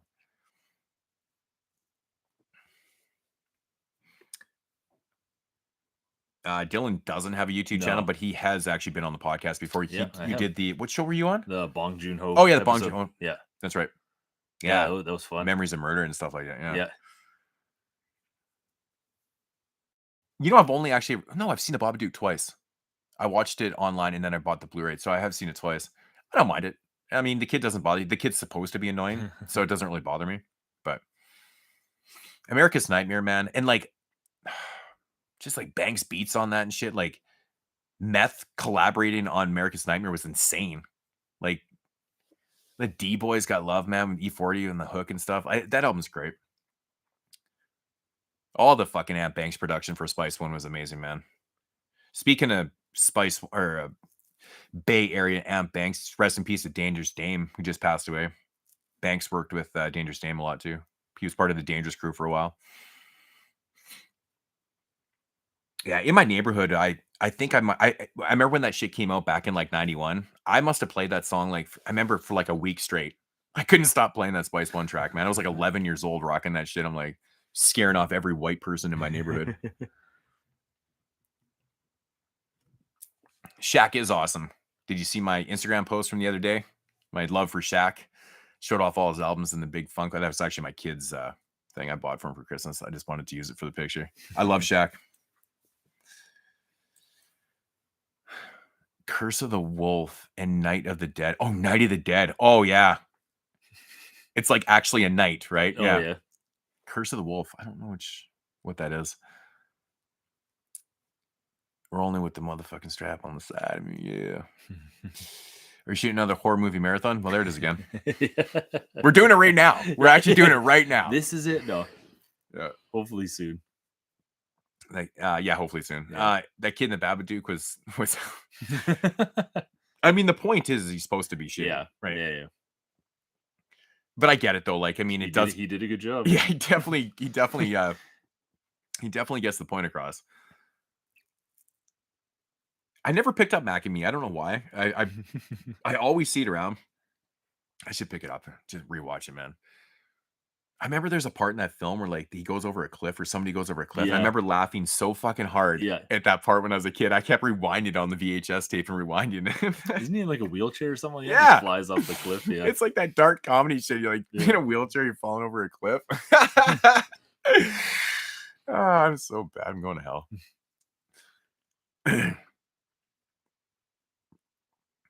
Yeah, like everybody loves E.T. I swear. I don't know what it was when I remember watching E.T. at a very young age and just being like, I don't know. It's weird. You really hated Lake Mungo. I really like Lake Mungo. I don't think it's perfect. I think that there's a couple parts in the narrative that actually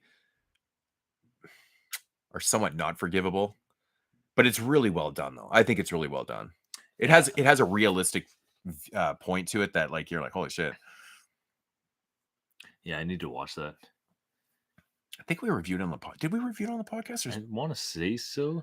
No, we did actually. Yeah. And I Yeah. pointed out something to JP in the film. And he's like, oh, I never really thought of that. And he's like, oh, shit, totally. The host? Yeah, the host was on that, I love the that host. episode that you Yeah. did too. Yeah, the host is awesome. God, that's a good movie. Yeah, deliberately intolerable. Yeah, it's crazy.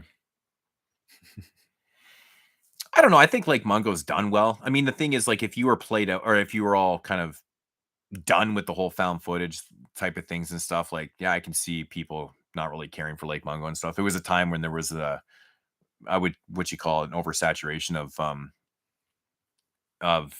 found footage films, but Mm. I don't know. That one stuck out to me. Tales from the Hood, Spice One tracks, yeah, brain running down the drain like the LA floods. That's like the craziest line from that song, man. I love that. Brain running down the drain like the LA floods. Don't be fucking with the SBI. I told you motherfuckers I was born to die. Born to Die, that's the song. Yeah, he did have an album on No Limit, yep. He did. It was more of like an EP, really. But yeah, it's good.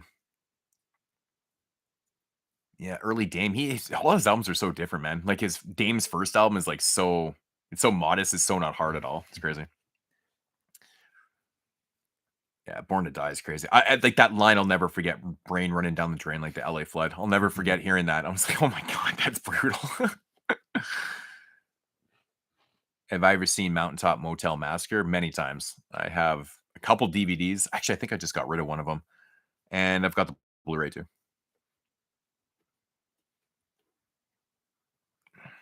My parents, I think it's Child's Play 2. It's not a bad start. I remember that. Yeah, I remember the first one. I saw Candyman when I was way too young.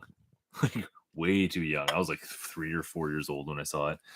I think I was being babysat by the neighbors or something like that, or something. I can't remember. And one of the older kids put it on, and I remember just being like completely terrified from it. I should have never seen it. I definitely was watching movies way too young too. Yeah. But like I've told a story with Fright Night and House and stuff, like it turns out those are horror comedies, but they actually frighten the shit out of me, literally, as a kid. Even actually to this day, watching Candyman, I like it, but it still gets under my skin for some reason. I don't know why.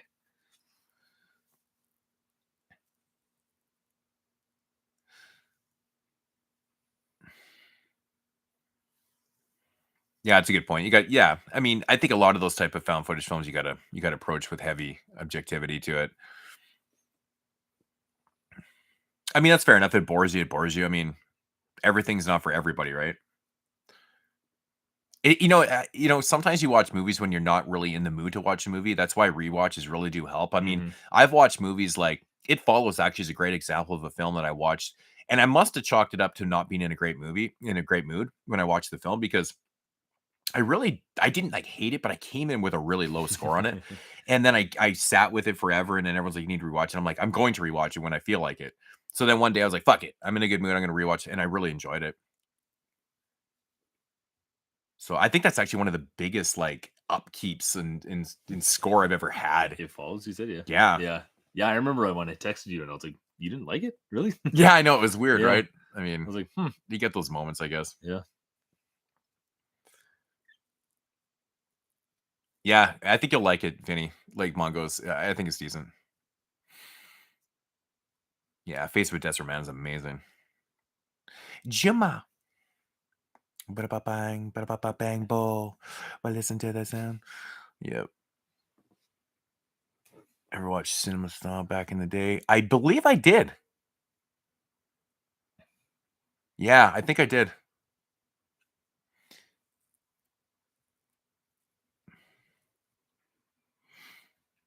There's still decent remixes out there that are coming out, but yeah, like I got 5 on a remix. Yeah, it's a good remix. Flavor Near is dope.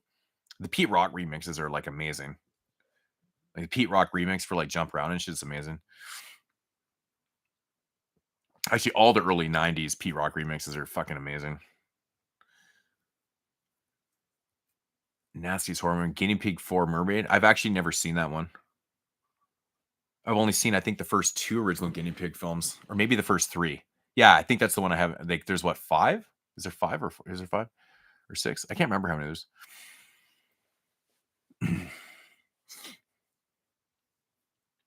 Man, I did not really care for the remake of Candyman. I was really disappointed with the kills, and I felt the third act just went way too quick. It just wrapped up way too quick, and And honestly, I was a little bit disappointed with, the commentary being shoved down your throat so hard in the film. I'm getting sick of, like, modern films, like, not doing commentary the way it used to be. Like, I miss the days of, like, watching Romero films and watching, Dawn of the Dead and having the commentary about consumerism and things like that, but it's not, like, completely, like, every 5 minutes shoving down your Yeah. throat. Nowadays, it's like everybody has no like, I feel like filmmakers think that the audience just won't get it, so they're just constantly shoving it down your throat like a fucking porn So star cock. obvious. It's fucked, man. It's bad though. Like, I watch films like the latest Black Christmas film. It's like, it's just, ugh, there's just too much it's just too much. Like, they forgot to make a film, right? Mm. They're getting their point across, but it's all it is. It's just it feels like it's just propaganda at that point. Yeah. Yeah, I didn't totally hate the movie, but I don't know. I probably won't watch it again, to be honest. Yeah. Yeah, I know you like the Candyman remake, Tom. Man, what was that fucking piece of shit that I watched this year? And like, oh man, oh shit, it was that girl that was escaping this dude, and like every guy in the movie was like a blatant piece of shit, and I was just like, Oh this yeah. commentary, it was like, oh, I talked about this, run something run or whatever it was, whatever the fuck that movie was. Oh yeah. I know what you're talking about. Yeah. Legitimately, I've never seen social commentary done so bad in a movie. Every guy in that movie was a load of shit. Like, I'm like, the movie starts out with a dude just walking up to a chick on a bus or a train or whatever and like grabbing her ass. I'm like, fucking bullshit. This shit does not happen like that. But it's like every dude in the film is just a raging piece of shit. I'm like, no, like most guys are not like this, man. Yeah, exactly. And it plays it off like male, and I'm like, oh, it's crazy, man. I watched a few films, nothing against female filmmakers, but like there was points in films where I could tell it was made by a female just based on what was happening and stuff. I'm like, oh man. Yeah. I mean, you can do the same thing with guys too, but I love social commentary in films when you're reading between the lines, it's there. It's not being shoved down your throat. Yeah, be subtle about it. Yeah, it's such a better approach, man. Yeah. I mean, a lot of people can watch Dawn of the Dead and not see anything, or they can watch Day of the Dead and not see anything, and they can watch fucking any Romero film and not see but it's there. Yeah, I appreciate when they're clever about it. Yeah, that's fair if you think It Follows is overrated. I mean, a lot of people really do. I think it just got really popular and people just started. I felt like people were just hating the shit out of it because it kind of blew the fuck up. And that's not why I didn't like Smile either, because Smile is very similar to It Follows. It has nothing to do with the comparison to It Follows, because we watch a lot of movies that are similar and we still like them. Like, hence, I love slasher films. Most slasher films are kind of similar. It's a killer stalking and killing. It's very similar. There's not really much difference except for twists and turns and stuff. But the premise of It Follows is very similar to Smile in a sense. I do need to rewatch Smile. I saw it in the cinema and I think I was just eating popcorn or something. I don't know. Yeah, I'm curious. I need to watch that one.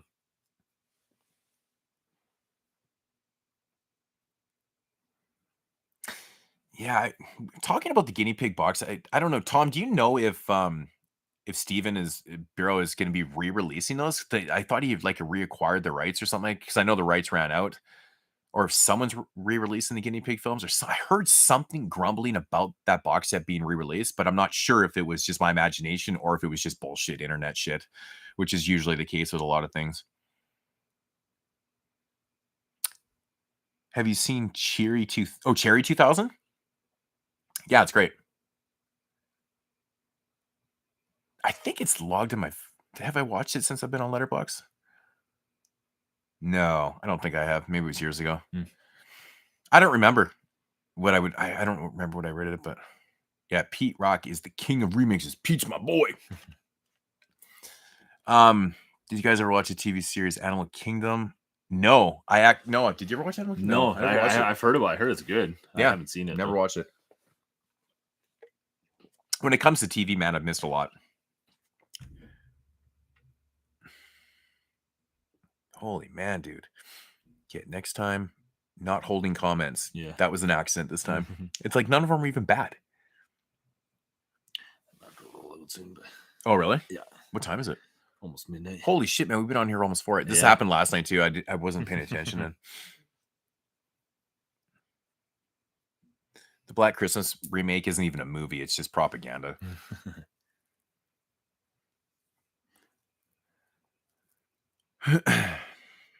I mean, that's also the modern times, though. There's so many social issues nowadays, and that's just everything. Like, the internet is just everything is social. Everything's politically charged, and everything has to be politically correct. So everyone has to make points of it.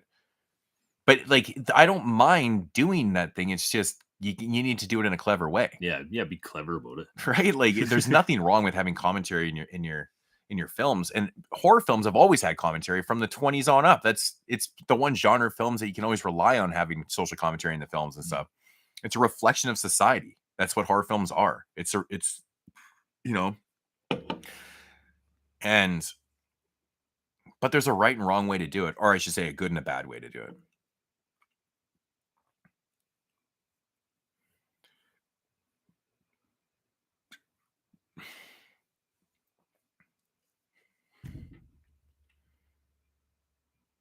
Yeah, finding guinea pigs in August Underground in a charity shop, that's crazy. Yeah, I read it as Cheery After. I was like, Cheery 2000? I've never heard of Cheery 2000. Is that a really happy movie?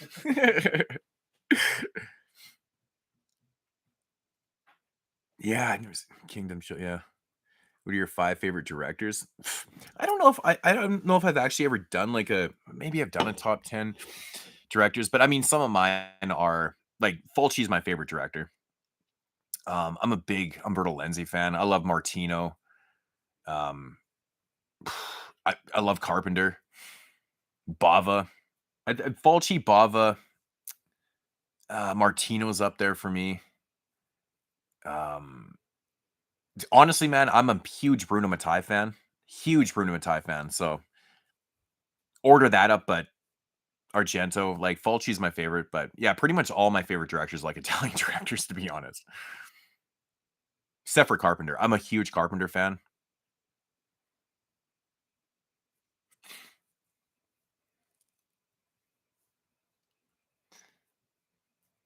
Yeah, comes to horror directors. I got what you meant. I got what you meant. When it comes to like non-horror and stuff, like yeah, there's lots of great directors. Like I'm a big Tarantino fan, to be honest. I love Tarantino. He's just a reflection of everything that I like, exploitation films and Western, like spaghetti westerns, like everything that's what I'm into. So his films just make up that. It's just a love letter career. It's amazing. With good dialogue.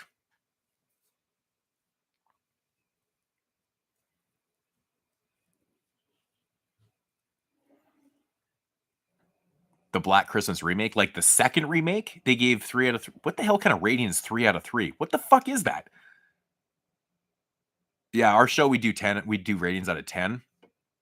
I always say ratings are for dummies anyways. I mean, I rate because JP loves to rate. I rate all the time, and I'm like, I hope people don't take it serious. I tell people not to take serious because like I just say ratings for like you can it just gives a stance on something that you give it you give a rating and people kind of think about like, oh, you gave it like a 7 out of 10. So it's that's just what it is. I mean, you might go in there and be like, man, it's like a 9. It might be a 5. It's like it is what it is. I'm gonna write that book, Ratings Are for Dummies, someday. Yeah, actually, this room is pretty much like the way it is now. So actually, when I finish the film room upstairs or the collection room, I'll do another tour of this room, and then I'll do that in the same video. I have done this one by itself before. It's a lot different. I don't think I had my TV in the last one. I don't remember. So my TV is different. The setup is different down here. There's a lot more stuff too. It's pretty almost congested. Like I have like no wall space in this whole basement. It's crazy. 3 out of 3. Yeah, like what the fuck rating system is that? Like I say, ratings are for dummies, but that is a dummy rating system. Who rates out of 3? Nobody. What the hell's a 3? That's insane. I don't even know how that would work.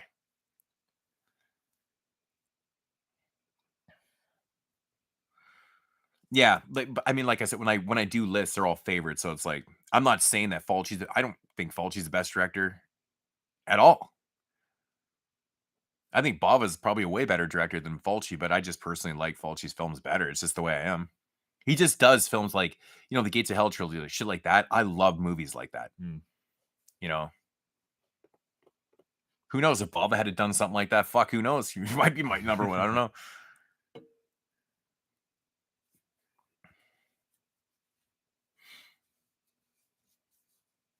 Oh, dude, I hate feet too. It's actually one of my biggest like phobias. I hate feet. I can't even look at my own feet. Oh, I can't stand feet. And it's the funniest shit too, because like one of my most watched movies in the history of cinema is The New York Ripper, and there's that crazy fucking foot scene in there, and it always grosses me out, man. It always grosses me out. It's disgusting. Someone brought that up to me, and I was like, "Oh, it's a good fucking point. That's a good damn point." I'm like, "What the fuck?" I never really thought about that, but I'm like, "Shit."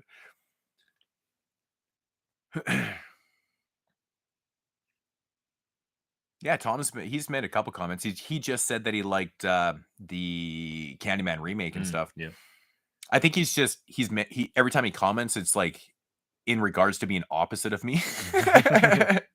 I love Tom. Shout out to Tom, the best YouTuber out there. Or I just said best. Fuck. I don't even know what I'm talking about anymore. Apparently feet makes good direction. It makes for yeah, it's gross. Favorite action movies. Oh my Jesus, man. I got so like Yeah. You know, one of my favorite movies of all time, man, is like I'm a huge Arnie fan, so I love Total Recall. And That's like a fun one. The Running Man is like one of my all-time favorite movies. I Yeah. guess you consider it being kind of like an action, but I don't know why the John Wick films come to mind. I actually really enjoy those for modern ones. yeah, man, the John Wick movies, like Those modern are- action yeah. movies, if we're talking modern movies, yeah, those are really great, man. Yeah. And then the Raid films, like we're talking about Oh modern my action. God, I love the There's Raid so many movies. great old Yeah. school action movies. Like it's just hard to like. There's so many great canon movies that I love. Like Invasion USA with Norris is just Yeah. fucking batshit, dude. Like that is batshit, man. It's crazy, dude. I love that shit. I love the Raid films, man. I think like, I mean, you want to get to action, like fucking like The Killer's amazing. The Killer's amazing from the 90s. Hard Boiled, man, is another Hard-Boiled's really good. amazing, like Ip Man, yeah. The Ip Ip Man Man- movies are awesome. I actually got that 4K box that I haven't broke into yet. I need to watch the films on 4K. Old Boy is one of my favorite movies ever. Yeah, Old Boy's great. I love Old Boy. Did you like the remake? I never watched it. It's okay. I never watched it. It's We'll just watch the original. What was it? God, Once Upon a Time in Hollywood made me what? Oh yeah. Mhm. I like the film though. I do. I Yeah, really great liked it film. actually. Yeah, I love the film. I think it's kind of interesting to put that spin on it and be like, yeah, what if this actually happened? You know? Yeah. It's crazy. Did I ever meet Tom Savini? Yes, he was awesome. He was great. No problems with him at all. Favorite action, apparently, yeah. Where am I? Another horror movie. Yeah, we're doing that right now. No, we'll try to do something in the future. You never seen The Running Man? Wow, it's actually written by Stephen King, believe it or not. Escape from New York, classic, man. Yeah, well, yeah. Hard Boiled is so good, man. Ricky count as action? Yeah, it's action horror. Yeah. I mean, it's got horror gore. I wouldn't actually say so. I count it as horror because it's like it's so gory. It's ridiculous. It's so fun. Yeah, John Woo was amazing. And then he still kind of did pretty good in his first couple films in Hollywood, like in America. And then after he just no.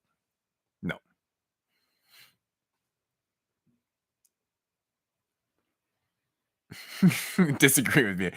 Unintentionally, no, I know. I'm just bugging. Amen to the feet. I know. It's so gross. Like people with foot fetishes, like that has got to be one of the weirdest shit. Yeah, I don't know. Like, it's so strange. First horror movies. Yeah, Candyman. Yeah, it was definitely the first horror movie I'd ever seen. Yeah, Fright Night is the first one I ever saw when I was 5 in 85, man. Believe it or not. I still remember to this day. It's the craziest shit. I tell a story too because I remember walking into the movie store and seeing a huge Fright Night standee. And that shit was like towering over me. I don't know how big they are, like maybe 5, whatever they're, but you know, I'm like 5 years old. Yeah.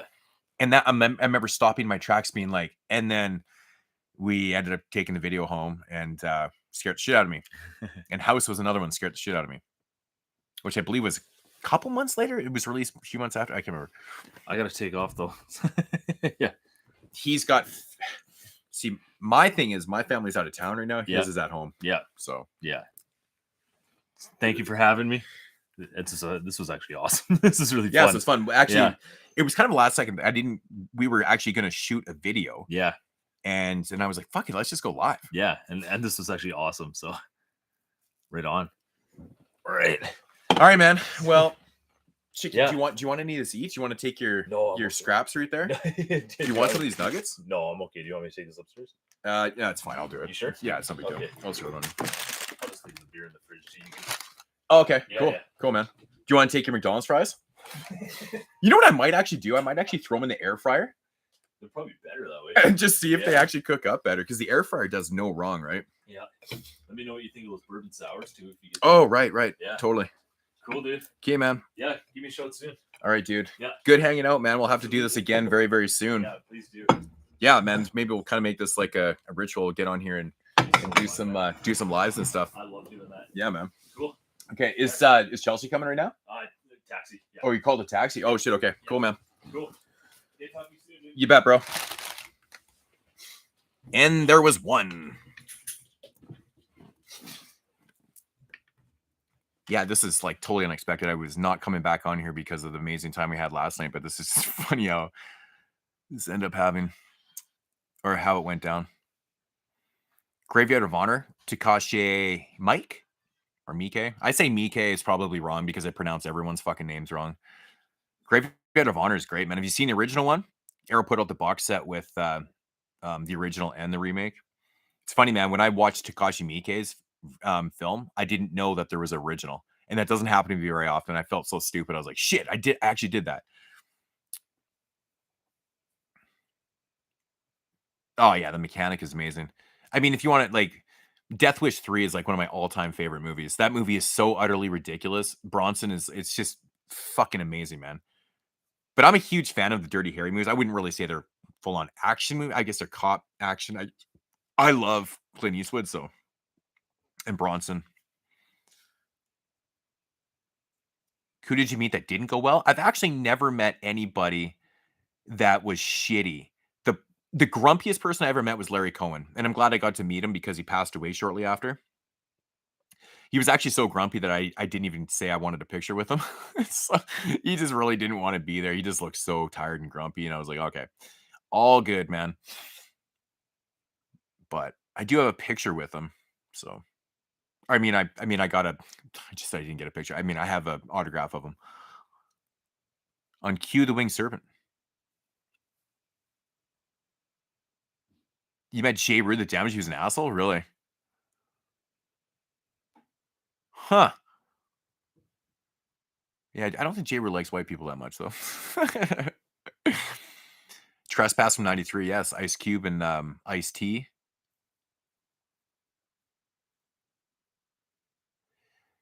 Training Day, good film. I still don't think Denzel should have won that year for... I think he should have won for Malcolm X back in the day. I got screwed on that, and then he won for a lesser film in Training Day. It's not like his performance was... it's good, but come on. But who cares about award shows unless they're the Hornies, right? It's the only award show that we actually care about. Everyone loves the butt, man. Yes. The feet, not so much.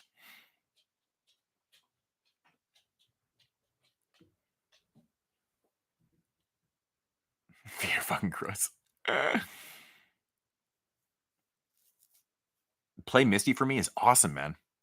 It's a great movie. It's a stick out for Clint Eastwood, man. It really is.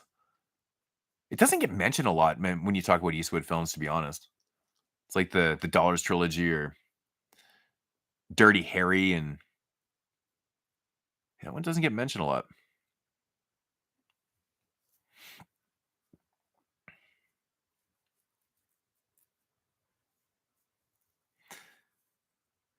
Yeah, when I meet famous people, I'm just calm. I mean, they're people just like you and me, so I think that they want that interaction, like, from normal people. They don't want that, like, giddy shit and, like, that weird obsessive shit. Macy, get out of here. Flight with Denzel. I've actually never seen it. I know the story. It's actually based on a true story, right? I missed that one. Actually, I think it's on Netflix. At least it was on Netflix. I should watch it sometime. Lauryn Hill said you were straight. That's classic, and I'd actually really like to see that. Oh, The Feet and Deuce Bigelow. Ugh. High Plains Drifter. Love that movie. I don't think there's any Eastwood westerns I don't like. I think he did what, like nine or 11 or so. I can't remember how many he did, but I think they're all good. Pre-Basic Instinct to me. Oh yeah, right. Good point.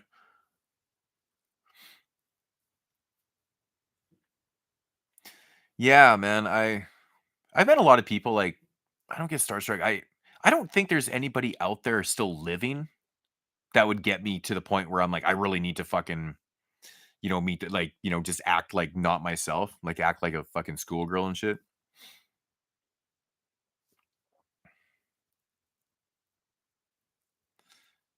You might have been on the train with Sam Raimi. Why was Sam Raimi taking a train?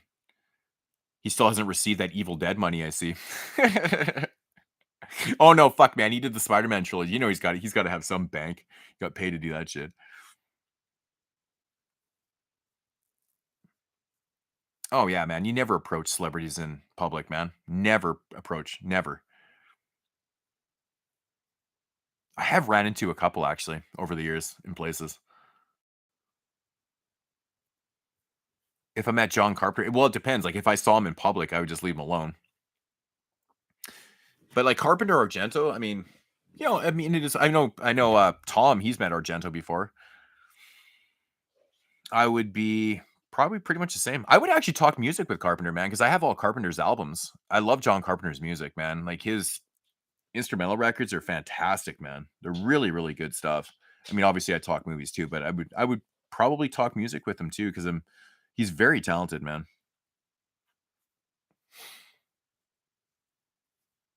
Oh fuck, man, Toronto is crazy, dude. Like you'll see people out all the time. Vancouver's like that too. Like you'll literally see people walking around downtown all the time. Famous people. Actually, when we were staying at the Hotel Vancouver, I think last year when we went there, there was a bunch of famous people in there at the time. Actually, a lot of celebrities stay in there because that's where they get put up in the Vancouver hotel. Yeah, I think there was a movie filming. There was a bunch of people and stuff, and well, there's always movies and TV being filmed there. It's just nonstop. The streets are always shut down because they're always filming. How do I keep my movie room organized as I do? I have all my standard DVDs and standard Blu-rays, just alphabetical. But then I have all my collection in boutique labels, like in labels. So all original Anchor Bay, Synapse, Scream, Arrow, Unearth, 88 Films, Mondo, fucking Code Red, Synapse. I think I already said that. So on and so on. And then I have certain things separated in there, like 88 Italian lines all in the numbers because they're all numbered and stuff. And my Screen Factory collection's done in years, like from the 40s all the way to the 80s, and then into the IFC and stuff like that, and then the Shout Factory stuff. I do it differently. It's just how I can find everything at any time in there. It's kind of eclectic a little bit, I guess, in a sense from on the outside looking in. But I mean, I guess it's not really. It's pretty standard.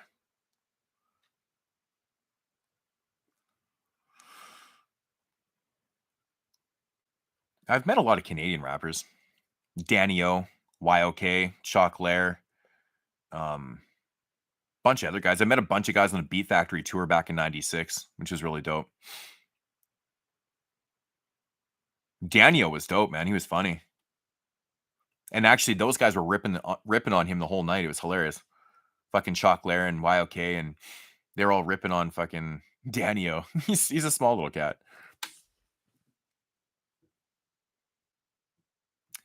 I think Carpenter's going to come back and do one more film.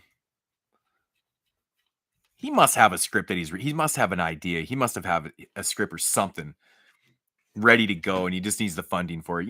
It's Carpenter, man. Come on. He's got something on the go, or he's had something done.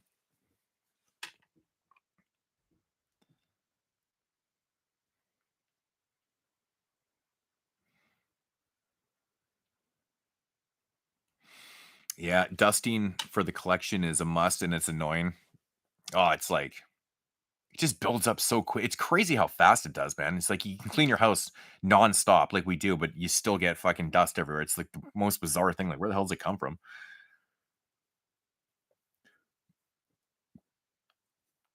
Hollywood Hogan? That's amazing.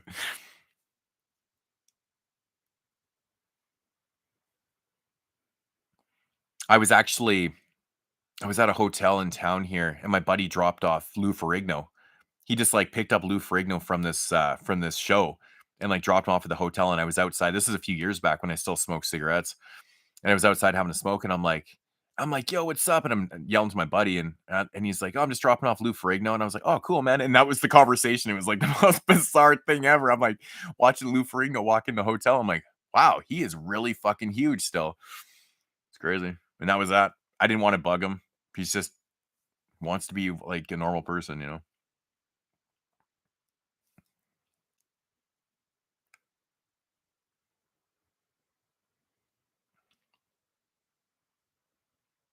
What do you mean some of the stuff was upside down in the Scream Factory collection? Oh, I mean, I have house sitters that come by and watch movies and stuff. They could have watched a movie and fucking pulled it out and put it back in like that too. I'm not the only one that touches my shit.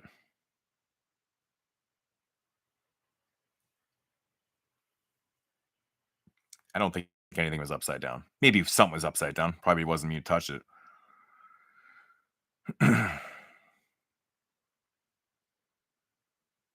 Yeah, Mercules. I've seen him. Yeah.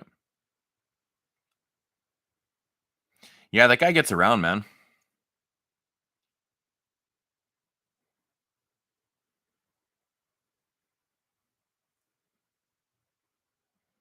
Oh, I would never approach somebody that wasn't like at a convention or in a position to be approached or something like that. Favorite concert? We talked about this earlier. Man, one of my favorites that I remember is Ramstein. Ramstein was amazing. The show was just like incredible.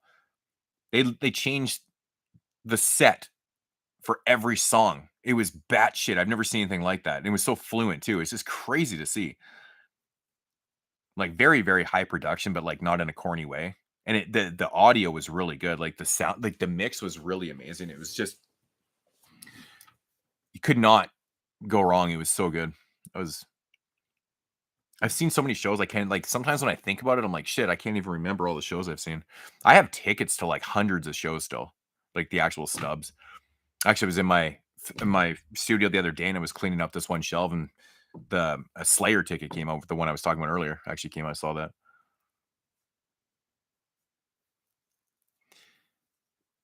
To Black Sunday, Blood and Black Lace, Bay of Blood, yeah. Bava.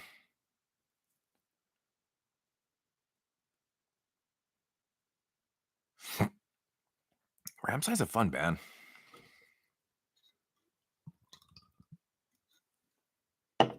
It's funny because most people just know him as like the Du Hast band, but Christ, there's so many better songs.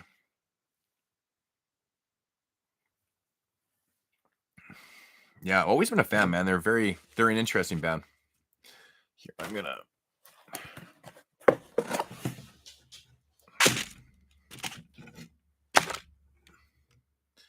just get rid of that right there. Papadilla. Oh, I think I said it right for the first time. Papadilla.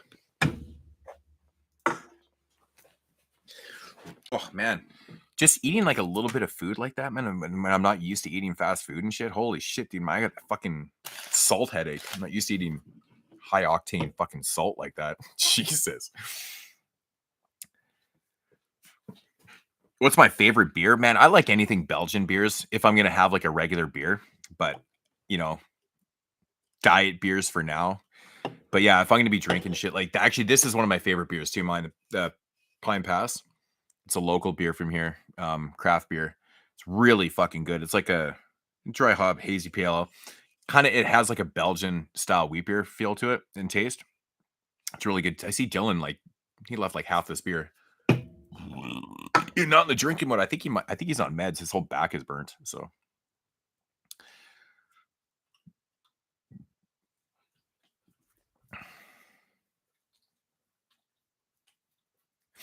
Oh, I'm a massive Jazz Spastics fan. I got a lot of Jazz Spastic stuff. Huge, man. Dope producers, dude.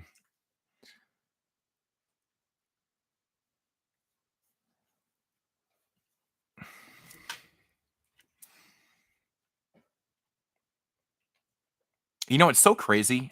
Slayer must be one of the only bands that lasted like 40 years plus with all 4 original members intact. Like, how does that happen? Craziest thing.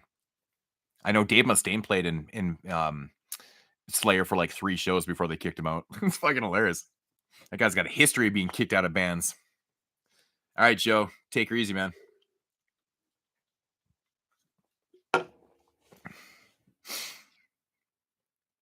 Foamy beer gets you gets you thirsty. But,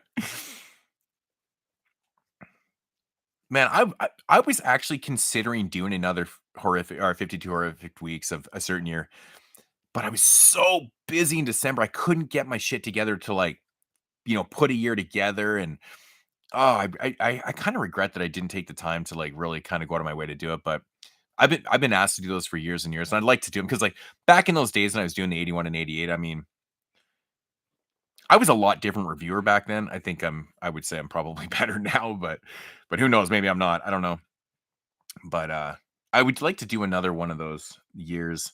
The problem is that the podcast, like, I don't want it would have been fucking actually we wouldn't get in the 80s right now anyways. Because the next one's gonna be in the 2000s.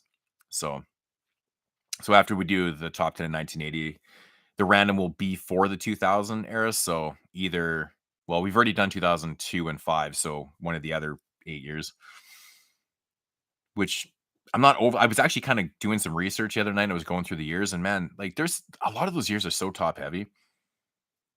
Good films, but top heavy.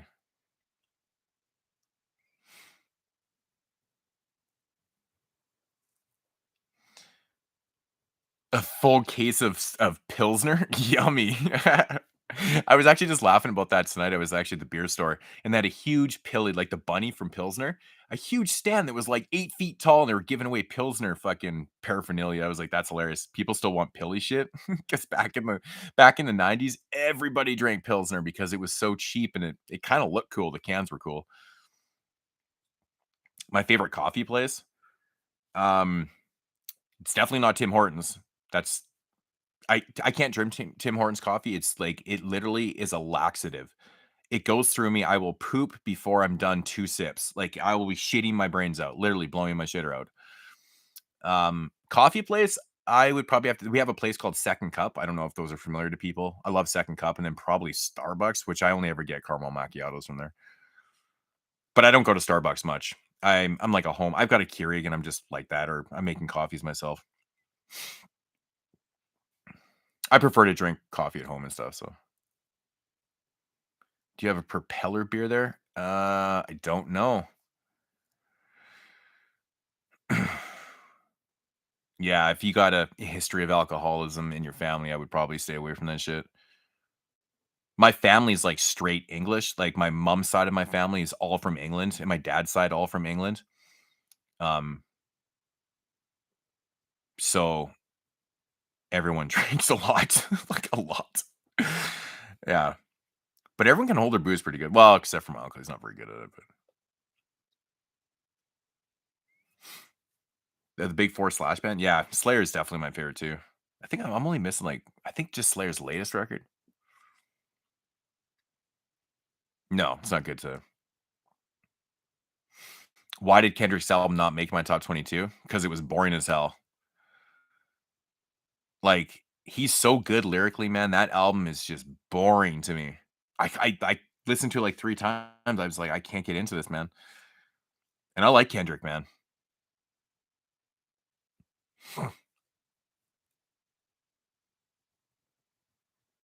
Yep, definitely not one of my favorite albums. I mean, I actually the majority of, like, lists I saw this year, I never saw Kendrick in any top 10 lists.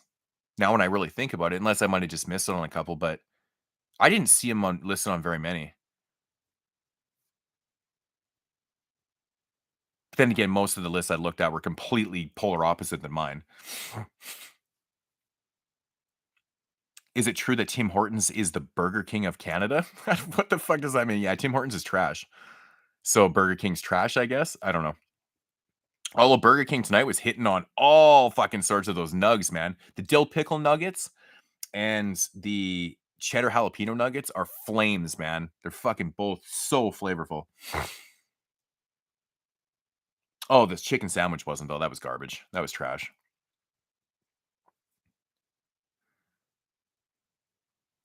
Yeah, there's no replay value in it. And that's what I said. Like, I've listened to it one time. I'm like, am I going to listen to this again?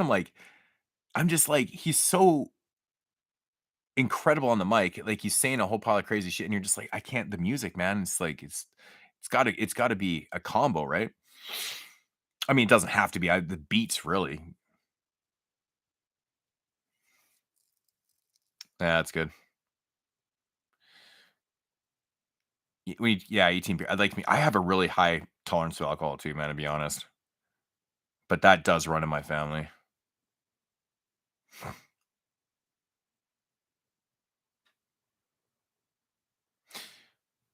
Yeah, the new one did fall flat, the new Kendrick album. I don't know, man. I was, expecting it to be, big things and stuff, it's Kendrick and stuff. It just there was it was like a very moody record or something. It's hard to explain. Yeah, I believe that. He's trying too much technique, man. Yeah. Was a recent horror convention you went to in Florida? No, that was in Cleveland, Cinema Wasteland. But I know there's one in Florida right now, right?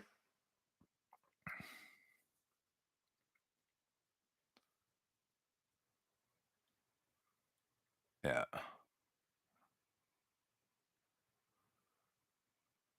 Yeah, like it's like he's got 3 different personalities on the record. It's like, in a sense, it's very much in contrast to someone like Eminem, who changes up his style so often, especially now in his later records, where he's like trying to rap like Chick Fu and fucking, fucking Twista and shit like that. Early Bone, like,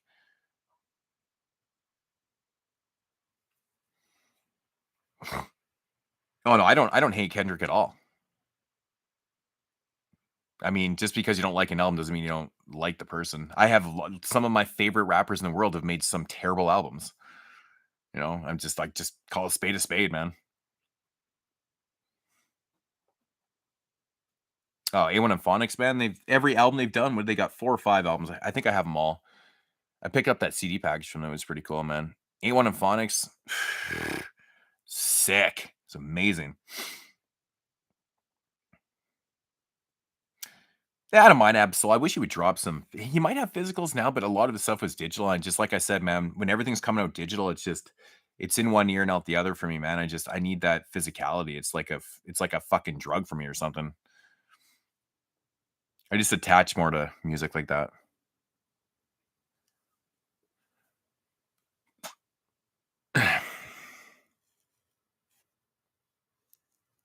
All right, Mr. Movie Buff.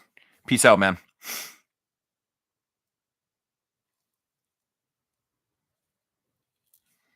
I like To Pimp a Butterfly a lot. That album is so hard to listen to. I feel awkward listening to it. What, To Pimp a Butterfly? Really? What would you recommend to get horror movie posters at? Where to get them? Man, dude, I've gotten mine like all over place. Like, all my original one sheets and stuff, I've mostly got at conventions and stuff. It's just some of the represses and shit I've just gotten in random places. Like, I mean, I picked up a few on Amazon, a few poster places. I don't really know. Like, there's no real specific place to get posters, man. eBay, if you're looking for original one sheets and stuff, like, but you just be careful with that because, for shipping and stuff, and make sure they're shipping in tubes and or whatever.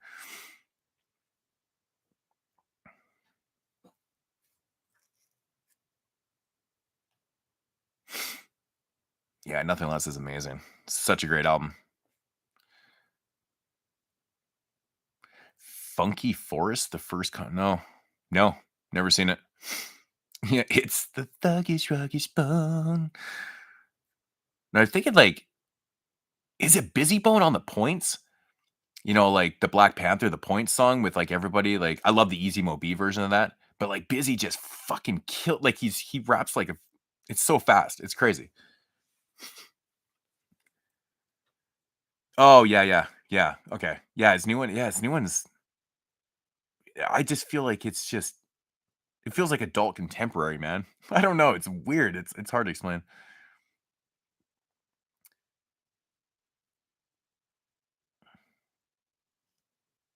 My favorite place to go to when I'm in the States.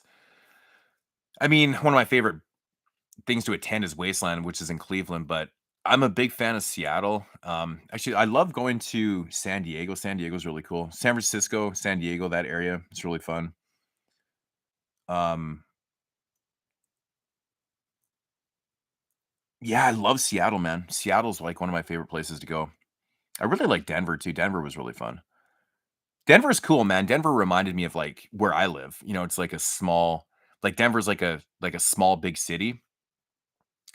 Like the population is not huge, but they have like 4 professional teams. It's very strange, but it just felt very, I don't know, it felt different.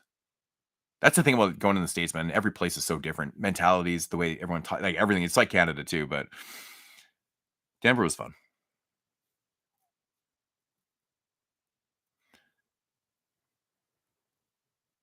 What do you think? Which artist has the most toxic fan base? Probably Eminem. I don't know. I don't really know. I mean, there's a few, but man, Eminem's fan base. Holy fuck,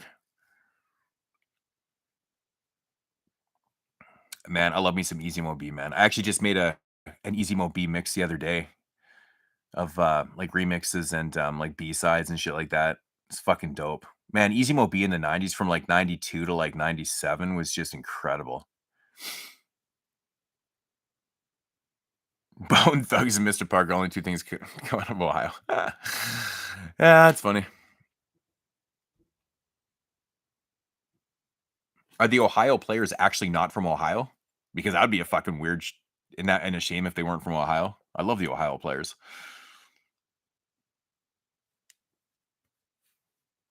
I mean, there's a lot of mainstream rappers out there that have really terrible fan bases. I mean, I'm sure a lot of trap rappers, like a lot of guys, I have no idea who they are. I'm sure their fan bases are probably super toxic. I have no idea.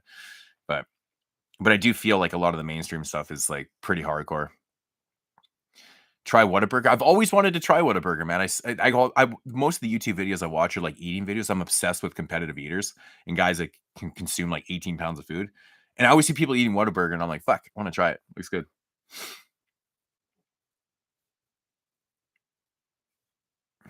Yeah, no, you can't even state something simple online, and then because everyone thinks you're like trying to argue and start a fight, it's like, no, man, I'm not trying to start a fucking fight. I used to do it purposely back in the day, though. People would like leave a hate comment on my, and I'd start to fuck with them, like, and I'd go back and forth with them forever, and I'm just like, I'd be having fun. I'm sitting here just laughing, like my wife will be sitting next to me, and we're both laughing at the comments. They're like, you're fucking out, you're taking shit serious. No, I'm not. I'm literally laughing every single time I type something. New Friday film? Always looking forward to new Friday film. If it actually happens, I guess, like I said, I'll believe it when the credits are running in the movie that it's actually coming out. The end credits, actually. So when the end credits hit, I'll be like, yeah, it actually happened. Fuck, I can believe it. Beard Meats Food. I watch every video. I love Beard Meats Food. I've been following Beard for years. I follow all the big guys like Beard Meats Food and Jeff Esper and fucking Molly Schuyler and Dan the Killer Kennedy and Randy Santel and fucking Kyle Meets Food and Leah Shriver and just so many of them. Like they're all like Joel Hansen from Canada. And hey man, have a good one, Gloomy. I follow all the like they all like have this weird eating community. They all do videos. It's crazy, but it's so compelling to me because like I'll watch these guys eat food like 10, 12, 14 pounds of food, and I'm like on this real strict calorie diet. Like, geez, it's like a way of just it helps me just maintain. I don't know. I'm very odd. People have their weird and wacky ways of doing things, I guess. Yeah. I know, I just find it very compelling. I find there's so much effort that goes into not just competitive eating, but also just training for capacity and stuff like that. I just find it so incredible. It's something I could never no. When I was younger, I had an insane appetite.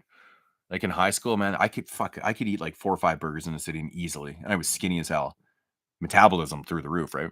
I could never do that now.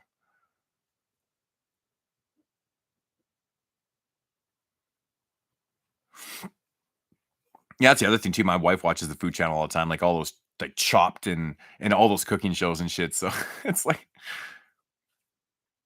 yeah, Clyde, you got to go outside, buddy.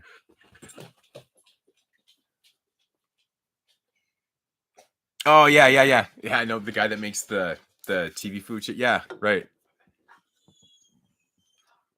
All right, guys, I'll be back in 1 minute here. I think all my dogs have to go out.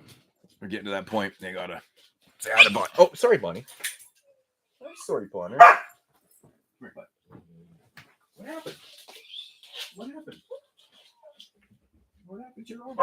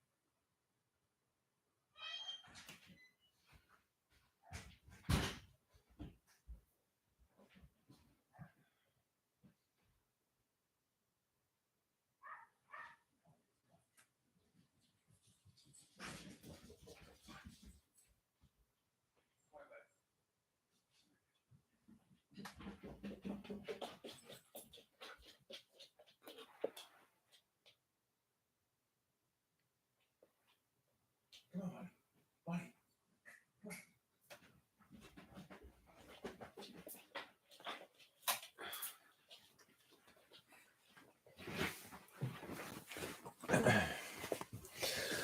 Ooh. Every time I get up. Ah, shit. Fucking dogs. Sorry, dogs all had to go out. Yeah, this live streaming thing when you're home by yourself is tough. Got no one else to let the dogs out.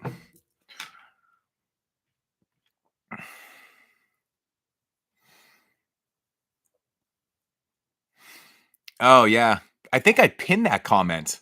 Did I pin that comment? Yeah. That guy's actually commented on my video before calling me all sorts of bad names for being a hip hop fan and stuff. He's very racist. Yeah.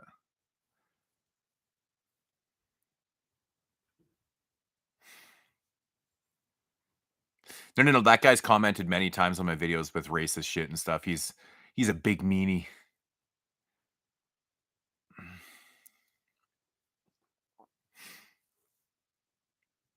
Yeah, he's just racist, I think. It's funny that like people like that chime in on my videos anyways. Maybe he likes horror movies and like I've had lots of people over the years say that like I should just do one or the other. If you do horror films, you do that, you do and I'm like, "Really? You're gonna tell me what I should and shouldn't do? Like the fuck is that?" Like some of the comments I get from people is just unbelievable. It's actually really funny.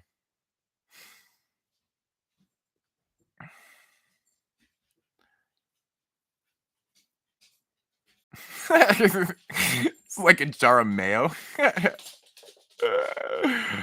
It's fucking hilarious. I know. I always wonder the people that like click into the video when I'm not on the camera and then they instantly just leave. It's fucking hilarious. How many dogs do I have? 3. Kate Bonnie, seriously. Apparently that one's not doing. Are you okay? I think I pinched her before. You okay? I don't know. Yeah, too many dogs. Yeah, they all had to go out. They haven't been out in a couple hours. Actually, it's been a while.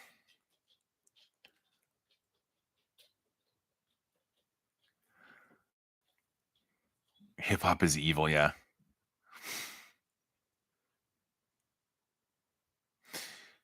Yeah, I can't remember. He left a comment on one of my videos one time, and it was like, what did he say? It was something about how I should not listen to rap music because I can't remember how he worded it, but it was so bizarre. It was really bizarre. Same dude. I recognize the name.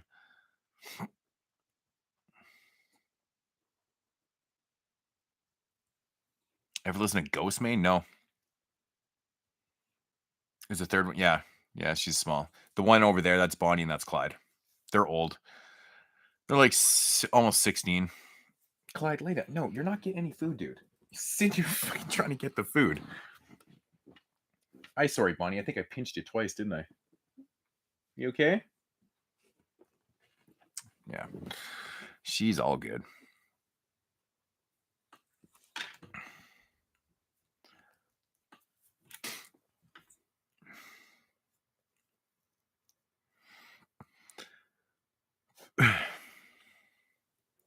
Holy shit, man. That's crazy. You're a black metal vocalist? I think that's pretty much what Tom was. I think that's what they call a genre. I don't want to say that it is or not. I get some of the subgenres of metal all mixed up sometimes. That's quite the extreme difference right there. The hip hop that you listen to black metal vocalists is crazy. But then the odd thing is Tom likes 90s hip hop too, though. So maybe there's something to do with like black metal and hip hop. I don't know.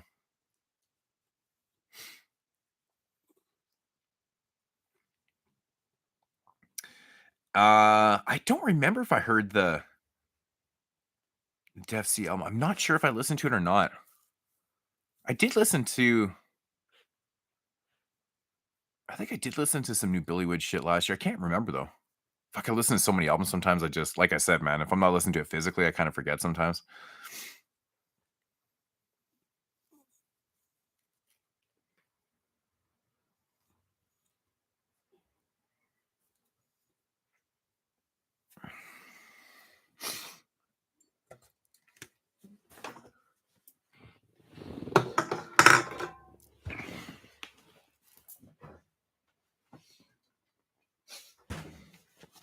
Clyde, you were not getting food. Go lay down. Okay, go on. Okay, you lay up there. You lay there. You're not getting any food. Don't even think about it.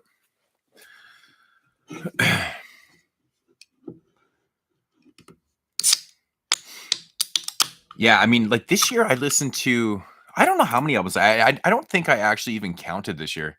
I generally do just to kind of give myself an idea of what I'm listening to and stuff like that. But I bought a fair amount. I feel like I bought a lot. I listened to quite a bit of digital records, this and stuff. There was a few that I was really hoping that was going to get. Oh, one album I never picked up that I really liked was the Styles P and Havoc record. I like that one. I just actually been waiting for the price to drop. It's so expensive here. It's like $25 or something. I'm like, nah, I don't know. Paying $25, even in those Canuck dollars. So yeah. Like I even said last night when I was on live stream, I haven't changed the way I dress since like 1989. I don't know if that's a good or bad thing. Backwards hats, fucking baggy pants and t-shirts.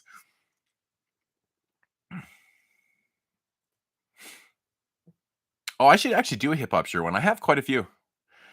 I've actually been asked many times to do my horror shirts. Man, I like so my buddy was over one day and he was like, man, he's like, how long could you go without wearing the same shirt twice? And like, I'm pretty sure I can go almost 6 months.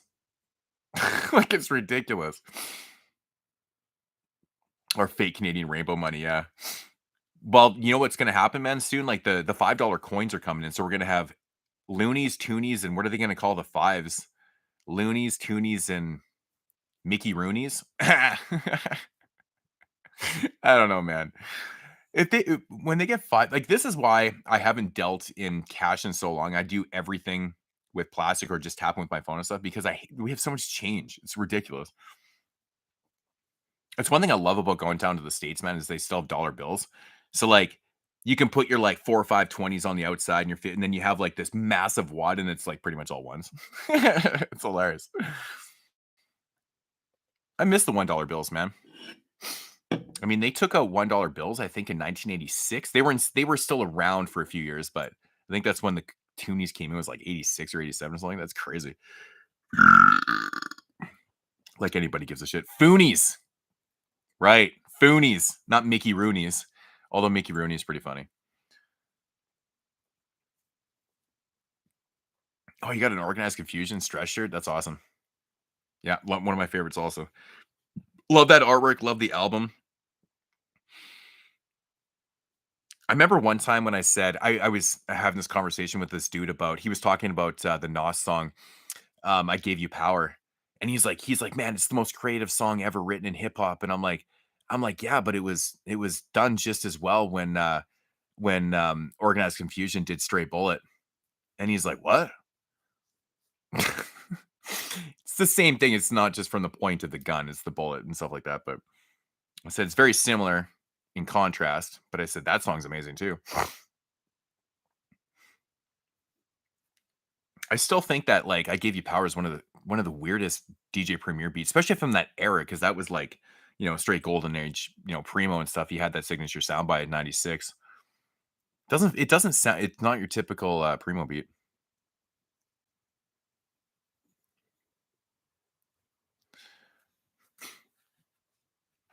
Foonies. I'm totally using that, brother. I'm totally gonna use that. Foonies. Oh, he had to have been. I mean, it's not like Nas didn't hear that record. Everybody in their fucking who was a hip hop fan back in '94 checked out the Stress album, man. Everybody did. Nas was definitely listening to that record. It seems like the Stress album is one of the most influential albums for a lot of MCs who made it too. They always cite that record as being an album that really influenced them to more or less step up their lyrical game too, because Pharoah Monch and like Prince Poe is underrated too, man.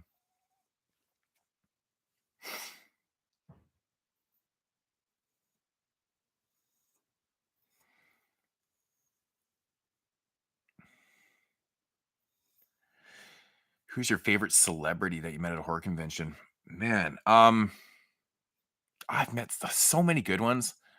Uh, I really enjoyed talking with Heather Langenkamp, man. She was awesome. Talked to her for so long. Dee Wallace was really nice too. Tom Atkins I've met a couple times. He's so fucking nice. Just a doll, man. Um, Ken Forey was really cool. Tiffany Shepis was amazing. I love Tiffany Shepis, man. I told her that she was my number one scream queen in the video I made. She's like, I gotta check that out. She probably never did.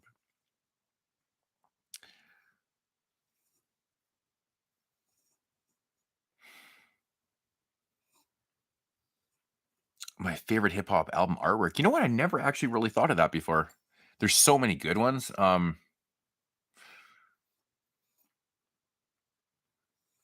You know what album? I love the Food by Doom. The Doom. I love that artwork, but there's so many good ones. Like you know what I really like? I like all the like old King T album covers with the cars and shit. I just like the way those are shot. Um, another one I really like is Fun Crusher Plus. I would say one of my favorite albums actually. Which someone just mentioned. Oh, you just mentioned Koflo. It's funny, but I love that album artwork. Oh my god, there's so many. I still think Midnight Marauders is amazing too. Just with all the heads on there, it's a simple idea, but it just goes a long way. Vagina Diner. Yeah, that's some amazing Large Pro production right there, man. I love that fucking album. So underrated. No one ever talks about that as like it's weird.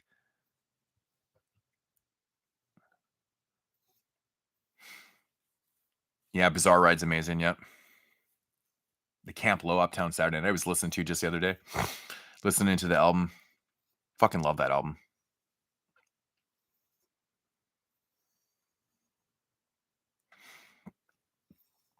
Large Pro is like he's one of my favorite producers of all time. I love Large Pro. I still think Breaking Atoms is one of the best produced albums of all time. The way he flipped those samples and the way he constructed that record is just it's almost like complex, man. A lot of people cite like a producers look at that record and go, damn, like that's really crazy. Okay, Clyde, what is your problem, dude? Just enough. Lay down. Okay? Enough.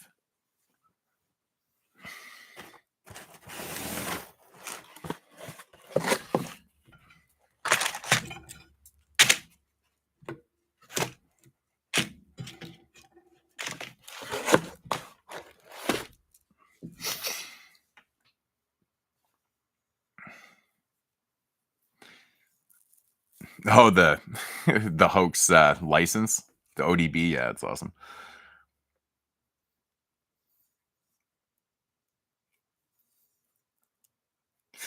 Yeah, it ended up on the reissue. I think Fakin' and Funk was on the reissue, like at least on the CD too. I actually only have the reissue CD because I gave my original one away to my buddy who was moving away. So I bought the reissue. Like I had the tape, and then I got the reissue CD years later.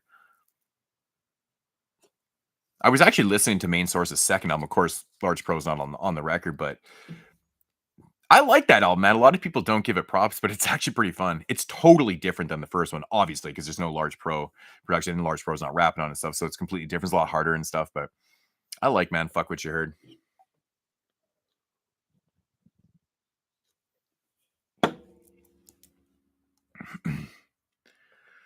Yeah, I actually picked up Large Pro's latest beat tape too.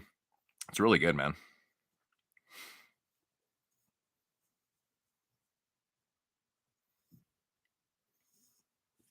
Why, thank you, Chuck.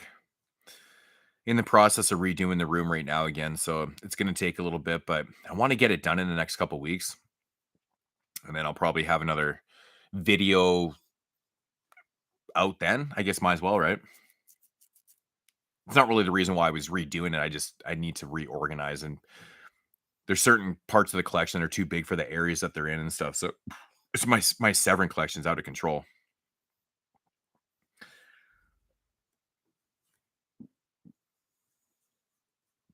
Yeah, I like buying beat tapes. I buy certain ones anyways, yeah.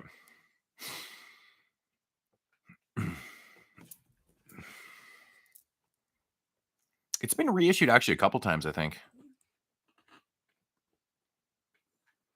No, dude, you're not getting food. Okay, lay down. Lay down.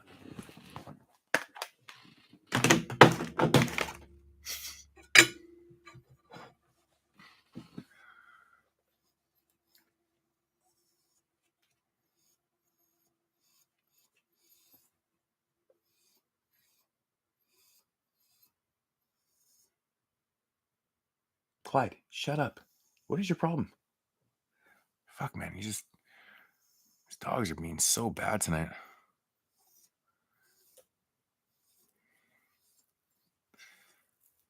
Yeah, I have it ready to go to listen to the new Odyssey. I haven't listened to it yet. I'm sure it's solid. I mean, I haven't never listened to an Odyssey album before and been like, that was shit. He's done a lot of production, man. I like his albums he did with Trek Life. And of course, the Diamond District stuff. And he's done a lot of production, man. He's an interesting cat, man. He puts out a lot of instrumental records too, and then he's gotten a lot better as an MC also.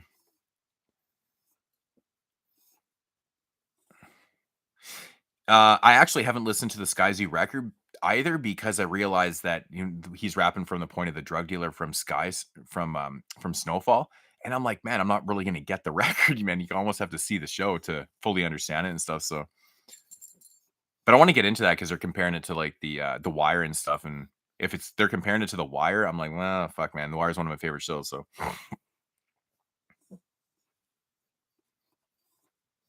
Yeah, he's a quite versatile producer, man. He does a lot of different kind of things. But I think he's gotten better over the years on the mic too. Clyde, come on. No, lay down. Holy man, these dogs.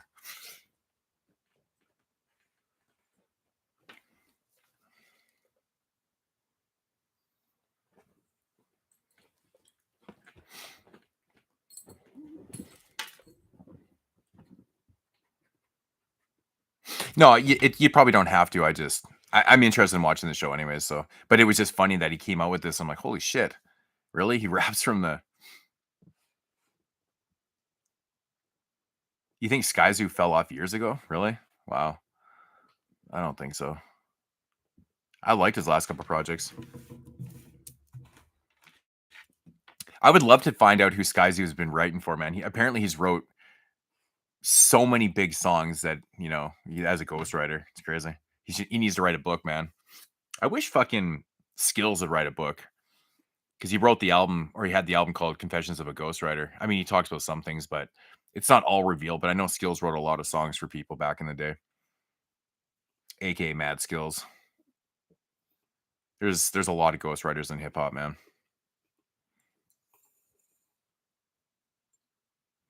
It's funny when you see Skyzoo being interviewed, he's like more energetic and his voice is different when he's being interviewed. And then you hear him on the records and he sounds almost monotone. Sounds different. Yeah, that's the thing with Skyzoo for me. I've said that for years too. Like Skyzoo, I think is really dope, but he does, man. He's one of those guys he's hard to keep your attention. It's hard to keep his attention. Do I like Vinny Paz? Yep.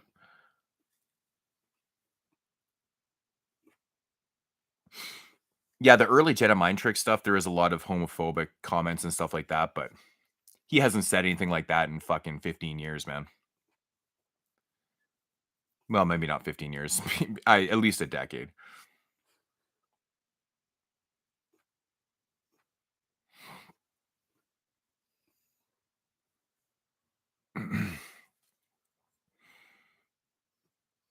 Yeah, he hasn't said anything remotely homophobic on a record in so long.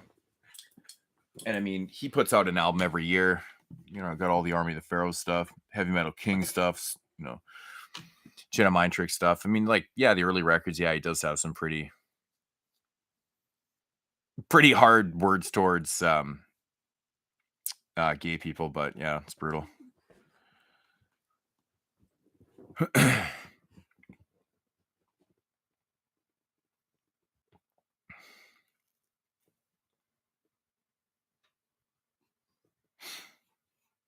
Yeah, they should make a rated R Ghost Rider.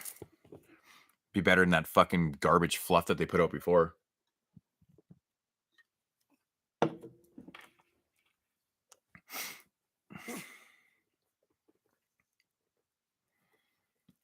Some DVDs that I'm looking for. I'm not really looking for too many, to be honest. I mean, what I have is what I really need and stuff. Okay, this is irritating. You need to fucking chill out, man. My God. I might have to get off here soon, man. These fucking dogs are driving me insane.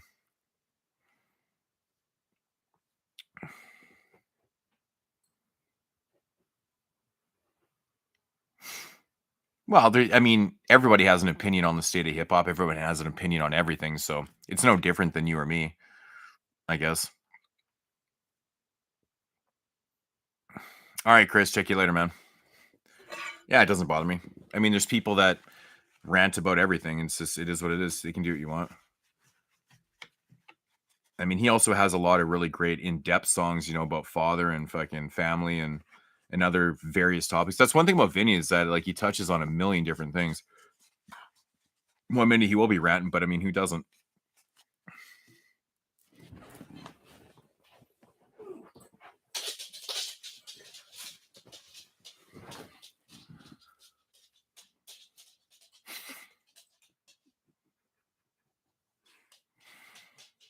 Yeah, the new Vinny Paz didn't even make my top 22 this year. I gave it like an honorable mention, which, you know, there was a lot of albums I could have, but I thought it was okay.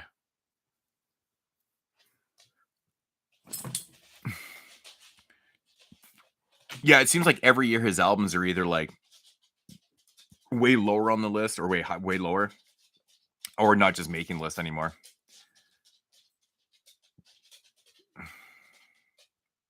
I think he said he's actually retiring from touring too. I don't know if he fully said that he was retiring from making albums or just retiring from like touring and shit. I was kind of unclear on the post that he made if he meant he was retiring in general or if it was just from touring. I'm not sure.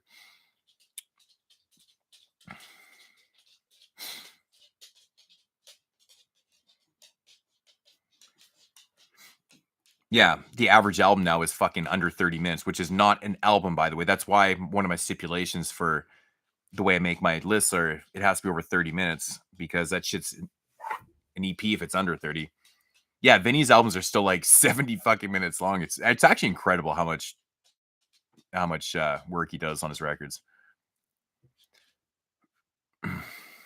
Yeah, everyone's super sensitive about everything, man. It's just it's crazy, man. It's crazy. No, I don't get mad at that shit, man. It is what it is. I mean, I get it. I mean, you get angry, you vent, you do shit, you say shit. I mean, I'm sure Vinny doesn't like that, you know, he made those. I'm sure he would. I mean, everyone. I mean, even Talib Kweli said, like, you know, he dropped the F word in a few songs and stuff, and he regrets saying those things and stuff. I'm sure Vinny does too. I mean, talking about gay bashing and stuff, like, you know, I mean, it's probably things they're not proud of. I mean, people have probably said a lot of things in their lives that they're not proud of. I mean, if you own up to it, I mean, it's good. It's fine. I mean, you can't just hate forever. So, thoughts on Adam Sandler? I like Adam Sandler. Oddly enough, my favorite Adam Sandler movie is The Wedding Singer. Shit's so funny to me, man. Y- Her name's gonna be Julia Gulia. Yeah, Julia Gulia. It's so fucking stupid. It's so funny. Man, a lot of people love Little Nicky, man. Yeah. Yeah, exactly, RA, like exactly, there's all these guys like, totally, man, the '90s, like and that's one thing, like, a lot of people, like, our parents and stuff were, "Oh, that '90s hip hop shit or that rap shit, they all they say is the N word and they talk about gay bashing," and I'm like, "Yeah, there was a lot of that stuff back in the day, but, like, it's different now, like, times change, right? People change, opinions and voices and views and stuff change and stuff, like, you know, that's just the way it is, man. I mean, there is evolution in the human incentive, man. Like seriously. But I'm a big Amon Amarth fan. I love Amon Amarth. We're talking like just metal like groups and stuff, but anything by Amon Amarth I love.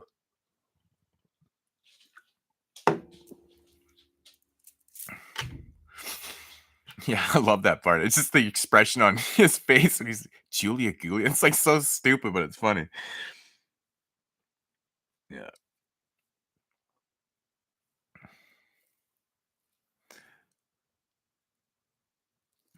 Drawn together. I'm not even sure about that show.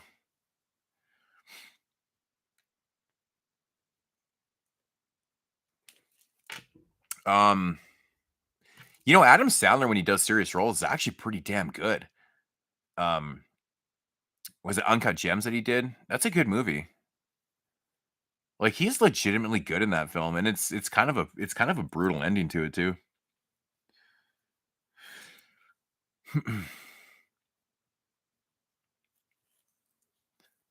The most racist humor in the 2000s, yeah. Yeah, he's done a few. I mean, he did a few back in the day too. Like, I mean, I think Spanglish was one that he did, and he did that movie with what was it? Was it Rain on Me or something like that? It's something like that. I know that was another serious one. Punch Drunk Love. He's done a handful, at least that I can think of. Oh yeah. I have every season of South Park. I've been watching South Park since the day it came out.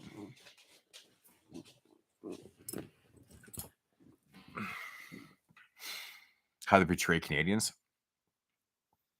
Yeah, and it's jokes though, because if you know anything about Matt Parker, Trey Parker, Matt Stone, like it's jokes. It's like it's inside jokes and shit. They don't actually hate Canada. It's just fun to make fun of Canadians, man, isn't it? I still have never really fully understood the whole floppy head thing, though. I don't really understand where that comes from. I actually like it's just funny that they did that. I have no idea what that actually is in reference to. I don't think I've ever figured that out. But I love the fact that Ike is Canadian. It's hilarious. An adopted Canadian son.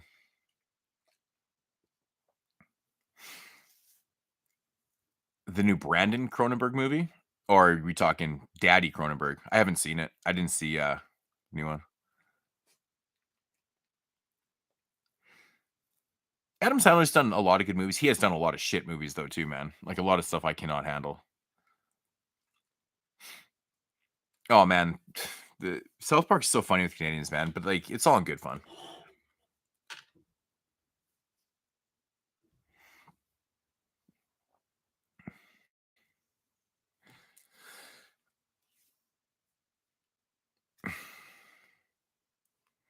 Yeah, body horror, man. That's where it's at in the Cronenbergs.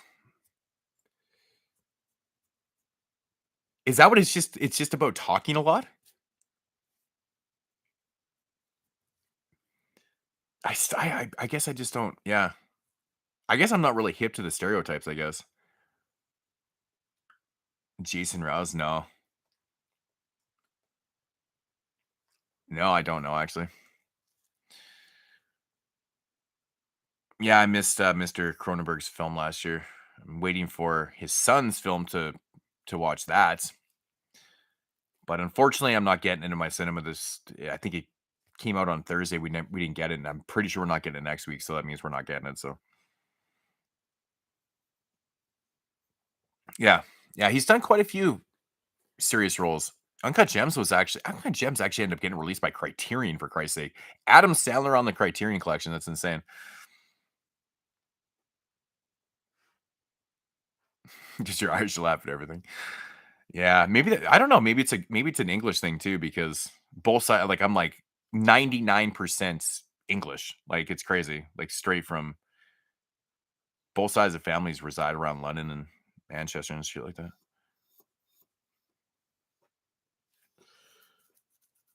Yeah, we're all a bunch of UK fellows here. Well, I'm Canadian, but my whole family's straight off the boat from UK or from England.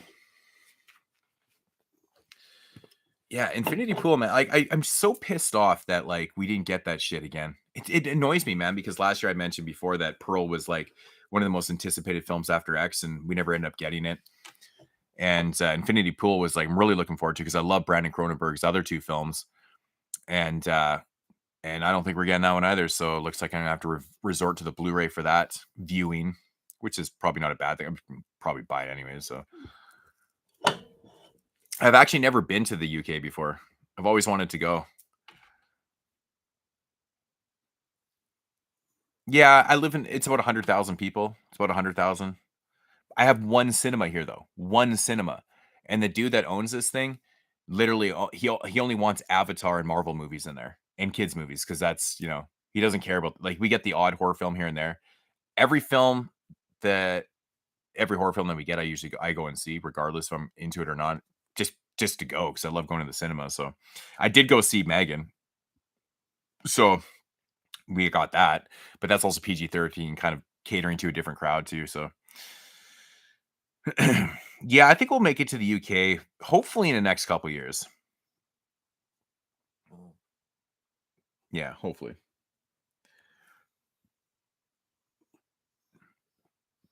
Yeah, that's one thing I want to do as a UK breakfast. I've never had um like the blood sausage or whatever you call it, black pudding, same thing I guess.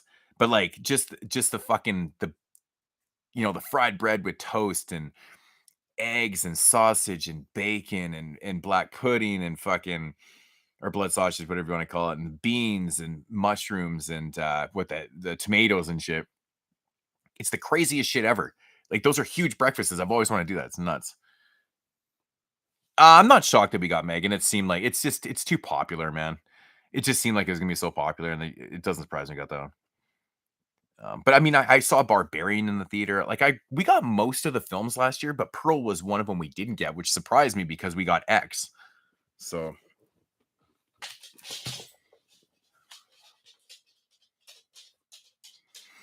why isn't Barbarian going to be on? Oh, it's not going to be? Why?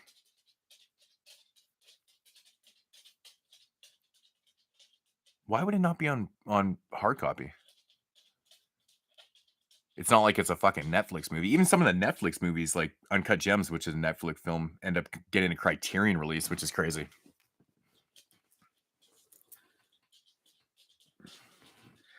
Ooh, I'm gonna be looking like a shrimp tomorrow. My back, I've been sitting here like crouched over all day. Yeah, not getting Pearl made no sense. It was so disappointing, man. It pissed me right off. I was like, this is unfucking believable. It's happened so many times where I've got my hopes up for a film, thinking most likely we're gonna get it, and then bam, don't get it. I'm just like, are you fucking serious? Like, whatever. Yeah, it's frustrating. It's really frustrating. I miss growing up when we had like 3 or 4 cinemas here, and every cinema used to play like different things. You'd have like one that was playing all this cult shit, one was like more mainstream, one was this, that. Like you literally got everything. Like back in the day, we got everything. It was fucking awesome. The odd thing about the city is that we have one cinema, but we actually have a drive-in, which is one of the only drive-ins. Like there's not very many drive-ins left. And we actually have one. I haven't been to it in years, but they always get movies that I don't want to watch. So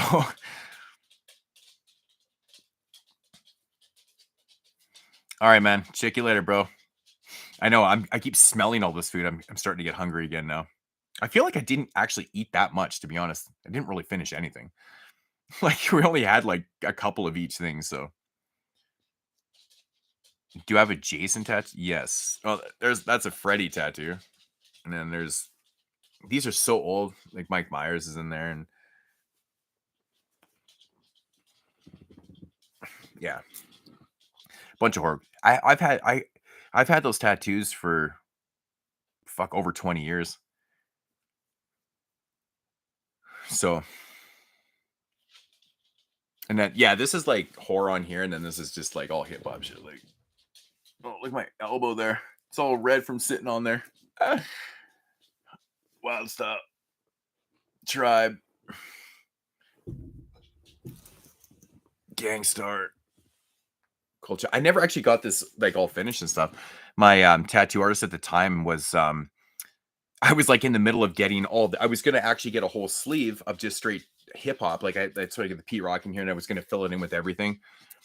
And my tattoo artist, like he got into trouble. I don't know, and then he ended up shutting down his business. I was like, fuck. And then no one would take it on. And I was like, fuck. And so I just never ended up doing it.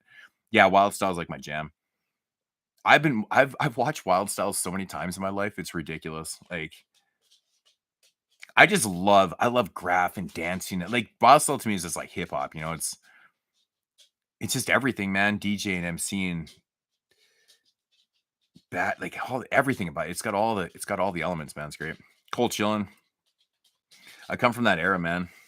Like I said, man, if it wasn't Kane in the box, it was G Rapper, it was something, man. It was Molly Mall or something. I love that shit. Even back in those days, I listened to a lot variety of shit. Like one minute I'd be listening to Public Enemy, and then I'd pop in like I remember popping in like Life is Too Short, and then it would be like fucking Bismarcky and Cold Chillin' to fuck everywhere. Karisma. I was just everywhere.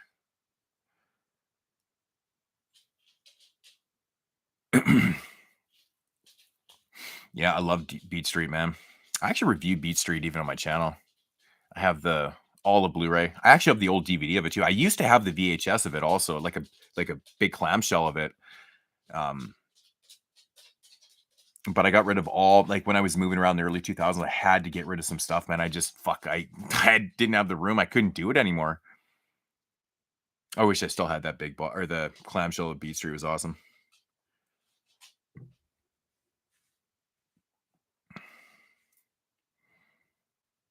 All right, Luke. Check you later, man.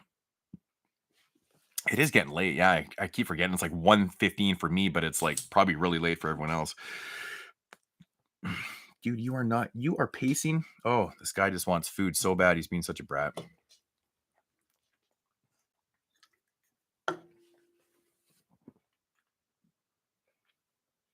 Oh.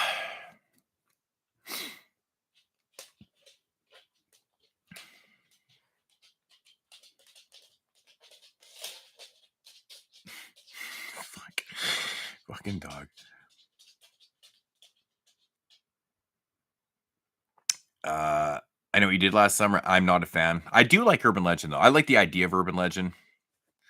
We actually reviewed the I Know What You Did Last Summer trilogy on the podcast years ago. I think we did Urban Legend too. I think we did that trilogy too. Yeah, we did both. You should give him a treat on camera. No, because if I give him food right now, he won't leave me alone. And I've already had enough of Macy tonight. Fuck, she was bugging the shit out of Dylan all night. It was crazy. He's actually starting to stop whining. Yeah, he's being a brat.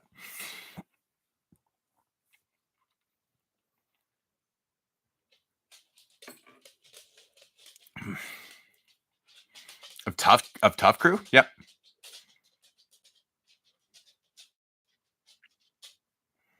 Yeah, dope shit, man. Really dope shit. What was I just looking at the other day that was crazy? Oh shit, what was it? Oh, where the fuck was DJ Cash Money was on? He was featured on something. What the fuck was he featured on? I'm like losing my mind again. But I was like, holy shit, Cash Money's on something. That's crazy. I think Cash Money actually. No, he doesn't mix the new fly fishing. Oh, that was a funny review, man. We can't stop laughing, man. This movie's so stupid. It is such a bad sequel, man. And I like, man, and it's like Larry Cohn is like one of my all-time favorites. I love his movies. And like that actually legitimately was like the low point in his career, and I can totally see that shit because like what was he like the fact that he actually wrote that blew my mind. Because if it was a film just for hire, like director for hire, it would have made a lot more sense. But the fact that he wrote that script and directed it, oh my god.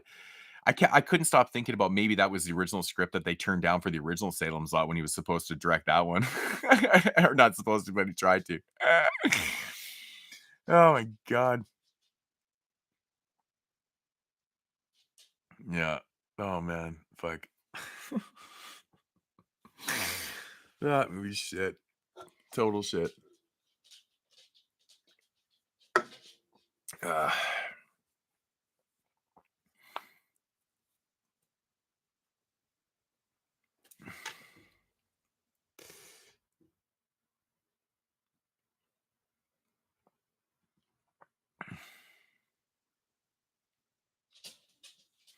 yeah, the OG Salem's Lot is amazing. Such a great movie.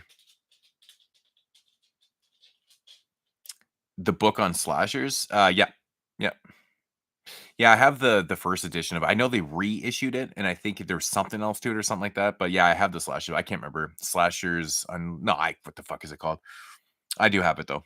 It's a good book. It's an interesting read. I mean, I didn't like. Maybe there's a few kind of tidbits that I learned and stuff, but it's still a really interesting read.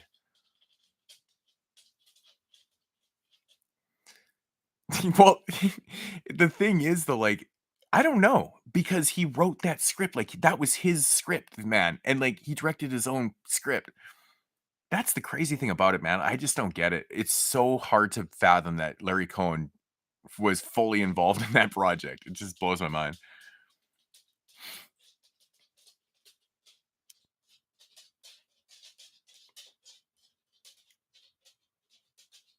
Oh my god. I fucking couldn't stop laughing in that review, man. I was pissing myself. Oh, Dave was being super goofy on that episode too. But, like, I couldn't even hold it back right from the start when I was introduced in the film. I'm just like, "Man, this movie's so bad." Like, I couldn't even save it because I'm just like, "It's horrible."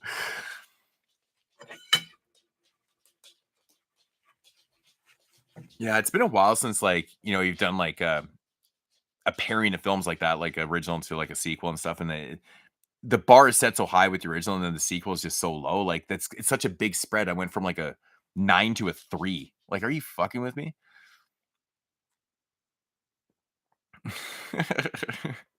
I mean, for the most part, we end up reviewing a lot of really good films. But I mean, when it comes to franchise and when you're doing sequels and stuff, like that's where it gets a little bit sketchy. If you look at our Hall of Pain, the majority of the films that are in the Hall of Pain, I would say, I would probably say 7 out of 10, might even be higher, are fucking sequels to franchises and shit that are so bad. Like the Hall of Pain is literally named after, which I mentioned last night, is literally named after um Payne, who starred in fucking Warlock 3, which is just a horrendous movie.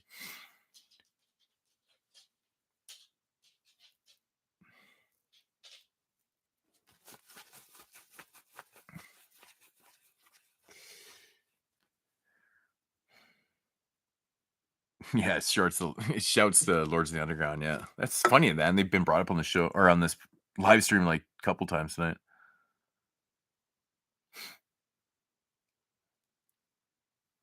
The OG Nosferatu, man. The OG Nosferatu film is like, it's so incredibly creepy. It's so incredible, man. Like for the time it came out, I mean, that German expressionism style of filmmaking was so unique. It was so cool. Yeah, Herzog's remake, man, is really good. I love the remake. Also, it's really good. Yeah, the cock. I'm really looking forward to doing more of the zoology shows because it's kind of a different premise for us. We spent so much years doing, lots of trilogies and lots of franchises and like OG verse remakes and stuff. We never really did something like that. I mean, it's not like we haven't done shows like that, but now we're kind of making a point. But we're still going to make some top tens and maybe some more franchises. I wouldn't mind actually doing the Toxic Avenger. I was going to say the Toxic Offender. Mood's the Toxic Offender Avenger franchise. Actually would be kind of fun to do. Maybe when the new one comes out, I guess maybe I don't know. Is it supposed to drop this year? I don't know. Who knows? Oh fuck, we could do millions of shark ones. I mean, there's literally it seems like there's 20 to 30 shark films that come out every year now. And they get lower budget with every single one just gets lower budget. It's crazy. No, I'm not saying that we should either. We haven't really done any themed out shark. I mean, we did the Jaws franchise, but besides that, like we've done shark when we used to do the what we watch part, we did probably shark films in there, but we've never actually done like a theme shark film. We did theme clowns before, which was horrible. That was fucking terrible.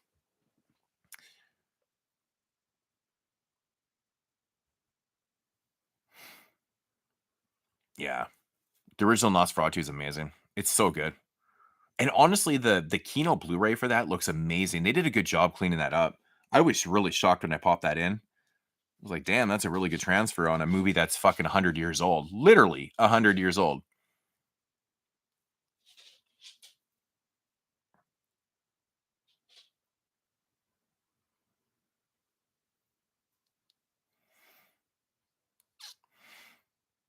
Yeah, there's some good clown movies and there's a lot of bad ones. I think all the clown movies we reviewed on that episode were horrible. Actually, I didn't mind Clownado. Everyone else hated it, but I didn't mind it.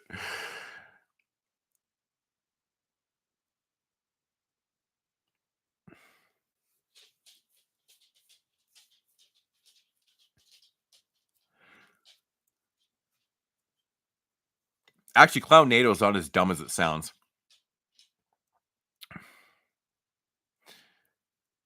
A favorite Lee Van Cleef film? Good question. That'd be funny to say fucking Escape from New York, but no. Like a leading role, Lee Van Cleef. Oh man, let me look at a list of films just so I don't forget anything. But yeah, I have so many Lee Van Cleef films. I just want to. Um, trying to think. I mean, it's so hard to ignore the good, the bad, and the ugly. Oh my god, what? I really like the Octagon, wherever that is. Uh, Day of Anger is absolutely amazing. The Big Gun Down. I love the Big Gun Down. Death Rides a Horse is another really good one. I mean, for a few dollars more is amazing, but Good, Bad, and the Ugly is amazing. I love the Big Gun Down. Day of Anger is a great one too. Sabata's cool. Captain Apache's like terrible. Return of Sabata's cool. Bad Man's River is another bad Italian westerns. Oh yeah, The Grand Duel. That movie's fucking awesome. Man, I have a lot of Lee Van Cleef movies. Holy shit. Looking through this filmography, it's like, holy shit balls. Yeah, I honestly, man, like The Big Gun Down, Day of Anger, those are two of my favorites. If I was to exclude like the Dollars films. Yeah, Death Rise of Horse, man. Day of Anger, I love that. But honestly, like even in bad movies, Lee Van Cleef is still good himself. That guy's an amazing personality, like just presence on screen. He just had those eyes, right?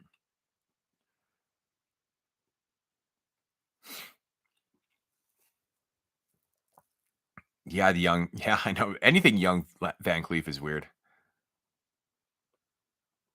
Oh, thanks. Yeah, I have. Like I said, I said last. I have a lot of Dawn of the Dead stuff. That one right there is signed by Ken Foree. And that one beside that one right there, that's the Italian box set that came out years ago. It's pretty cool.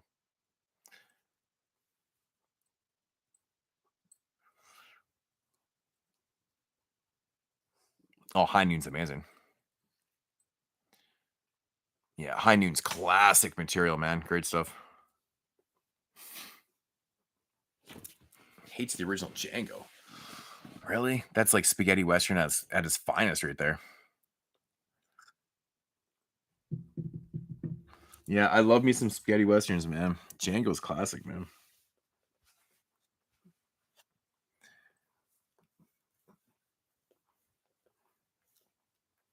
Even like bad spaghetti westerns are still entertaining as hell. Like I've never really watched one before, and I've probably seen hundreds, I swear, that I was like, man, that was total shit. Like really, I don't think I've it's weird. Always entertaining. And the thing I like about spaghetti westerns too, they were so much more violent. Like Corbucci's films were just amazing. Like if you ever see a western with Corbucci's name on it, you got to check it out because it's always going to be good. Violence and just absurd.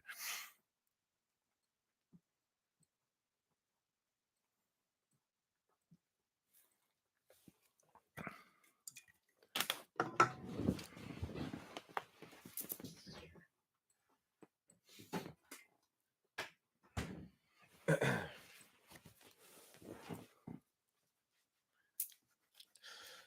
my head.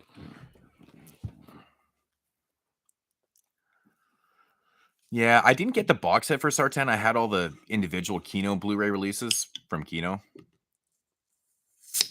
Or not Sartan. Oh, no, the Sartana box. Yeah, I was thinking Sabata. Never mind. Fuck. Yeah, that box set is fucking gold. It's amazing. Sartana. Yeah, Sabata. I was thinking I think somebody put out a box set for those though too. That's what I was thinking of. But I have all the Kino ones. But yeah, Sartana's amazing. Yeah, I was highly entertained by those films. Are great. Some are better than others, but they're still all entertaining. Yeah, I mean, I grew up watching a lot of American westerns, and then I got into spaghettis. I think probably sometime in the '90s. I think I've started seeing a few of them and stuff, and I was like, oh shit, these are totally different. It just blew my mind. I didn't even really know what a spaghetti western was until I like kind of watched it. I was like, oh, it's an Italian. Okay, that makes sense. But yeah, no, I grew up watching a lot of the Eastwood films and stuff, and just a lot of classic films, like James Stewart films and John Wayne films and shit. They just always were playing. They were always playing on TV. Or my grandpa was a huge Western fan, so if I was at his house being babysat when I was a kid. I was always watching Westerns, so probably tons of them I can't even really remember what they are, but that's all he ever watched and read was Westerns. So, but he was like one of those kind of like all-American kind of Canadian types where he just stuck to his North American stuff. If it wasn't that, he wasn't watching spaghetti Westerns, I'll tell you that shit.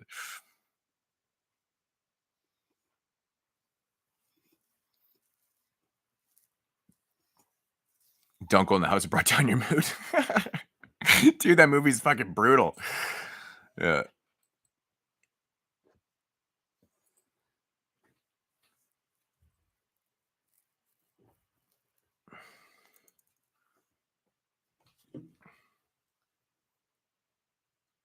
Mm. I think that light's on your headache, man.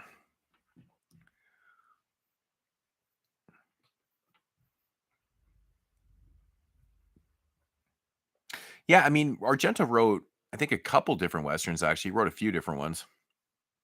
Well, Argento obviously was a writer. Like, he was a writer for what, 10, 12 years before he even did his first picture as a director, so it doesn't really surprise me. If you work in Italian cinema, you were kind of a journeyman writer, so you'd write for all sorts of things, comedies, Westerns, other genre films and stuff like that, so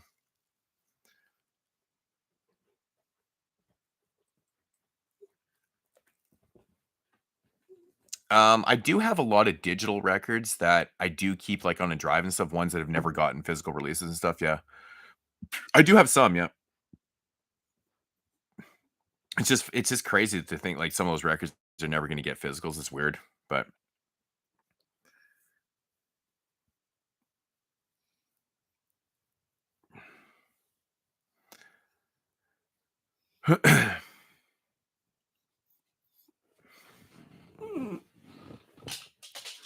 Fuck.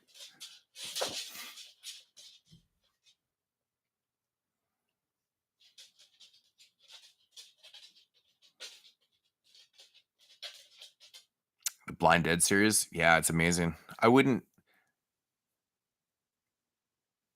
Yeah, I don't I mean, remaking those would be interesting to be remade. I don't know. Good films though. Good films. It's just honestly a little bit too bad that we'll probably never see a Blu-ray box. I just feel like the rights are so mixed up with those. At least probably not anytime soon, considering they're all spread out. But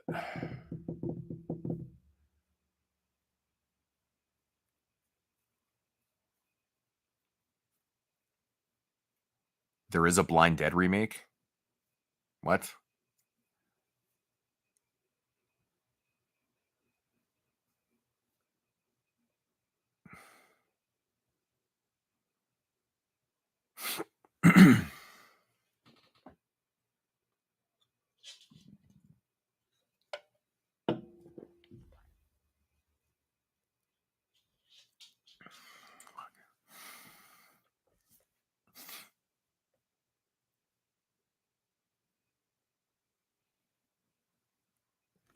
If there's a remake of Tombs of the Blind Dead, I am completely what? I think there was supposed to be a remake at one time. There was talks of one being remade years ago. I think we might have actually even brought that up on the show one time, but I don't think it ever materialized.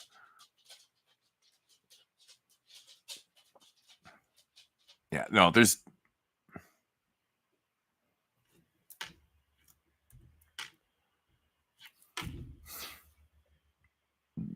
so what's the Blind or Tombs of Blind Dead remake called? Because it's not called Tombs of Blind Dead. And I'm pretty sure there isn't. But then again, I'm not saying I know everything, but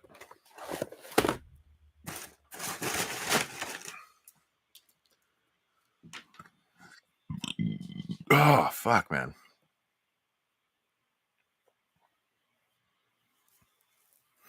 Thanks, Daniel B.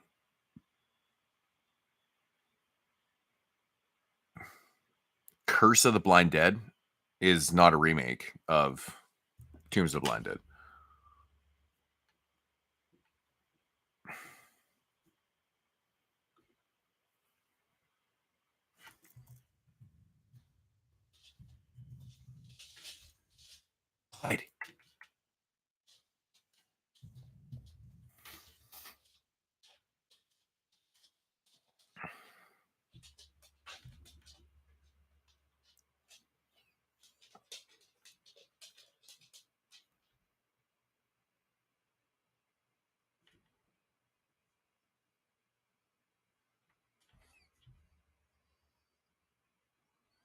Yeah, I was just trying to read the.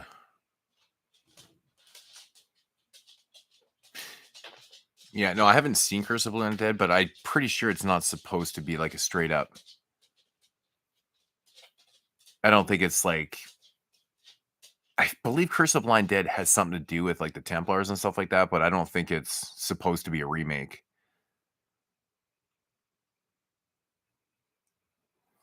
The original Magnificent Seven movie, I love it. It's amazing. Here, let me look up that Curse of Blinded. I think it's like. So when did it come out? In. I remember hearing about this. Like somebody's captured in original preliminary by locals. It almost sounds like it's a prequel. Centuries later, post-apocalyptic future, a man and his daughter tries to. Yeah, no, this is not a remake. I don't even think it's using the same ideas, but it's definitely not. Oh, it's so funny.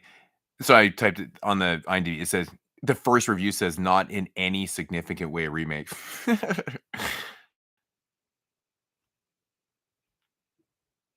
Yeah, I think there was actually talks of doing a Tombs of Blind Dead remake, I think, but it obviously never materialized. I haven't heard of anything in years about actually doing full on straight on.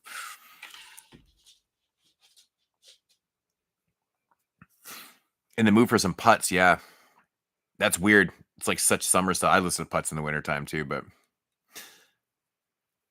all right, Irish, check you later, brother. I mean, I should probably get running pretty quick too, man. It's like I've been on here for almost 5.5 hours. Last night was like 6 hours. That's ridiculous. Like 12 hours in like a day. It's crazy. So I guess I don't have to live stream again for like another year.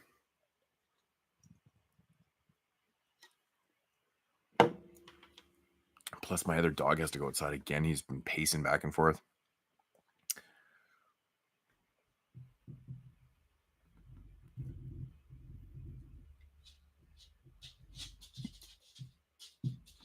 Oh, it's not just a beat tape, man. It's like a full-on live production, man. It's a crazy production that he put into it. Like the Thess one is really good, man. I was listening to it today. It's fucking pretty good, man. All right, man. Hip hop number one. Take care, bro. Yeah, I should probably get going too, man. I'm starting to get a headache. This light is killing me. But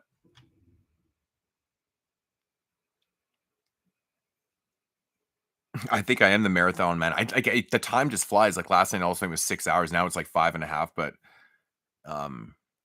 I think that salt fucking killed me tonight. I'm not used to eating like that. All right. Yeah. My other dog's he's definitely got to go outside. So we'll call it a night tonight. But thank everybody for stopping back in tonight. It was another fun time. And we'll have to do this again. So until then, if the live stream comes up, don't hesitate. Come back in and I'll check you guys later. Deuces.